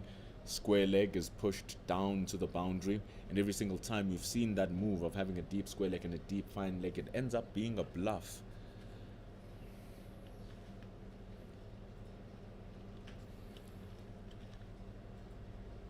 Just like that. It's always a bluff.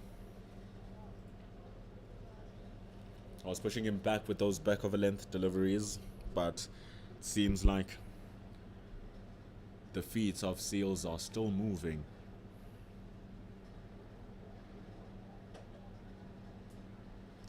And with those feet still moving, Hardest Falloon has not taken them away enough just as yet.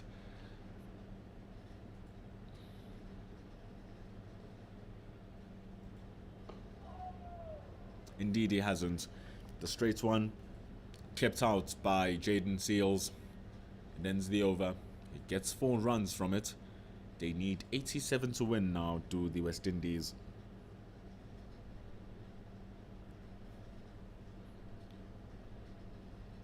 This partnership between Sinclair and Seals with 18 runs. Sinclair on 16 from 49. Seals on 6. It's normally these partnerships right at the end which become very much annoying for the bowling team. They've done the job. They've removed the top 7 batters. Your batters with the strongest averages, with the strongest techniques, with the strongest temperament, they are gone. Now you have to deal with the guys who play fearless cricket.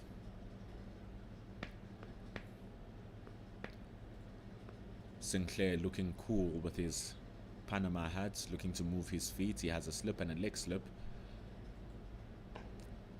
Getting extra bounce does Dane Pete every now and then, coupled with that turn too.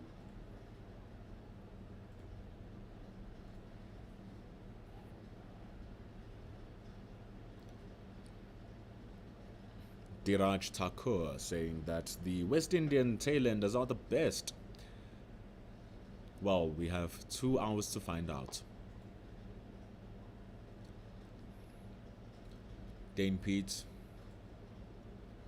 doing his business.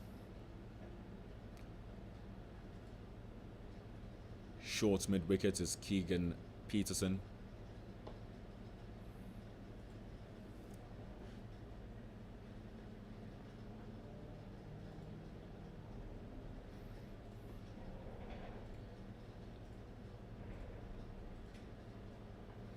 Keeping up with the straight arm that time is Dane Pete, and with the exchange of the single, Sinclair will be looking to keep the strike coming into the next over.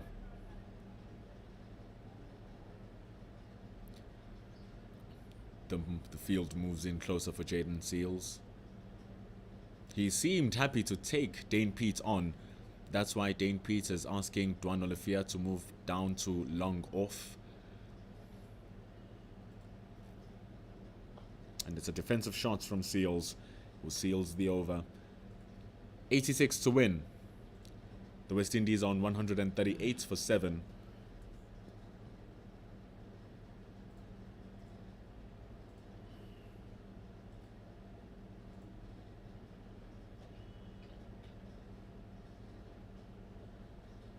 Who's this? Sudhir Babu. Sudhir Babu. Greeting the commentators. Sudhir, we greet you back. Hopefully you're enjoying the cricket like we are here. It's very close. We don't know where the game is going to go. There are 2 hours of the match remaining to see what is going to happen. Within those 2 hours, it's a scheduled 36 overs. They have an option of adding an extra 30 minutes if they feel like the game can still get a result within those 30 minutes. Hardest-Falloon is wanting that not to be the case, and Clyde Fortain already doing a great job still, diving everywhere.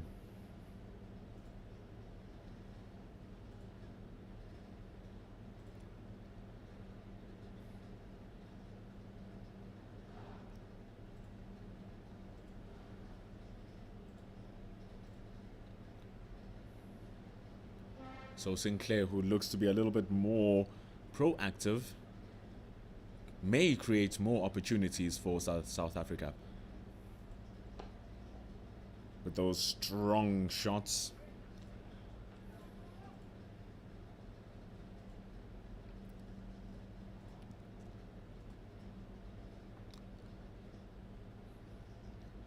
Two fielders riding the boundary.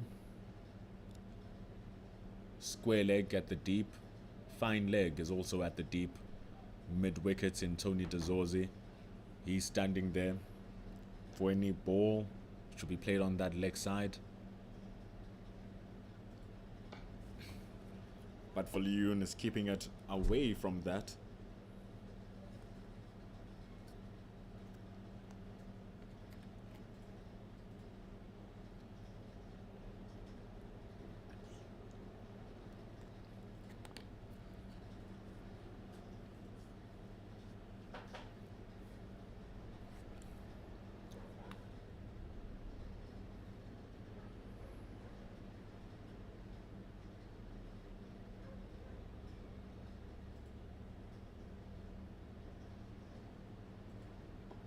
Sharp delivery again from Hardus Viljoen. Looking at your comments, asking about when the new ball will come. The new ball is refreshed every 80 overs. So there's still 22 overs until we see that new ball. The question is, will we get those 22 overs until the new ball comes? If it does come, by that time the West Indians will be hoping that that deficit will be very much reachable. South Africans will be hoping that they can get rid of them before over number 80. Clyde Fontaine again, seeing him lie down, he's saying, Hardus Viljoen, what are you doing to me, brother? Why are you making me dive so much? But he's been phenomenal behind the stumps as the 28-year-old.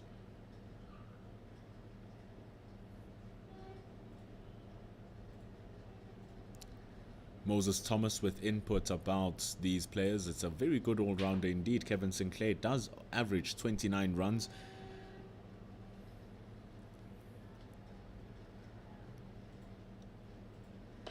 You can see how he just lashes that over-pitched delivery from Hardus Viljoen.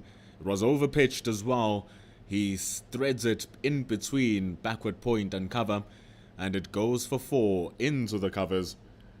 Like you were saying, a handy little all-rounder is Kevin Sinclair.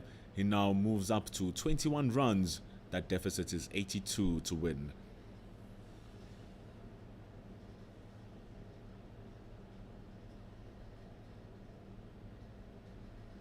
It's a good shot, showing some intent. Sinclair, like we said, he looks to take the scoring on. So it's important here for the South Africans to understand this and just keep it boring. Keep it at those lengths which are hard to get away. This one was just over-pitched by Hardus Viljoen, and it was an easy getaway. 3 wickets remain. Long off, comes into mid off. No one is at the deep. And because of that, Jaden Seals takes it to the top and takes it over the cow corner boundary. Big heave as he takes Dane Pete into the sky and into 6. Big shot as now the West Indies need less than 80 runs. They need 76. This partnership going up to 29, and the session bringing batting into life here for the West Indians. Big shot from Jaden Seals. Moses Thomas told us in the comments that Jaden Seals can hold his end. Seems like he's doing more than just that.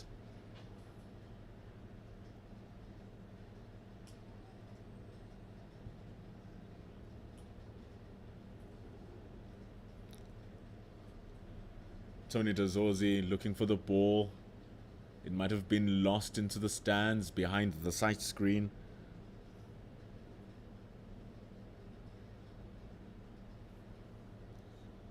Big shots from Jaden Seals. Very big shot.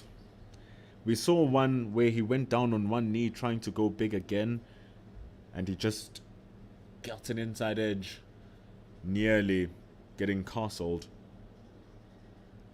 But this one, Jaden Pete bowling it right onto the slot. Right into the slot, exactly where any tail ender will want the ball to be. And with the ball being lost, third umpire Mazizi Gampu walks out and gives umpire Gasa and Jacobs something to choose from. The ball got such a big hiding, it doesn't want to come out anymore. It's fearing for its life. Man, was it hit.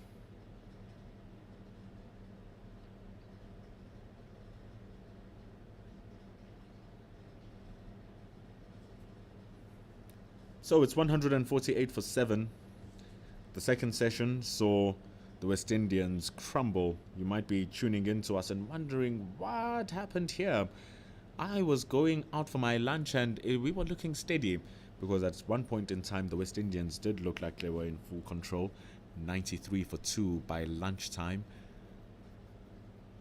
You would have looked at that score and say, yeah, 131 in 2 sessions is doable with 8 wickets in hand.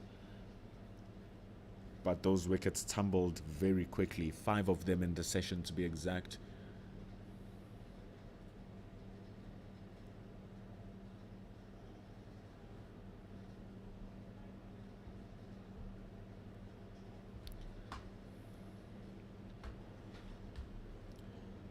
Getting intel from both Thomas Moses and Lawrence Bailey in the comments about Jordan Seals having the ability to swing big and swing hard. His first class average doesn't tell that story at 6. But the game and what we watch and what the numbers say.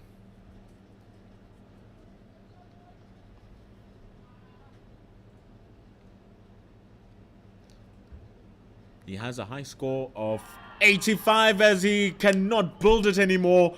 A phenomenal catch from Keegan Peterson at short extra cover. That new ball causing damage and Jaden Seals stands in disbelief. He hits it hard. But the catch is true. Super work from Keegan Peterson. Going back onto the back foot. If you didn't have a camera, if we didn't have this commentary, you'd think that was 4. No, no, no. That's a wicket. One that purely belongs to the fielding. Diving low to his left was Keegan Peterson. And you saw from that catch or from that shot that Jaden Seals looked to hit that down. So it was a tough chance for Peterson, but he makes it work. Seals is gone. Shimon Lewis takes his place. Lewis playing his 41st game. He's about to bat for the 66 times. Man, is he needed. Stay there with Sinclair. Don't lose your wicket. But it's 2 wickets remaining now. The catch happening at short extra cover, outside of your lens and your screen. It was just phenomenal work from Keegan Peterson.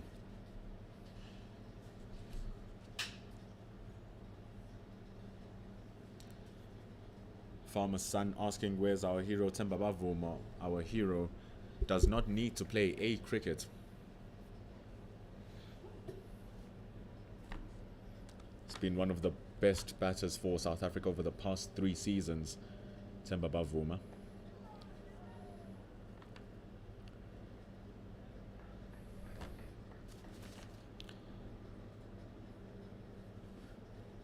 And he won't be available for New Zealand because he's contracted with the Sunrisers Eastern Cape.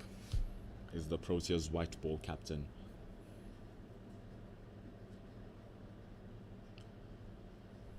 But Dane Pete getting the wicket. A big break because that partnership was starting to be a little bit of a bother for the South Africans.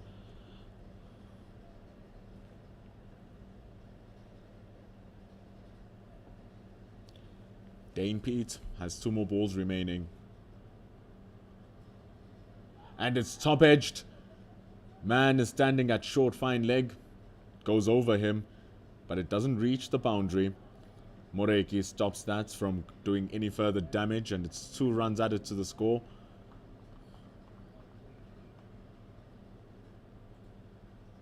And with those 2 runs added to the score, it brings up the 150 for the West Indies. 150 taking them 60 overs to bring up. So it has been a hard toil for the Caribbeans.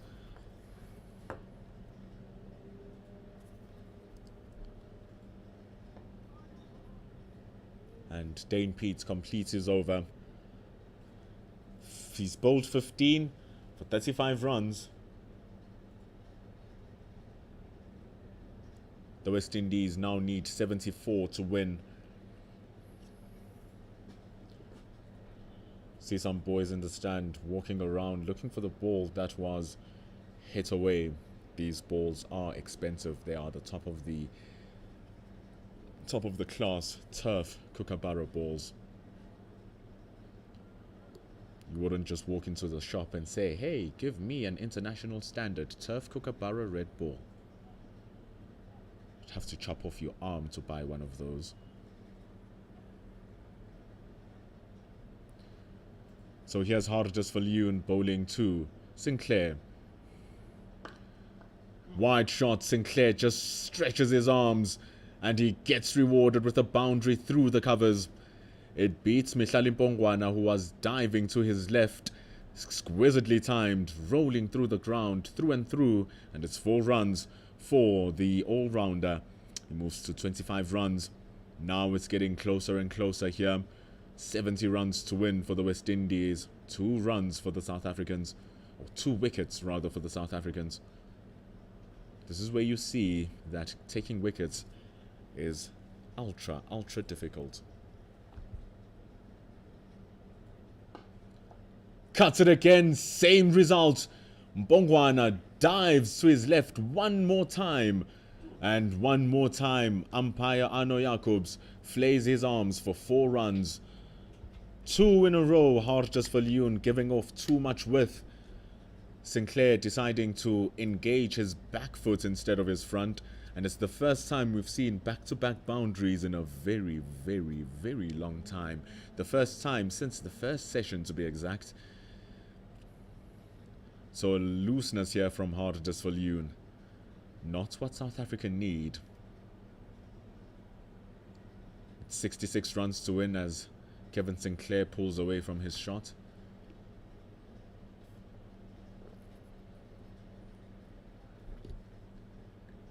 And remember, this is the last day of this first of 3 official or unofficial test matches where South Africa is looking for their team to New Zealand. The West Indies are looking for their team to Australia.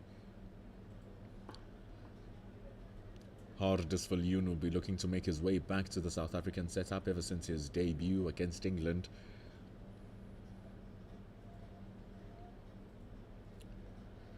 Sinclair will be looking to make his debut for the West Indies after being called to the squad that was in India but didn't get game time.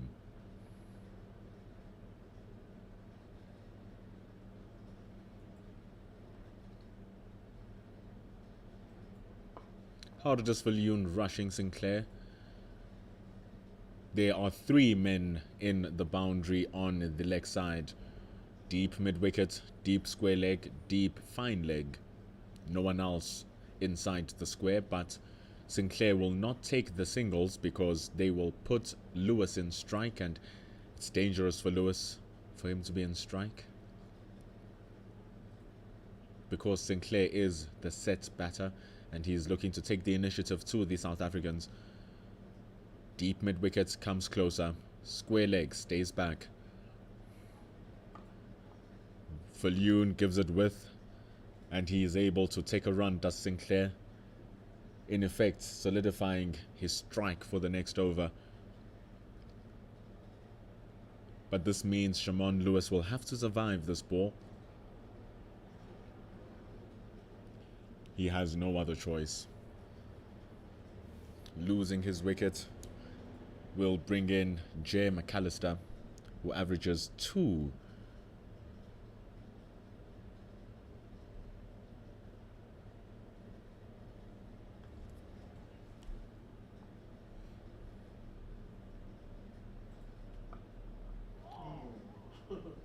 Soft hands from Lewis.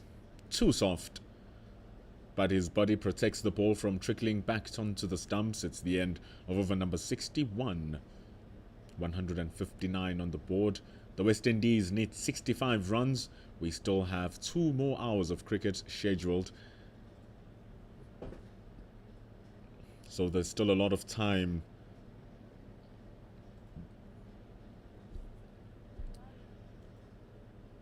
Dane Pete, he continues with his bowling. Sinclair, he's on 30 from 65. Dane Pete comes around the wicket to the right-hander. No one around the bat, only a slip fielder. And for the first time, South Africa need to think about defense. Long on, deep mid-wicket, deep square leg, long off. Deep point.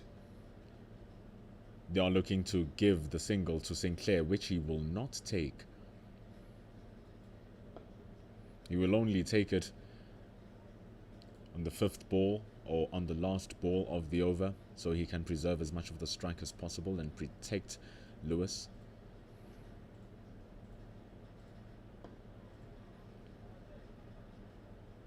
So in order for him to score, he will need to hit big.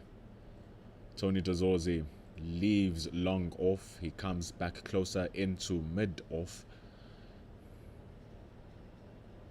Why isn't there a position called short off?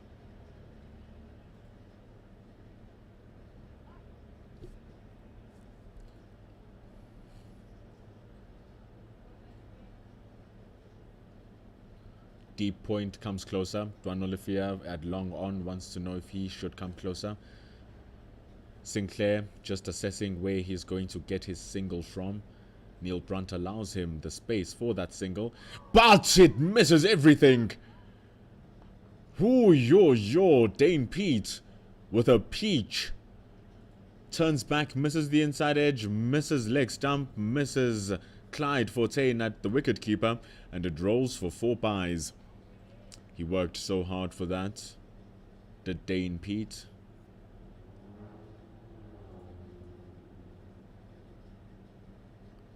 Just didn't happen. So it's the last ball, as Sinclair will feel like he got away with that one.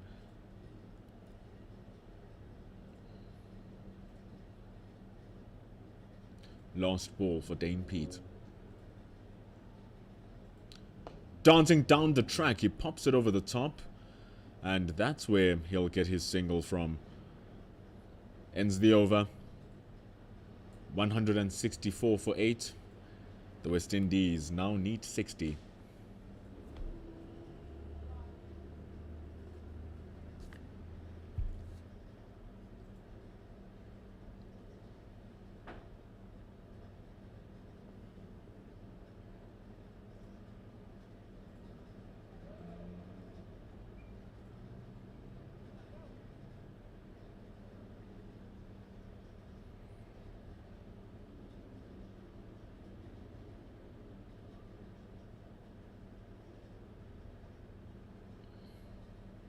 It's going to continuing. Hardest for Loon.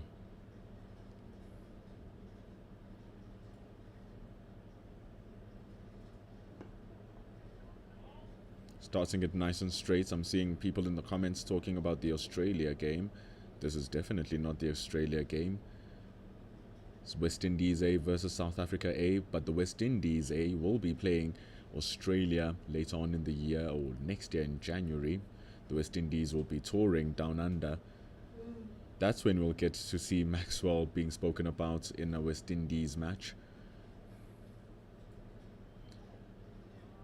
Wild swing from Sinclair. He got a couple of them going through the cover area. That's why there's a deep cover now. Bongwana has been pushed back.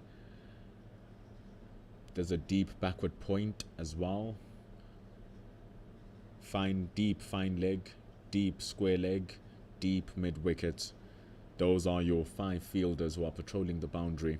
3 on the leg side, 2 on the offside.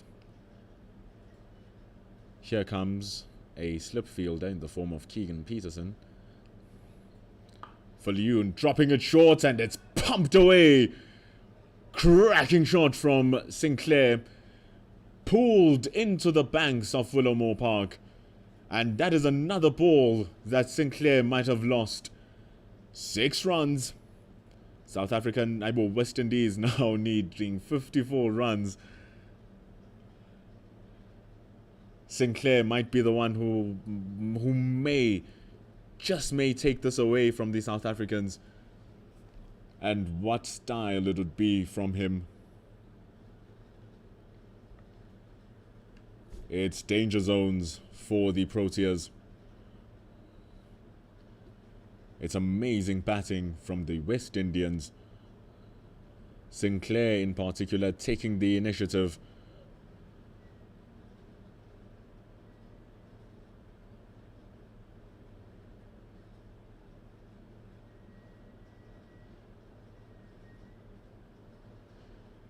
Oh, it's the first time I've been told that the commentary sucks.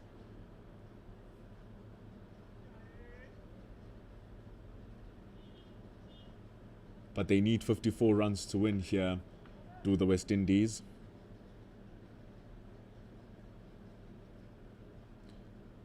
Falloon just dropping it a little bit shorter. It's not the pitch, because the pitch has gone significantly slower.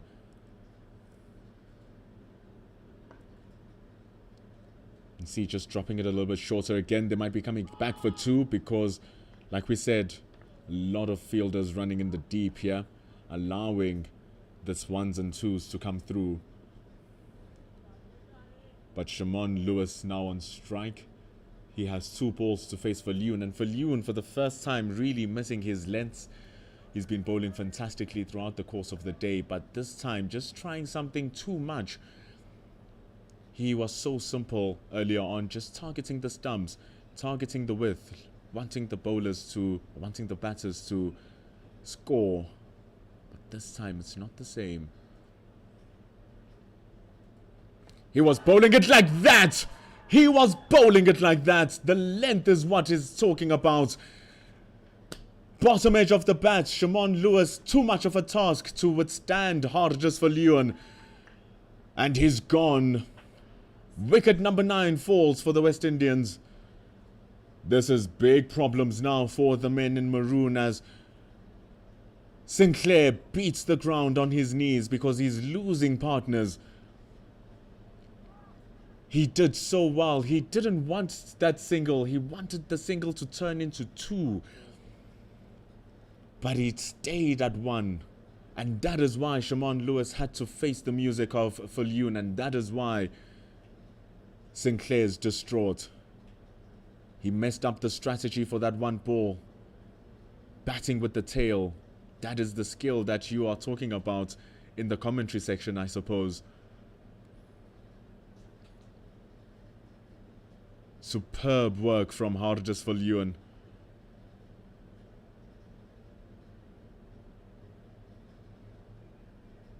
BP McCullum was very angry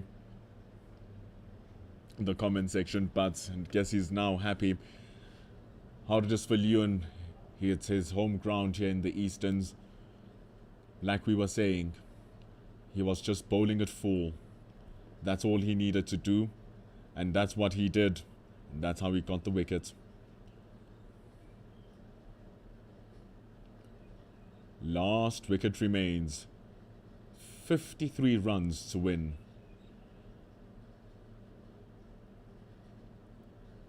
There's 1 more wicket as well.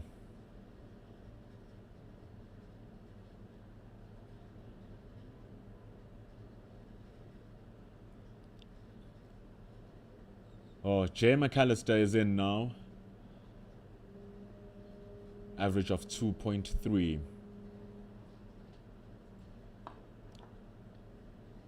Looking to see if the umpire will signal a no ball, and indeed he does, because Harjas Falloon was looking for the block hole.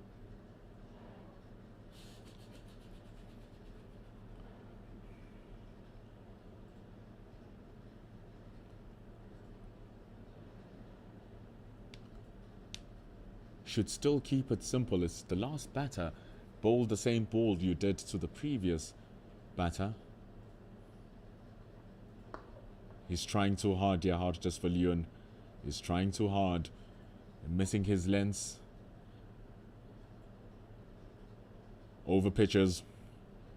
And it's the end of a successful over for Hardest for Leon. He gets the wickets off Lewis. Bowls him out. Now it's all on Sinclair's hands with 52 runs to win. He needs to play a Ben Stoke-like inning here. Does Sinclair? McAllister needs to play a Jack Leach-like innings. This is what they need now.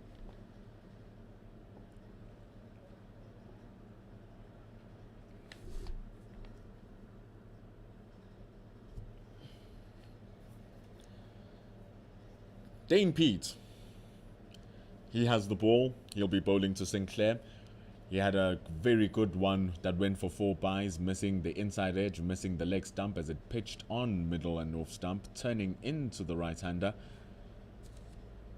Clyde Fontaine could not collect it, nor could the bat. But now he has to bowl with the... He has to bat Sinclair with the fact that he has no wickets in hand. Makes the job even more pressuresome. He's played brilliantly for his 38 runs. And he continues, but this one is in the air. Tony Tezorzi is running into it from long off, and Tony Tezorzi puts it down. Tony Tezorzi drops Sinclair. That was the one that they were looking for. It was in the air. Running in. He got under it properly, but couldn't cup it.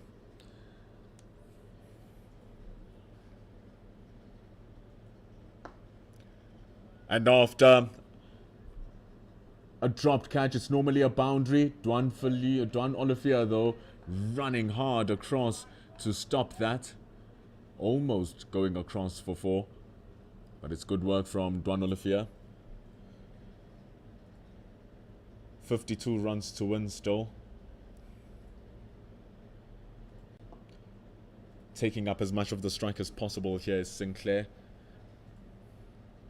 If he is able to take it home, that will be the most expensive drop. And from one of the better fielders in the South Africa A team. But looking to prevent the single now. The only men back are long off and deep mid wicket. Looking to go big. Does he get it over? He does get it over. Big shots from Sinclair. 6 runs. Going down on one knee and slogs Dane Pete. It goes in between deep square leg and deep mid wicket. Mureki and Bongwana only needing to retrieve that. It's 46 to win now. Looking for the single. He gets the single. South Africa could have come in a little bit closer to prevent that because they knew it was coming. But it happens anyway.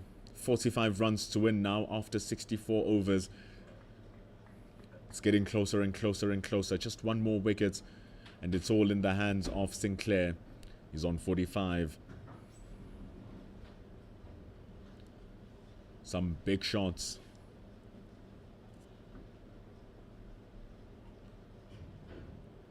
Causing hurt just before he takes a single. Nabbing 7 runs from that over eventually.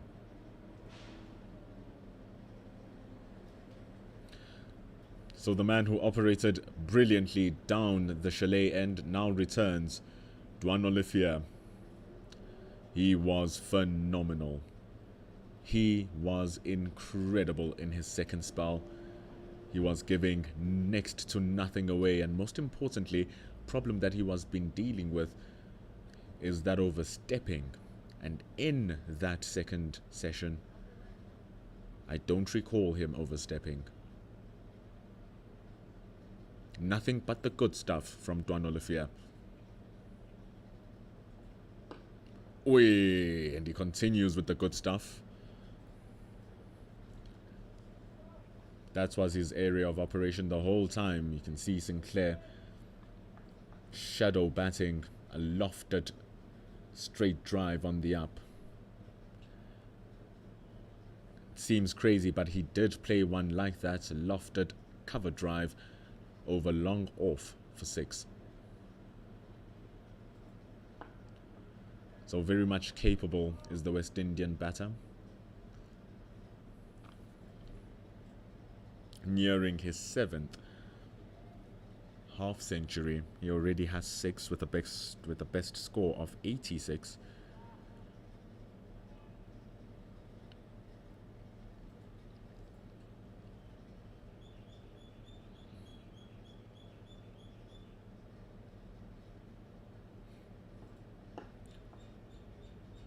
Using power instead of finesse.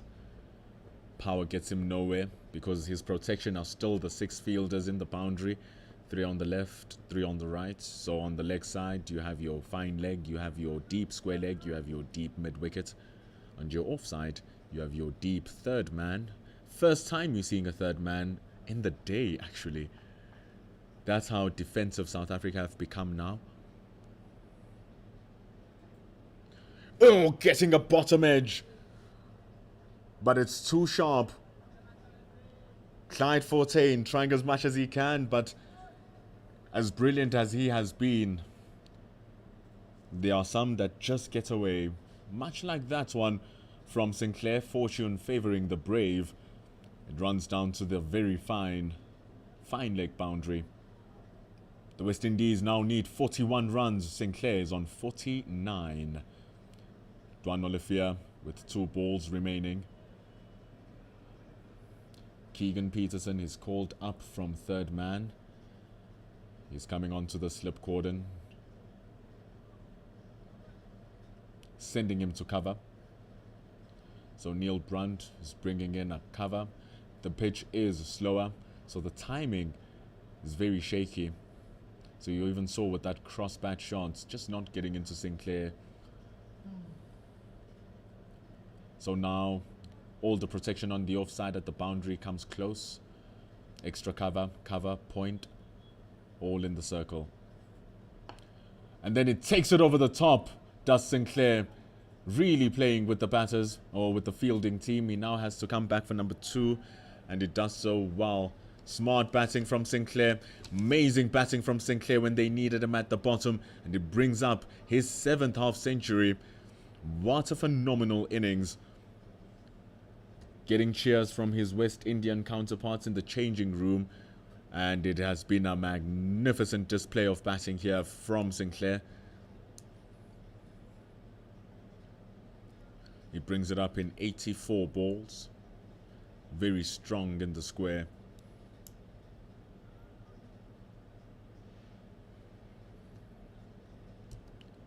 He scored it with 5 fours and 3 sixes. That is 38 runs worth of boundaries from his 51. West Indies needing 39. Duan Olivia playing with aggression. Too much aggression as it slides down the leg side, and now South Africa are taking it seriously.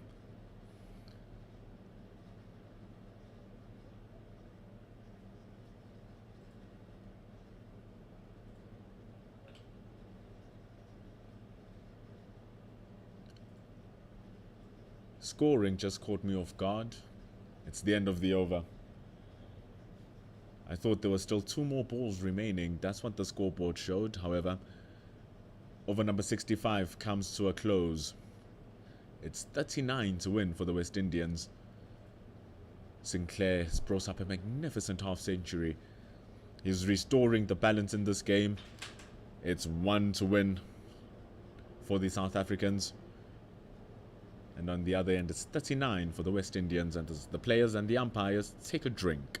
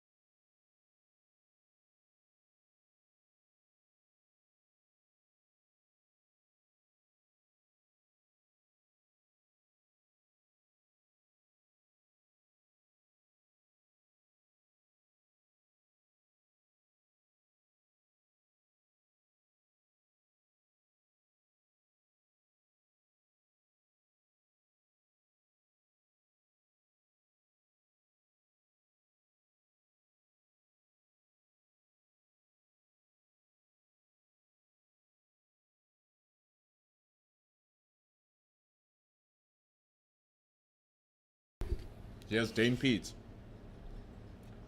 Pops it up into the air. But it's not from the bat.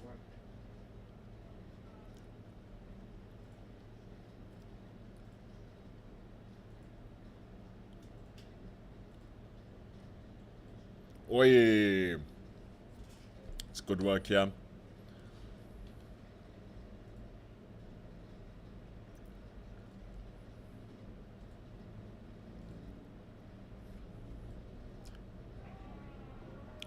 He's bowling well to McAllister. You see that the trust is not so high from the West Indians. They last batter getting a connection on to the bats. Big cheers from the dugout. Here's that carom ball from Dane Pete. He's able to read it off the hand and let it go. Jay McAllister against Dane Pete. Beautifully looped up from Pete. And this is good work from McAllister. Maybe he could have just brought in a quicker one, but let's see what's going to happen with this last one. It comes around the wicket and McAllister survives. It's 39 runs to win. Maybe if you knew that you are going to be bowling to McAllister, you want to bring a strike bowler in the one end just to freeze him up. Go all out attack and try to get his wicket. But Dane Pete holding it strong, but not as strong as Sinclair, who still has his wicket in there. 51 from 87. McAllister even stronger, withstanding all 6 balls. The West Indies needing 39. Third man, deep point, deep cover, deep mid-wicket, deep square leg, and deep fine leg. 3 fielders in the deep on the offside, 3 fielders in the deep in the leg side. Protection over the striking of Sinclair, who's hit a couple of 6s. 3 to be exact. One on the up, over cover for 6. 2 pull shots.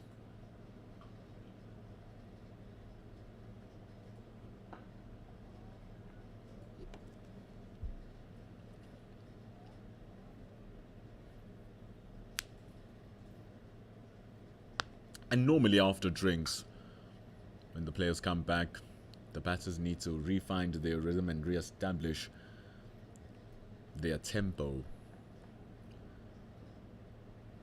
So it could be pickings, just like we saw in the return of session 2. Hoiking it heavy, hoiking it heavy. Not hoiking it heavy enough though. Running around was Tony DeZorzi, keeping that to just a dot ball because Sinclair doesn't want to make the same mistake that he did, calling for 2, but South Africa only keeping it to 1, forcing Lewis to face a couple of balls from Viljoen. And that's why Lewis is not with us anymore, because he could not face those deliveries from Viljoen.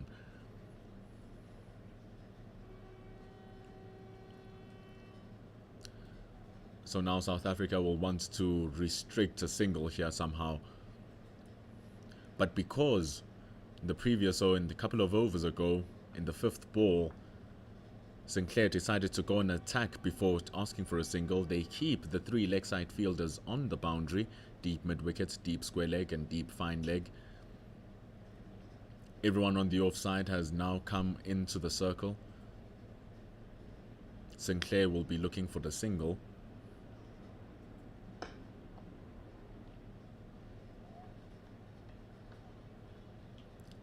They really will be looking for that single. The boundary riders stay on the boundary on the leg side. Dwan Olivier has no choice but to bowl it on the offside, where all of the fielders are in the pitcher's square. They are that close. Gully, point, cover. Defensive bowling from Dwan Olivia. Good stuff. This is why first-class cricket allows those types of balls. It's not checkers, this is chess. End of over number 67. The West Indies needing 39 runs. Dwan Olivia bluffing. Even I here at the commentary booth, very convinced that it was going to go onto the offside and try to access those fielders. But it goes down the legs. And here's the move we were talking about. You know that you're going to be bowling to the last batter. Bring in your fast bowler. Tsepo Mureki. Who else could it be? He comes in. It actually could have been any of the South African fast bowlers who've been bowling brilliantly here today. So it's a pick of choice here from Neil Brunt. And he picks Mureki. He's bowled 11 overs. He's gone only for 31 runs. He's bowling out of his socks here, Tsepo Mureki, for the whole match. Can he close it off for his country? It's 39 runs to win. Jay McAllister. He's going to have a task in his hands now with Mureki having the ability to move the ball in and out. Bongwana made good use of the Ekurhuleni end. Mureki was fantastic at the Chalet end, the other side. But what can he produce here? Starts off well. McAllister feeling for a wide one. One of the biggest differences between a batter batting in the lower order and a batter batting in the top order is their decision making in terms of the balls that are delivered. Top order batters will know that if it's not going to hurt my wickets or threaten me whilst I'm still young in the crease, I can let that go. McAllister, feeling like he needs to have bat on ball, swings at it. Sinclair calls for the single, shy at the stumps. McAllister was nowhere in the picture. Zubair Hamza with the throw from point. Sinclair calling it from the start and gets his batter out of danger. Good calling from Sinclair. Lack of awareness from the South Africans who are not expecting him to charge a call like that. The fielders are rather close. And capitalizes on it, does Sinclair. So this prompts a spread in the field because with 38 runs to win, Tsepo Mureki is in operation, who has a knack of bringing it back into the right-hander.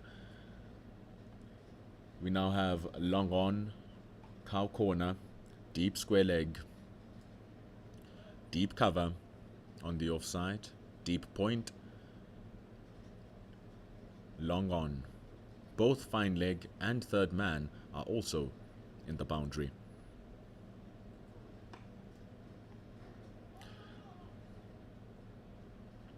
Sharp in his movement is Zubair Hamza. That's only going to be no run. Don't want that mistake again.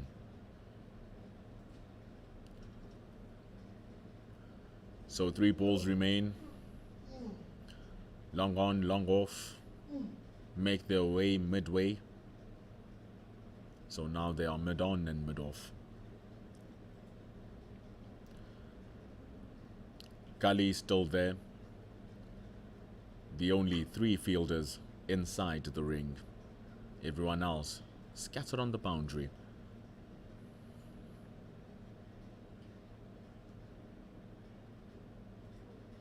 Drops it short, does Tsepo Mureki. Was looking to take it on, was Sinclair. It's a good ball from Mureki. He has 2 more remaining. It's 38 to win. The fielders come in. If the pattern continues, Sinclair will look to go big on this particular ball and then look for a single in the last ball. Does he trust McAllister with one delivery?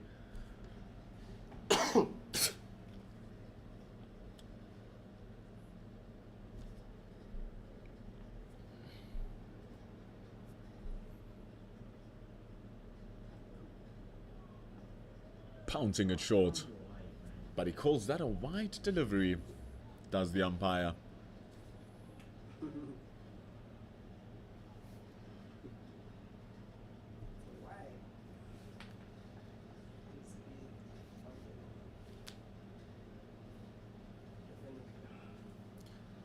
Calls it a wide before calling the first one for the over.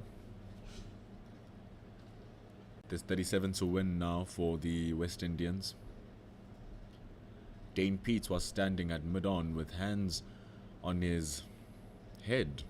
Really? Wide delivery? But it has been called. There's 2 more balls remaining still off of Tsepo Moreki. The only boundary riders now are fine leg and deep square leg. Everyone else is in the circle. Short extra cover. Short mid wicket.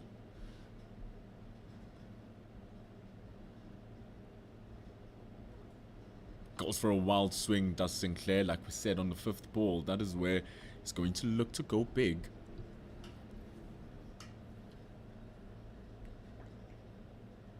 And now in this very last ball, he's going to look for a single from somewhere. Dwan Olafia was smart in the previous over, bowling it wide down the legs in order to keep Sinclair on strike, or off strike, and get McAllister on. Will he be aware of the same trick? Clyde Fortain shifts his momentum. He's going down, slightly down the leg side.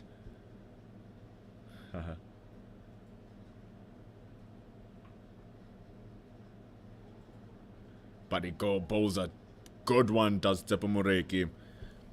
Bluffing the West Indian batter. Was looking for a big heave and misses it completely. Now it's going to be a full over of Dwan Olafia bowling to Jay McAllister. And if we've seen anything from Dwan Olafia, is that his length has been impeccable since session number 2. Doing nothing but hitting the bails. Nothing but hitting the bails.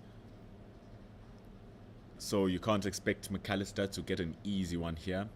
If anything is easy, it will be Dwan Olafia just pushing it down the leg side and allowing McAllister to hit it onto that open square leg area, because Olafia does jag it back in to the right-hander, plus the slope assists with that movement into the right-hander. So Olafia will want to ensure that it's outside that off stump and it's hitting the top of the bails as he's been doing since session number 2. Oh, good start. The ball almost ricocheting off the pads straight onto the wickets. Sinclair is agitated at the non-striker, looking to make his way to the striker's end with 37 runs needed to win. The South Africans hunt for their last wicket. And they have it on strike. It's served on a table. Are they going to feast, or are they going to let the meal go away? Keegan Peterson is at slip.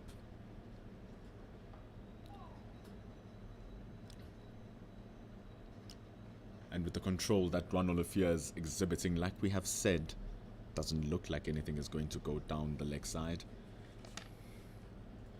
This partnership now with 16. Very annoying for the South Africans.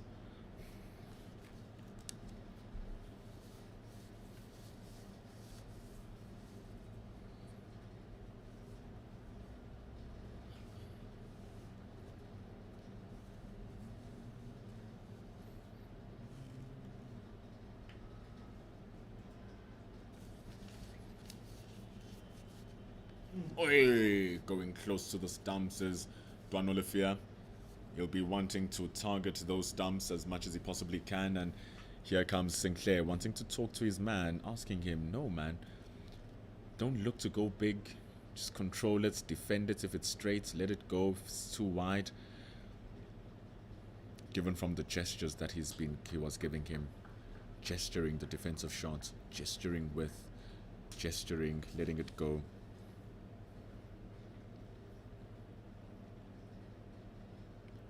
It's going to be Dwan Olafia with 3 balls remaining. Much better, but the ball is drifting down the legs from Dwan Olafia.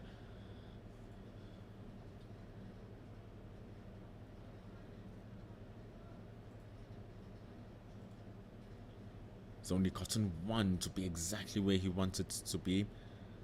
The other one's close, but not close enough. McAllister still awaits with 2 balls remaining, and none of them will be looking to be a single now. He's gonna have to face the full over, and as good a ball as that was, Dwan Olafia oversteps at the chalet end. And then he was able to control the slope running down. He'll be happy that was not an edge.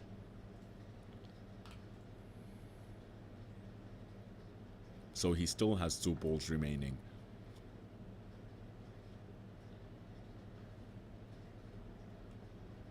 That's the one going straighter. It's an edge outside the off stump.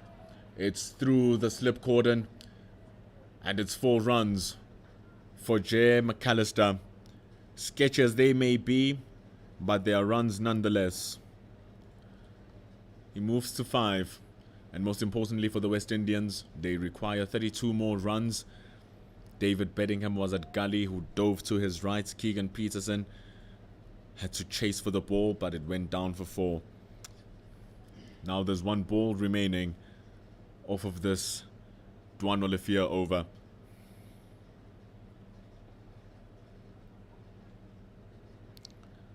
Not happy, Dwan Olafia, but he has 1 more ball.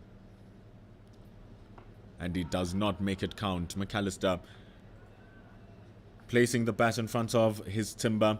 The West Indians are happy with the efforts of their tail-ended batter, who's preserving his wickets for his strike batter, Sinclair, who's on 51. The West Indies needing 32 to win.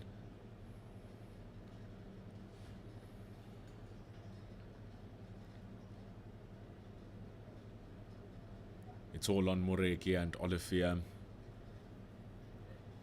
but it's not as much as what is on Sinclair's shoulders.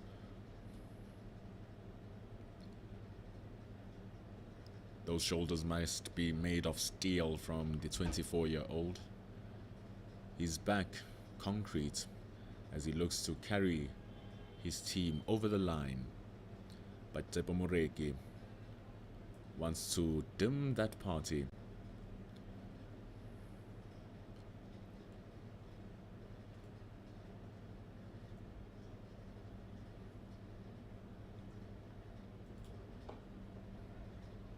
There's a man standing at deep point. Remember, when Sinclair is batting, it's the start of his over, the South Africans will push away because Sinclair is looking to score off of boundaries or off 2s. He's not looking to get J. McAllister on strike at all.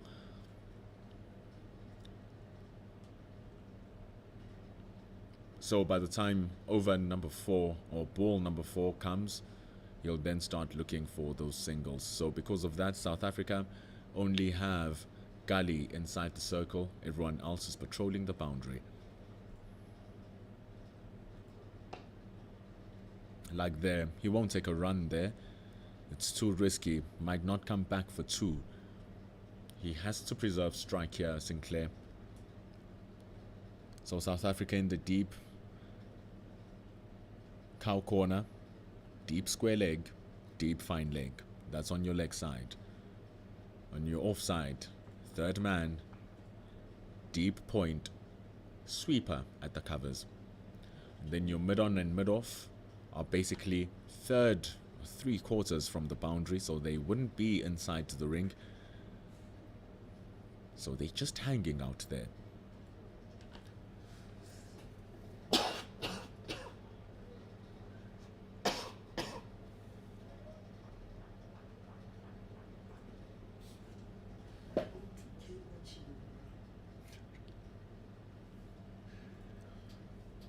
It's edging closer and closer here. Edge of our seats. The South Africans have gotten a little bit more quiet. This partnership now worth 21 runs. Sinclair manning it. He's faced 100 deliveries for his 51 runs. Plays expansively but has been measured here today for his team and for his country. But he hits it up into the air. There's a chance for the man who's standing at halfway to long off, but he only sees it past him. It bounces a couple of times into the long off boundary. And it's 4 more runs for the West Indians, who now need less than 30 to win. It's 28 that is required. Getting enough power behind that shot was Sinclair. If Olivier was standing on the boundary, he would have tracked in and be able to probably make an effort to catch that. So it's a good risky shot from Sinclair that paid dividends. 4th ball completed. Now going into the 5th. Everyone is into the circle except for deep square leg and deep fine leg. We have a short mid wicket, short extra cover. All those boundary riders in the ring. Looking to go over. The ball does not have enough legs to make it for 4. Will they come back for 3 though? Sinclair's charging hard in order for him to keep strike. That is phenomenal awareness from the all-rounder. Great awareness. He comes back for 3 and he leaves 1 ball for McAllister. And in his head, Sinclair says that if you are able to parry those straight deliveries from Dwan Olivier, you should be able to parry these ones from Tsepo Moreki, who's firstly running up the slope.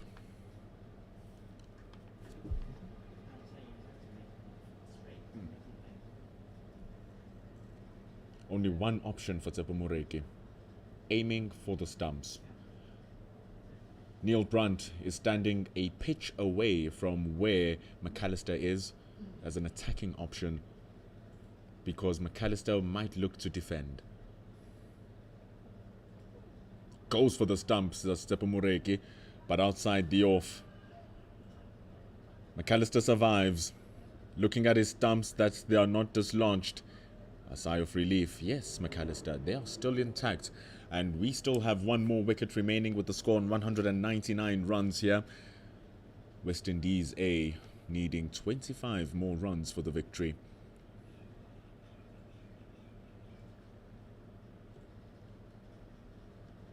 Deliberations happening on what the plan will be.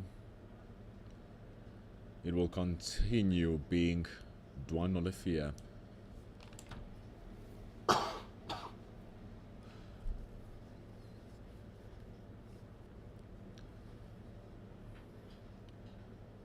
Sinclair, he is a thorn to the South Africans right now.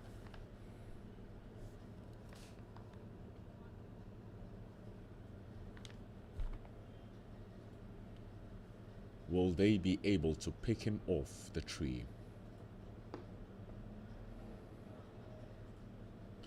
This might actually be the time to see some of those T20 skills from the bowlers. See those off cutters, those leg cutters. The pitch is slow anyway, and Sinclair is looking to score. So once the field comes in to prevent that single, and when Sinclair looks to hit a big 4 or 6 before he takes the single, that might be an option. But for now, these are singles and 2s. He's coming back for number 2. There's a hesitation. Good enough for the South Africans. They are happy with the work of Mihlali Mpongwana, who came charging in at the sweeper cover boundary. David Bedingham calling for the helmet. And it's 200 runs up for the West Indies as well. But it's 200 runs up with Dwan Olivier having all of the balls to bowl to Jay McAllister. The field moves up closer. He was able to survive McAllister in the previous over. Will he be able to survive this one? It's 4 of those balls that he has to navigate somehow. The last batter for the West Indies.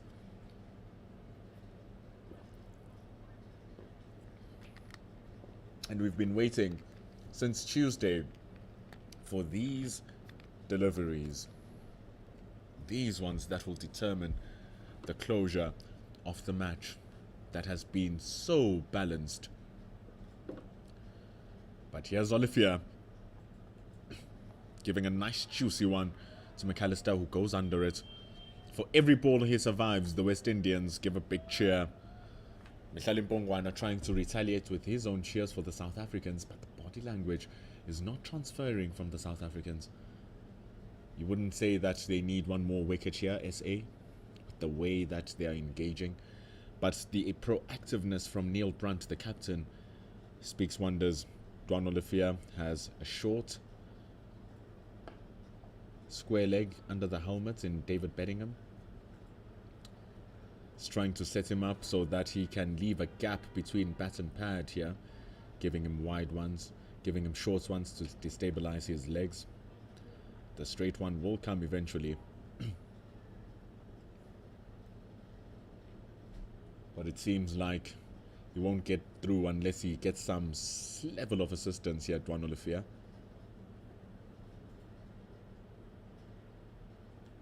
Choi! Nasty one. But he swivels away, does McAllister, from the danger. Here's that short one that we were talking about. Don't know what's making me cough.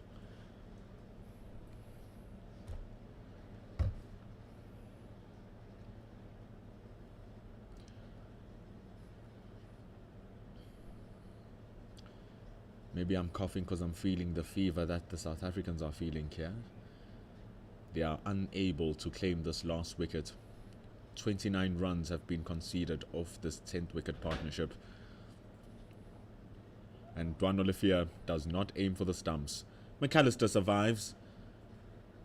200 on the board for West Indies. There's 9 overs until the new ball is available.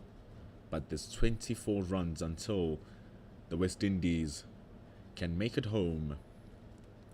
Will Sinclair be able to take them over the line? That is what we wait to see, because McAllister is holding his own against Dwan Olivier. The matchup that South Africa was wanting to create, they did create, but they are not taking full use of it.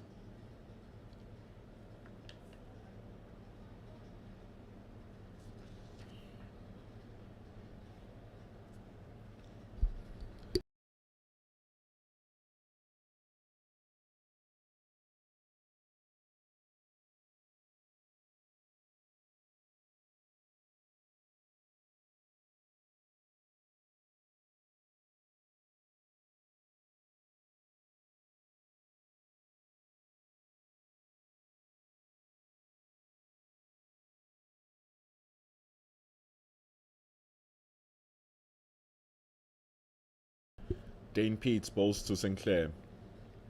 Reverses his sweep, does Sinclair, but to no avail. It pops up into the air, but there's a man standing at deep point.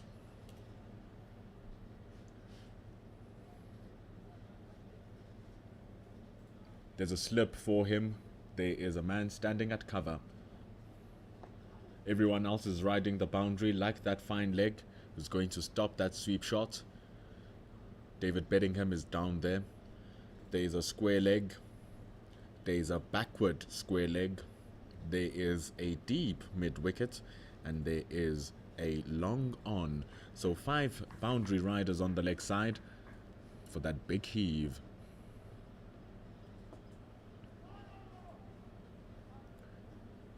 Not taking any chances, Sinclair.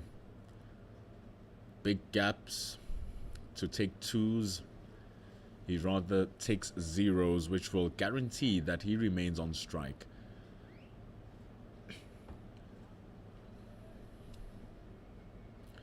Halfway through the over. Deep mid-wicket comes into mid-wicket.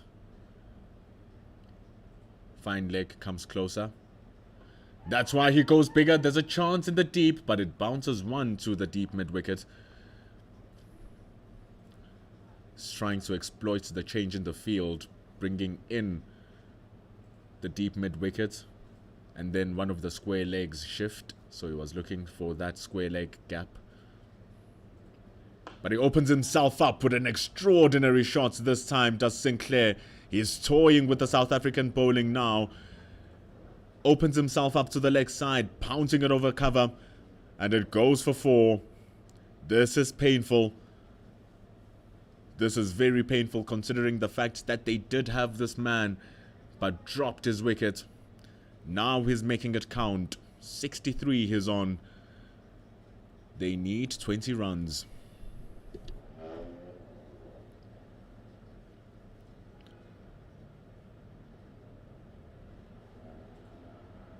Opening himself up even better this time from Sinclair.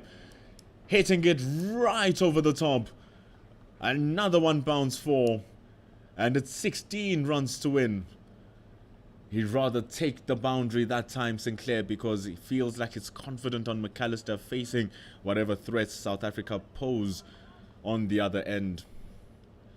And he causes damage here, does Sinclair. 16 runs to win. Never would have thought that it was going to get this far with the way that the second session was played out. They lost 5 wickets in that session, the West Indies.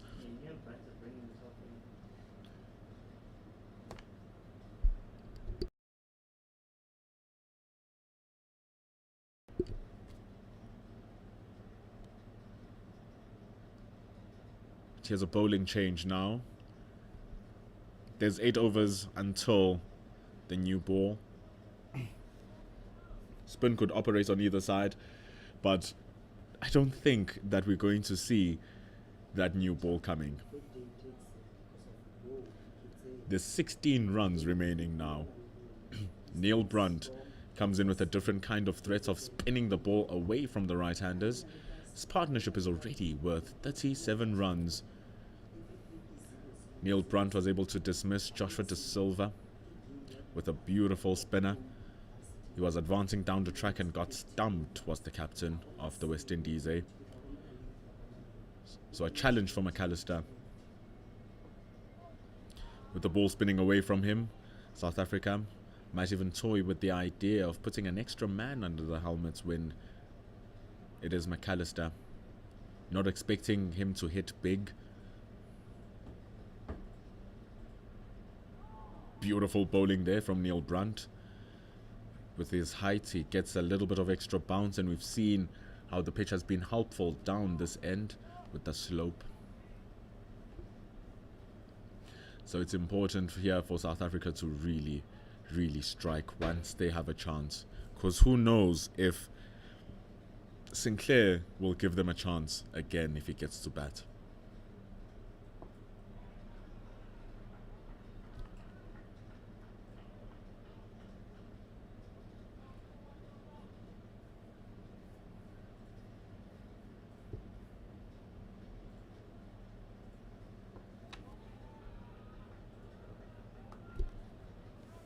Surviving like a champion here is McAllister.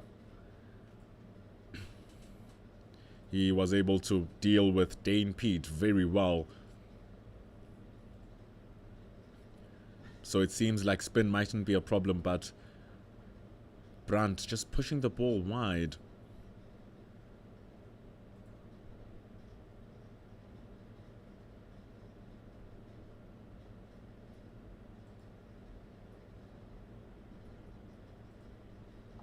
Drops it short there, does Brandt, but there's a man who is at the third man boundary just stopping that, and McAllister survives the over from Brandt. Sinclair. He has his eyes in, and Dane Peets returns. South Africa trying to remove pace off the ball. I think Mihlali Mpongwana would also be an ideal situation, an ideal call in this situation as a very good white ball bowler. And with the lack of pace on the pitch, it might not come as true as the batter thinks, especially if he's looking to strike. However, Dane Pete was taken apart for 12 runs in that previous over. That might be a chance, but it's over the top of the slip fielder. They opt not to run.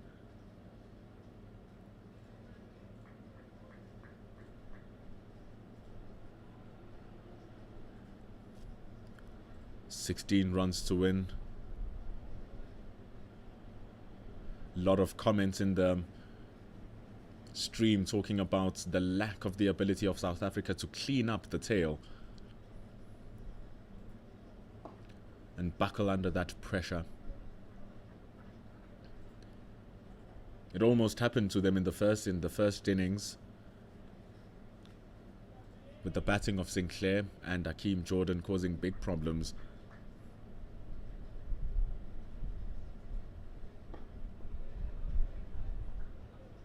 But it's good stuff here from the West Indians. Still 3 balls remaining. This field is still wildly spread. Plays it well, might be going down, but it doesn't. He's coming back for run number 2 because there is a man who's standing at third man. It's 2 runs from Sinclair. Good call.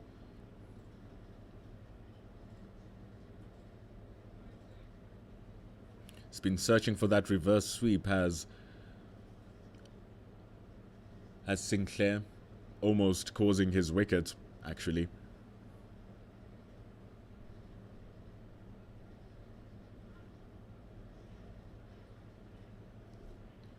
So here's Dane Pete.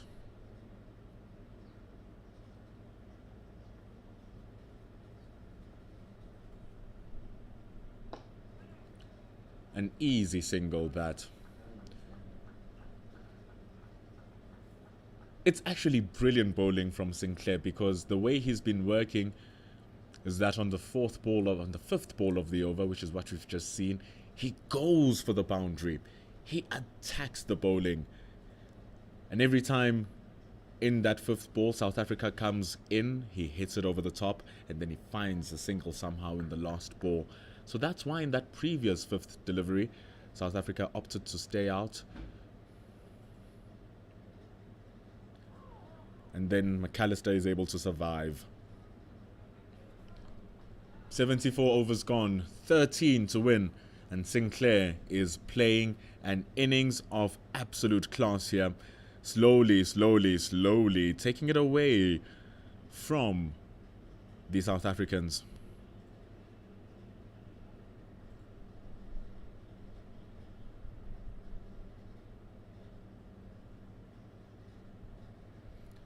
South Africa are actually struggling, and yes, Fact Fury, you are a legend. Thank you very much. Thank you for your comments. The Caribbean Cricket Podcast saying something positive about their team. How could you not, watching Sinclair batting like this? 70 from 115.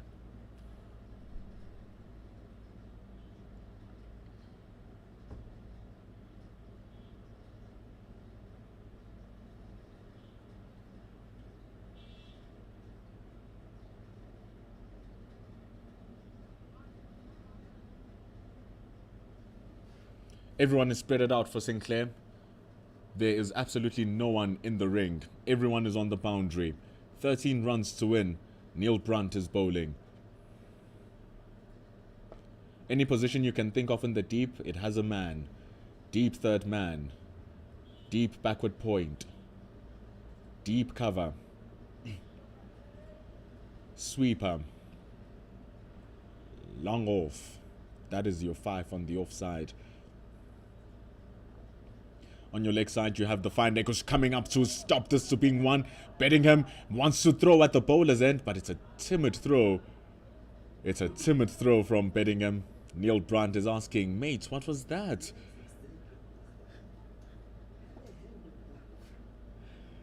Very weird throw that from David Bedingham. It allows for 2 for Sinclair.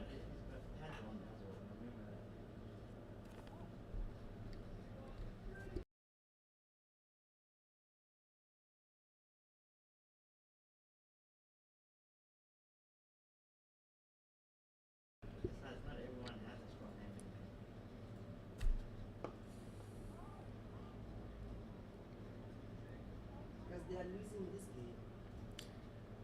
game. 11 to go. It's 11 runs.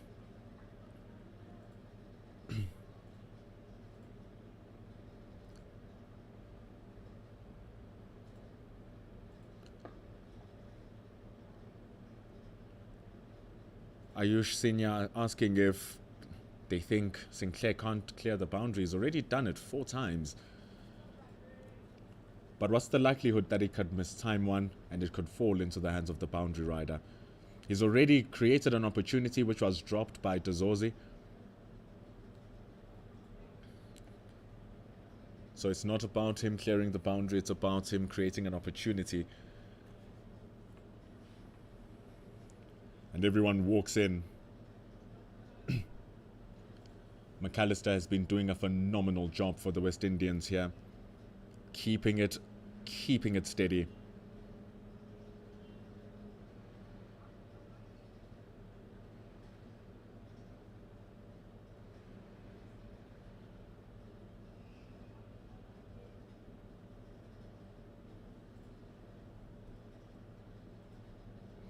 Neil Brunt bowling it wide. Could have let that go, McAllister, but he survives. 10 runs to win. 5 overs to go until that new ball comes through. McAllister and Sinclair will be looking to take this over before that happens.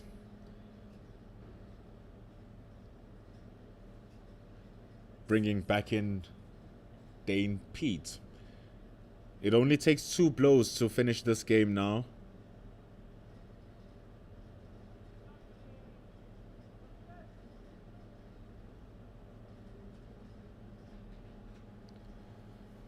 We thank the insights of the Caribbean podcast, the Caribbean Cricket podcast, giving us more information about Kevin Sinclair. We're talking about his average 32.5. But the added context is that it happened batting at number 7, which makes that average of 32 even more impressive from Kevin Sinclair.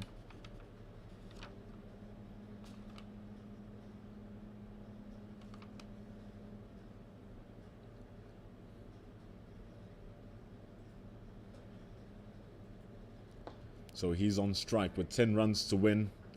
Everyone is on the boundary for the South Africans as well still. 4 on the offside, 5 on the leg side.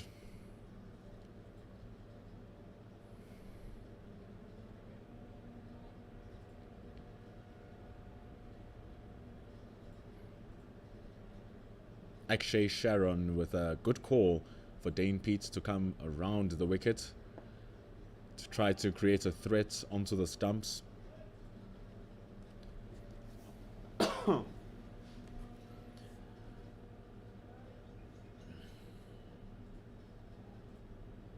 What an interesting turn of events. Sinclair taking the game away from the South Africans here. Really taking it away.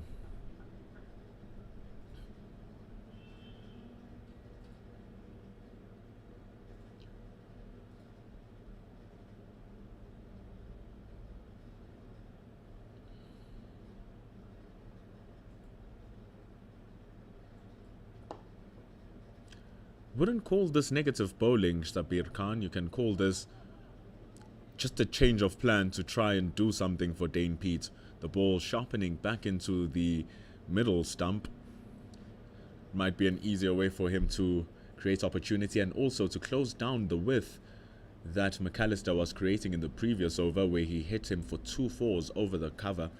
So by coming around the wicket, that width disappears and there's no chance for the ball to be driven unless if Sinclair does something out of the books, which is something that South Africa won't mind. What is McAllister doing? Man, keeping. What are they discussing? It's just one more wicket, one more ball remaining in this over. Dane Pete reverts to over the wicket. Bowls it sharper. Survival from McAllister. 9 runs to win.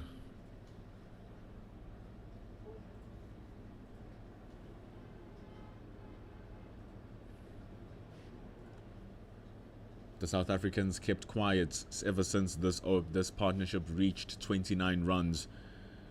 And now it is on 44. Dave, indeed, that new ball is too far. It's 24 balls away with 9 runs to win. Don't South Africa wish they had an additional 15 to 20 runs? But also, they should have been done with this game and failing to convert what was a phenomenal bowling performance. 9 runs to win.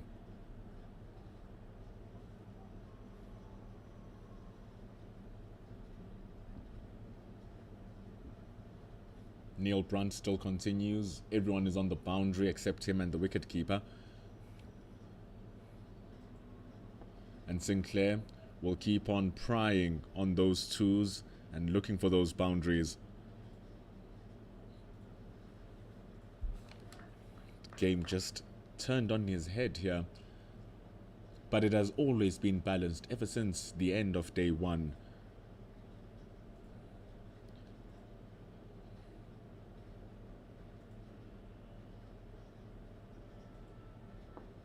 Slows down the pace, does Neil Brunt.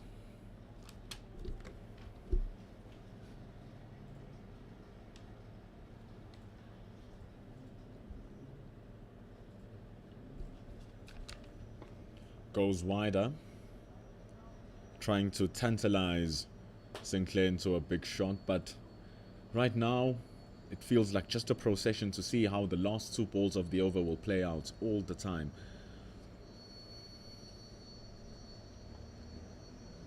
See, it's just a build-up to this point in the over. No longer wants to bring them in. He rather...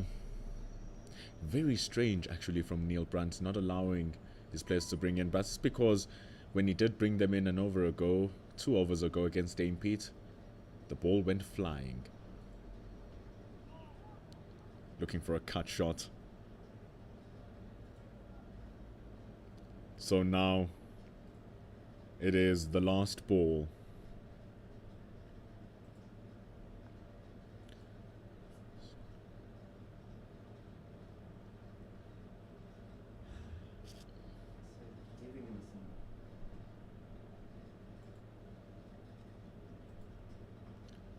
Takes a single. It was the last ball from Neil Brunt. He didn't call the fielders in, just leaving them out. I was relaxed thinking maybe there's still another ball to come. But they all stayed at the deep and allowed Sinclair to get the single. It's as if the fight from the South Africans has just disappeared. The game is not over.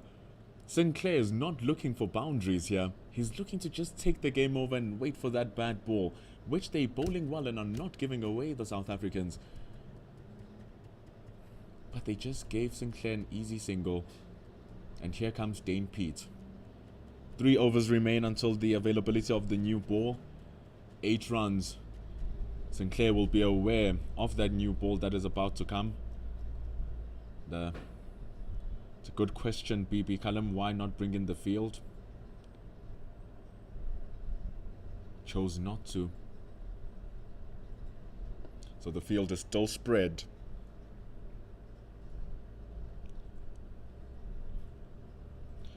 Maybe South Africa seeing that they can buy time until the new ball arrives, because Sinclair is not looking to score boundaries. He's only looking to take that one and go to the other side, and from now on there's still 17 overs scheduled for the day. And it sweeps it well, but there's a fine leg. Will he make it for number 2? Moreki has a sharp arm, but it's a terrible throw from the deep. For a man with a strong arm like him, it must come in better. Good running. Now it's 1 hit away from Kevin Sinclair.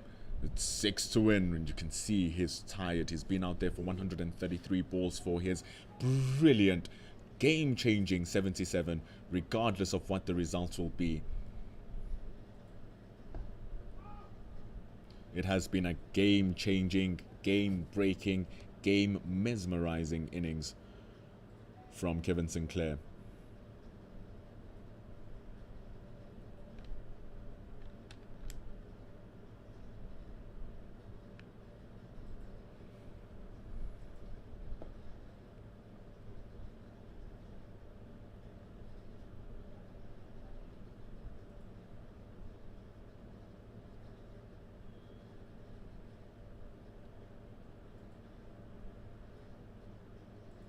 It's just piece by piece here. Piece by piece. There's 17 overs left scheduled for the day. 6 runs to win.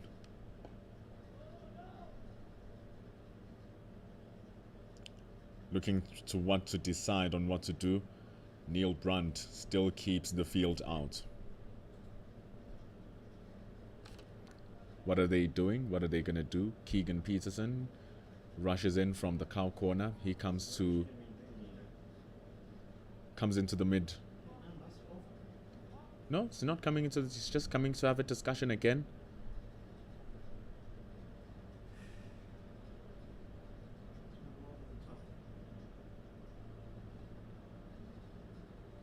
So it's the last ball of this over. Dane Pete. The field comes in on the offside. Oh, fantastically played. Brilliant batting from Sinclair. This hurts the South Africans. The end of the over. The West Indies need 5 more runs. There's 12 balls remaining until that new ball. It feels like it's a race until that new ball comes, or will the runs come out before that? But Fact Fury in the comments is saying that the new ball won't work. We've seen stranger things in cricket. The new ball has definitely worked in this match.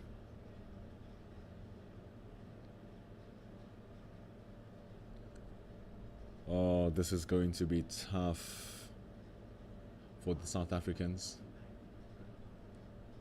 And Brunt still keeps the ball.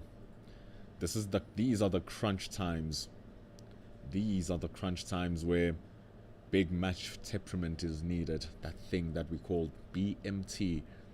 Making strong decisions and making strong plays. But right now, it's not too good.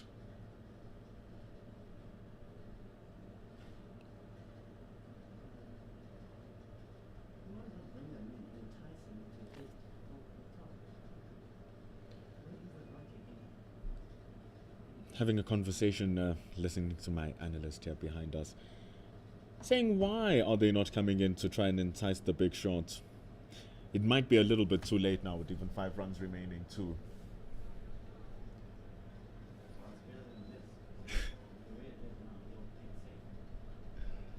South Africa they just went very defensive indeed.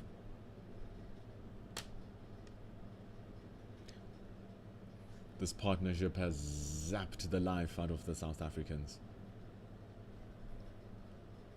Must be painful.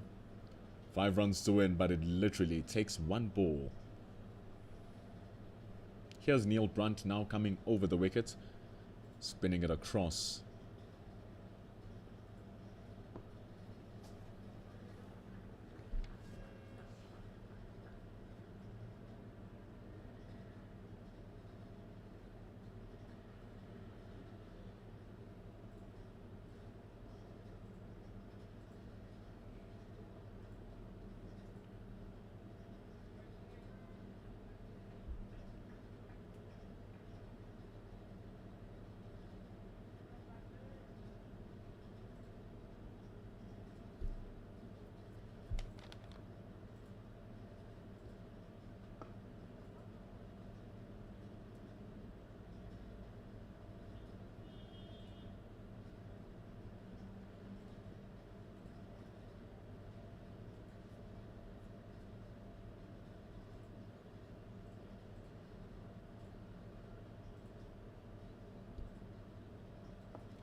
Neil Brunt is going more onto the legs now, but of course they're not going to take these singles.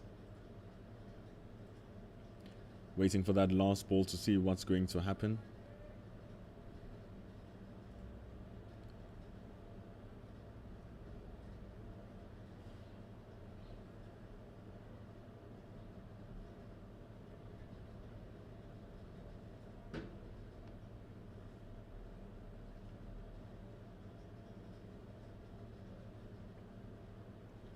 So it's Neil Brunt who's looking to just readjust his field here with 2 balls remaining. He brings in a man who's going to be at mid-wicket and a man who's going to be at cover. Everyone else is still on the boundary.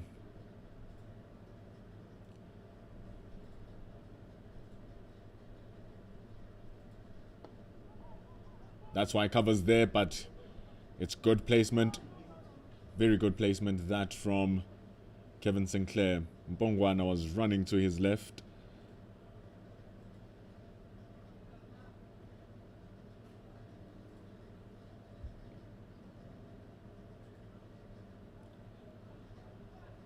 Everyone comes in now. With the last ball remaining on over number 78, it's 4 runs to win. And it's very interesting, they haven't used the quicker delivery here, the South Africans. That was Sinclair's bread and butter.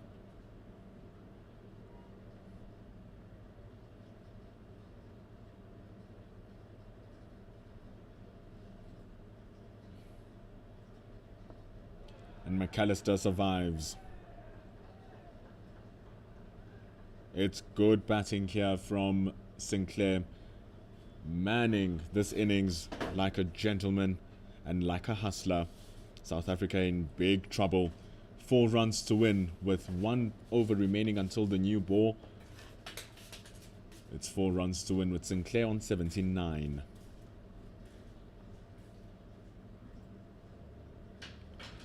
Lawrence Bailey saying that South Africa lost a bit of its X-factor in the last 5 overs or so.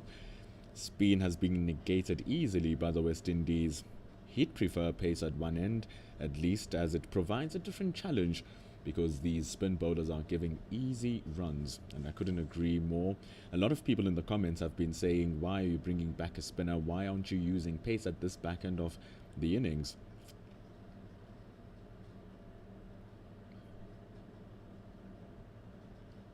Well, it didn't happen. The Caribbean Cricket Podcast seemed to be very happy with the proceedings happening here at Benoni, because if the West Indies can pull this win off, they'll have an open top bus parade in every of the islands of the West Indies when these men return home. They deserve the love. They're playing excellent cricket throughout the 4 days. They haven't put a foot wrong, except in that previous session where they lost those 5 wickets. That's the only time in this match where you say one team was on top. And with this now being a single digits chase, it has swung the pendulum firmly to the Windies.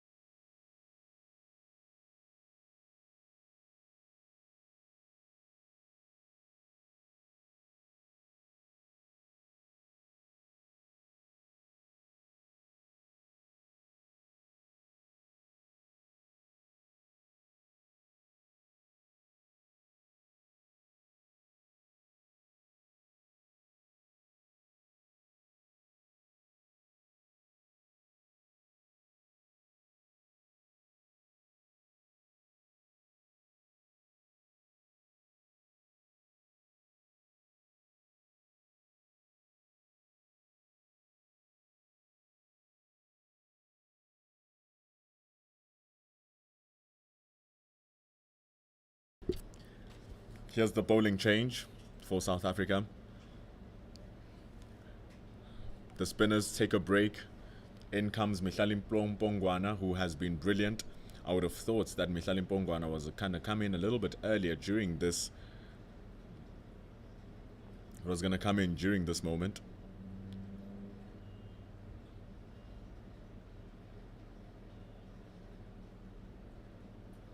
It's 4 runs to win.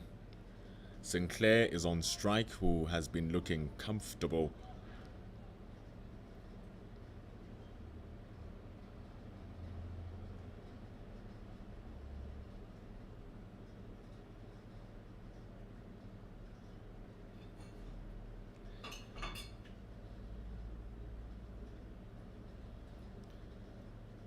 Bakra is on the comment saying that, hey, the captaincy here, the tactics might have cost the game for the South Africans.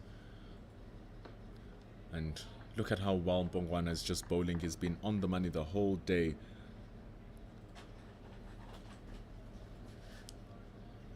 He's just been on that off stump. And all it takes now is one good hit and it's all over.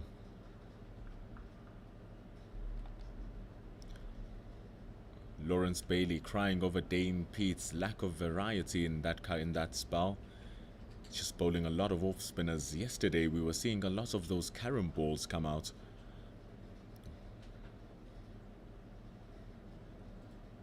And I also agree with you, Lawrence, that Mpongwana may be just 5 overs too late.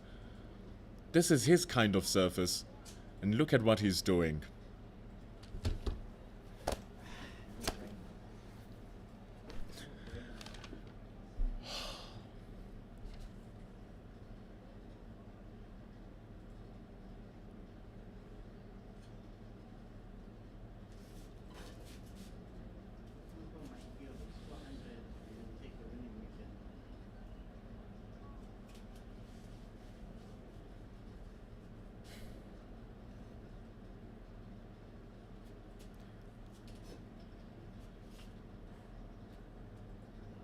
Mpongwana walks across, but there's protection at the deep.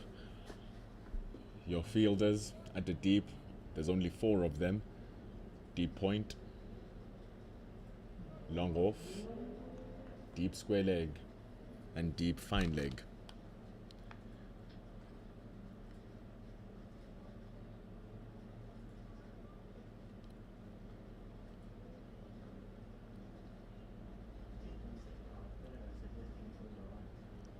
Mpongwana has been bowling brilliantly from this end, running up the slope. It's been superb. Look at them coming around. Will they get to? Oh, they call the run back. There might be a problem, but there's not enough legs on the throw. The most important thing is that the work at the deep there from Dwan Olifia keeps a dot ball.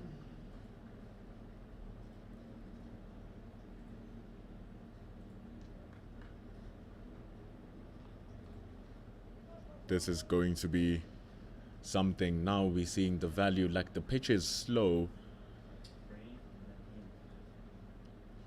The pitch has been doing wonders for your medium pacers. It's very shocking that Mpongwana comes in this late with 2 balls remaining in his over now. Goes over to the top. There's another chance, but it's not going to work. It's too wide of Zubair Hamza.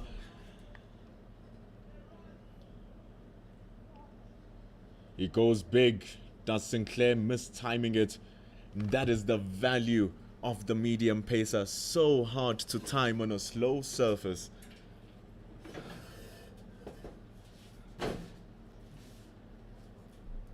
And this partnership has hurt South Africa to the core. It's now 50 runs with 3 wickets to win, or with 3 runs to win rather, and 1 more ball until we see that new ball come in. But that might mean nothing, or it might mean something, because with the new ball, when it comes, it leaves the bat very quickly. So if you're not getting it into the areas, you're going to waste the ball.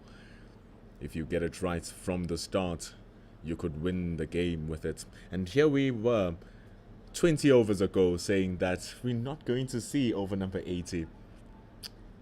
We are a ball away from the 80th over. Phenomenal work from Bongwana. The field is compressed, looking to see if they can extract a catch. Defensive shots from McAllister, surviving what was a very good over from Mihlalim Bongwana. That swings and misses, chances created,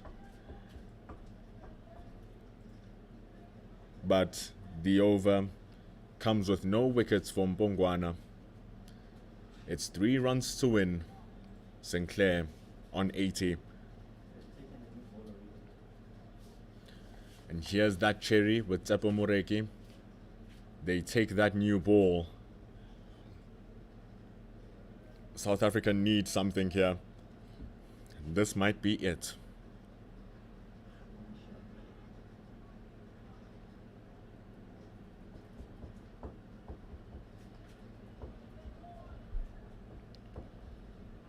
A slip for Sinclair.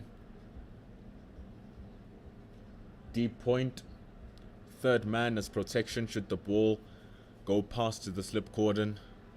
Tsepo Moreki has the ball and it's brand new in his hand. It's a lot of pressure to put on your bowler. But that's why he's on the team. And imagine the confidence booster he'll get if he does manage to get this wicket, Tsepo Moreki.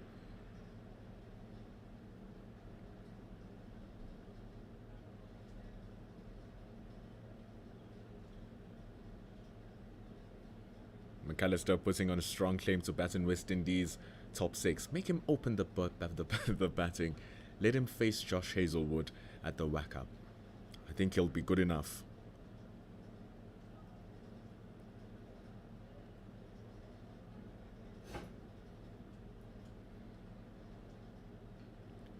Now the new ball is in the hands of Moreki. He runs in to Sinclair. Sharp bowling to start it off. Adrian Bishop is correct. The new ball will fly off the bat faster. It will fly off the deck faster as well too.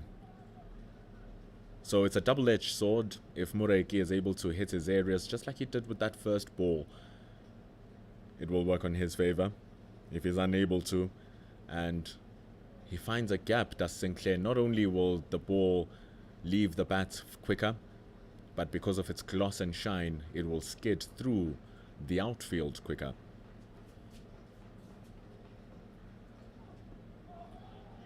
Thudding the pads. The West Indians are in cheers. Anything happens here will be heartbreak. It will be a crunch on the hearts of the West Indies. If South Africa lose, their hearts are already broken as it stands. Seems as if they have accepted their fate here, the Proteas. Which is bad stuff. Especially if it's a last wicket partnership that takes the winds out of your sails. But it's not over until it's over. Here comes Tsepo Moreki. Gets it in. It's nipping off, but they might be running for 2. They fell asleep, did the South Africans. Oh, what was that run from Sinclair?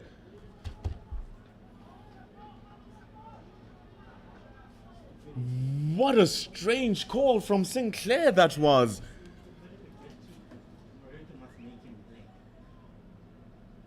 Now Sinclair has to face, or McAllister has to face the new ball with 3 balls remaining, with Tsepo Moreki on fire, because even that ball Sinclair had troubles to deal with. And even worse for the West Indies, the score is double Nelson. 2-2-2 on the board, even if you don't know Nelson. Whenever the scores are aligned, 1-1, 2-2, 3-3, 4-4. It's a superstition in the world of cricket that normally brings about wickets, so the changing room and fans will raise their feet up. Well, the raising of a feet is a bit too much, but Nelson is Nelson. This is double Nelson. That was a weird run from Sinclair. Now it has McAllister on strike.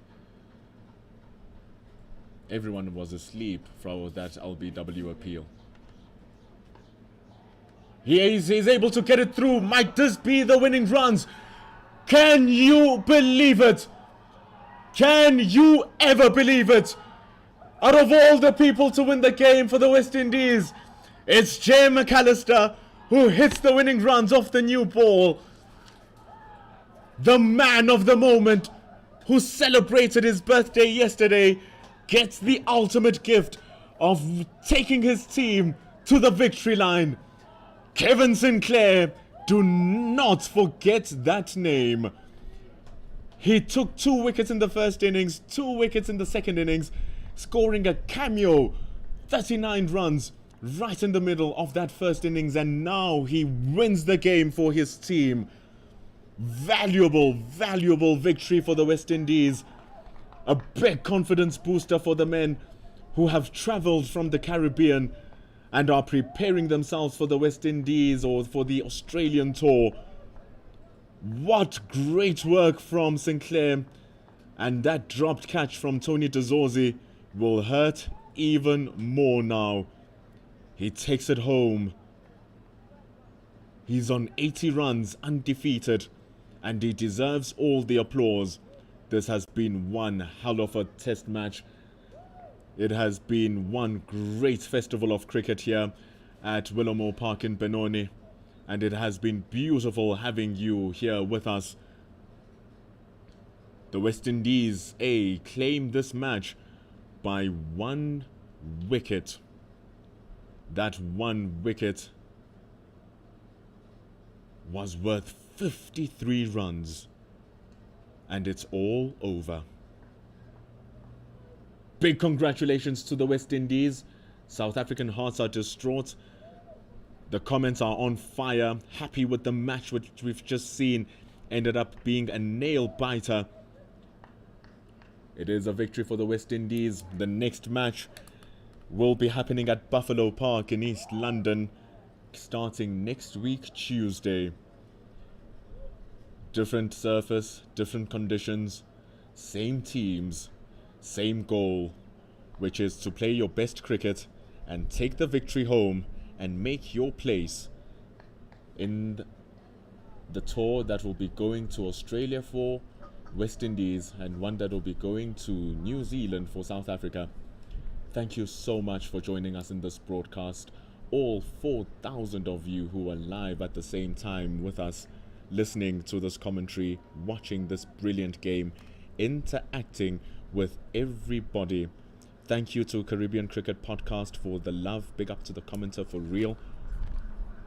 I will post my name into the chats. The name is Mpendulo Makubane, bringing you this. My producer next to me, Katleho Manaka, who has been phenomenal throughout the course of the day. Odwa behind me, who's our analyst.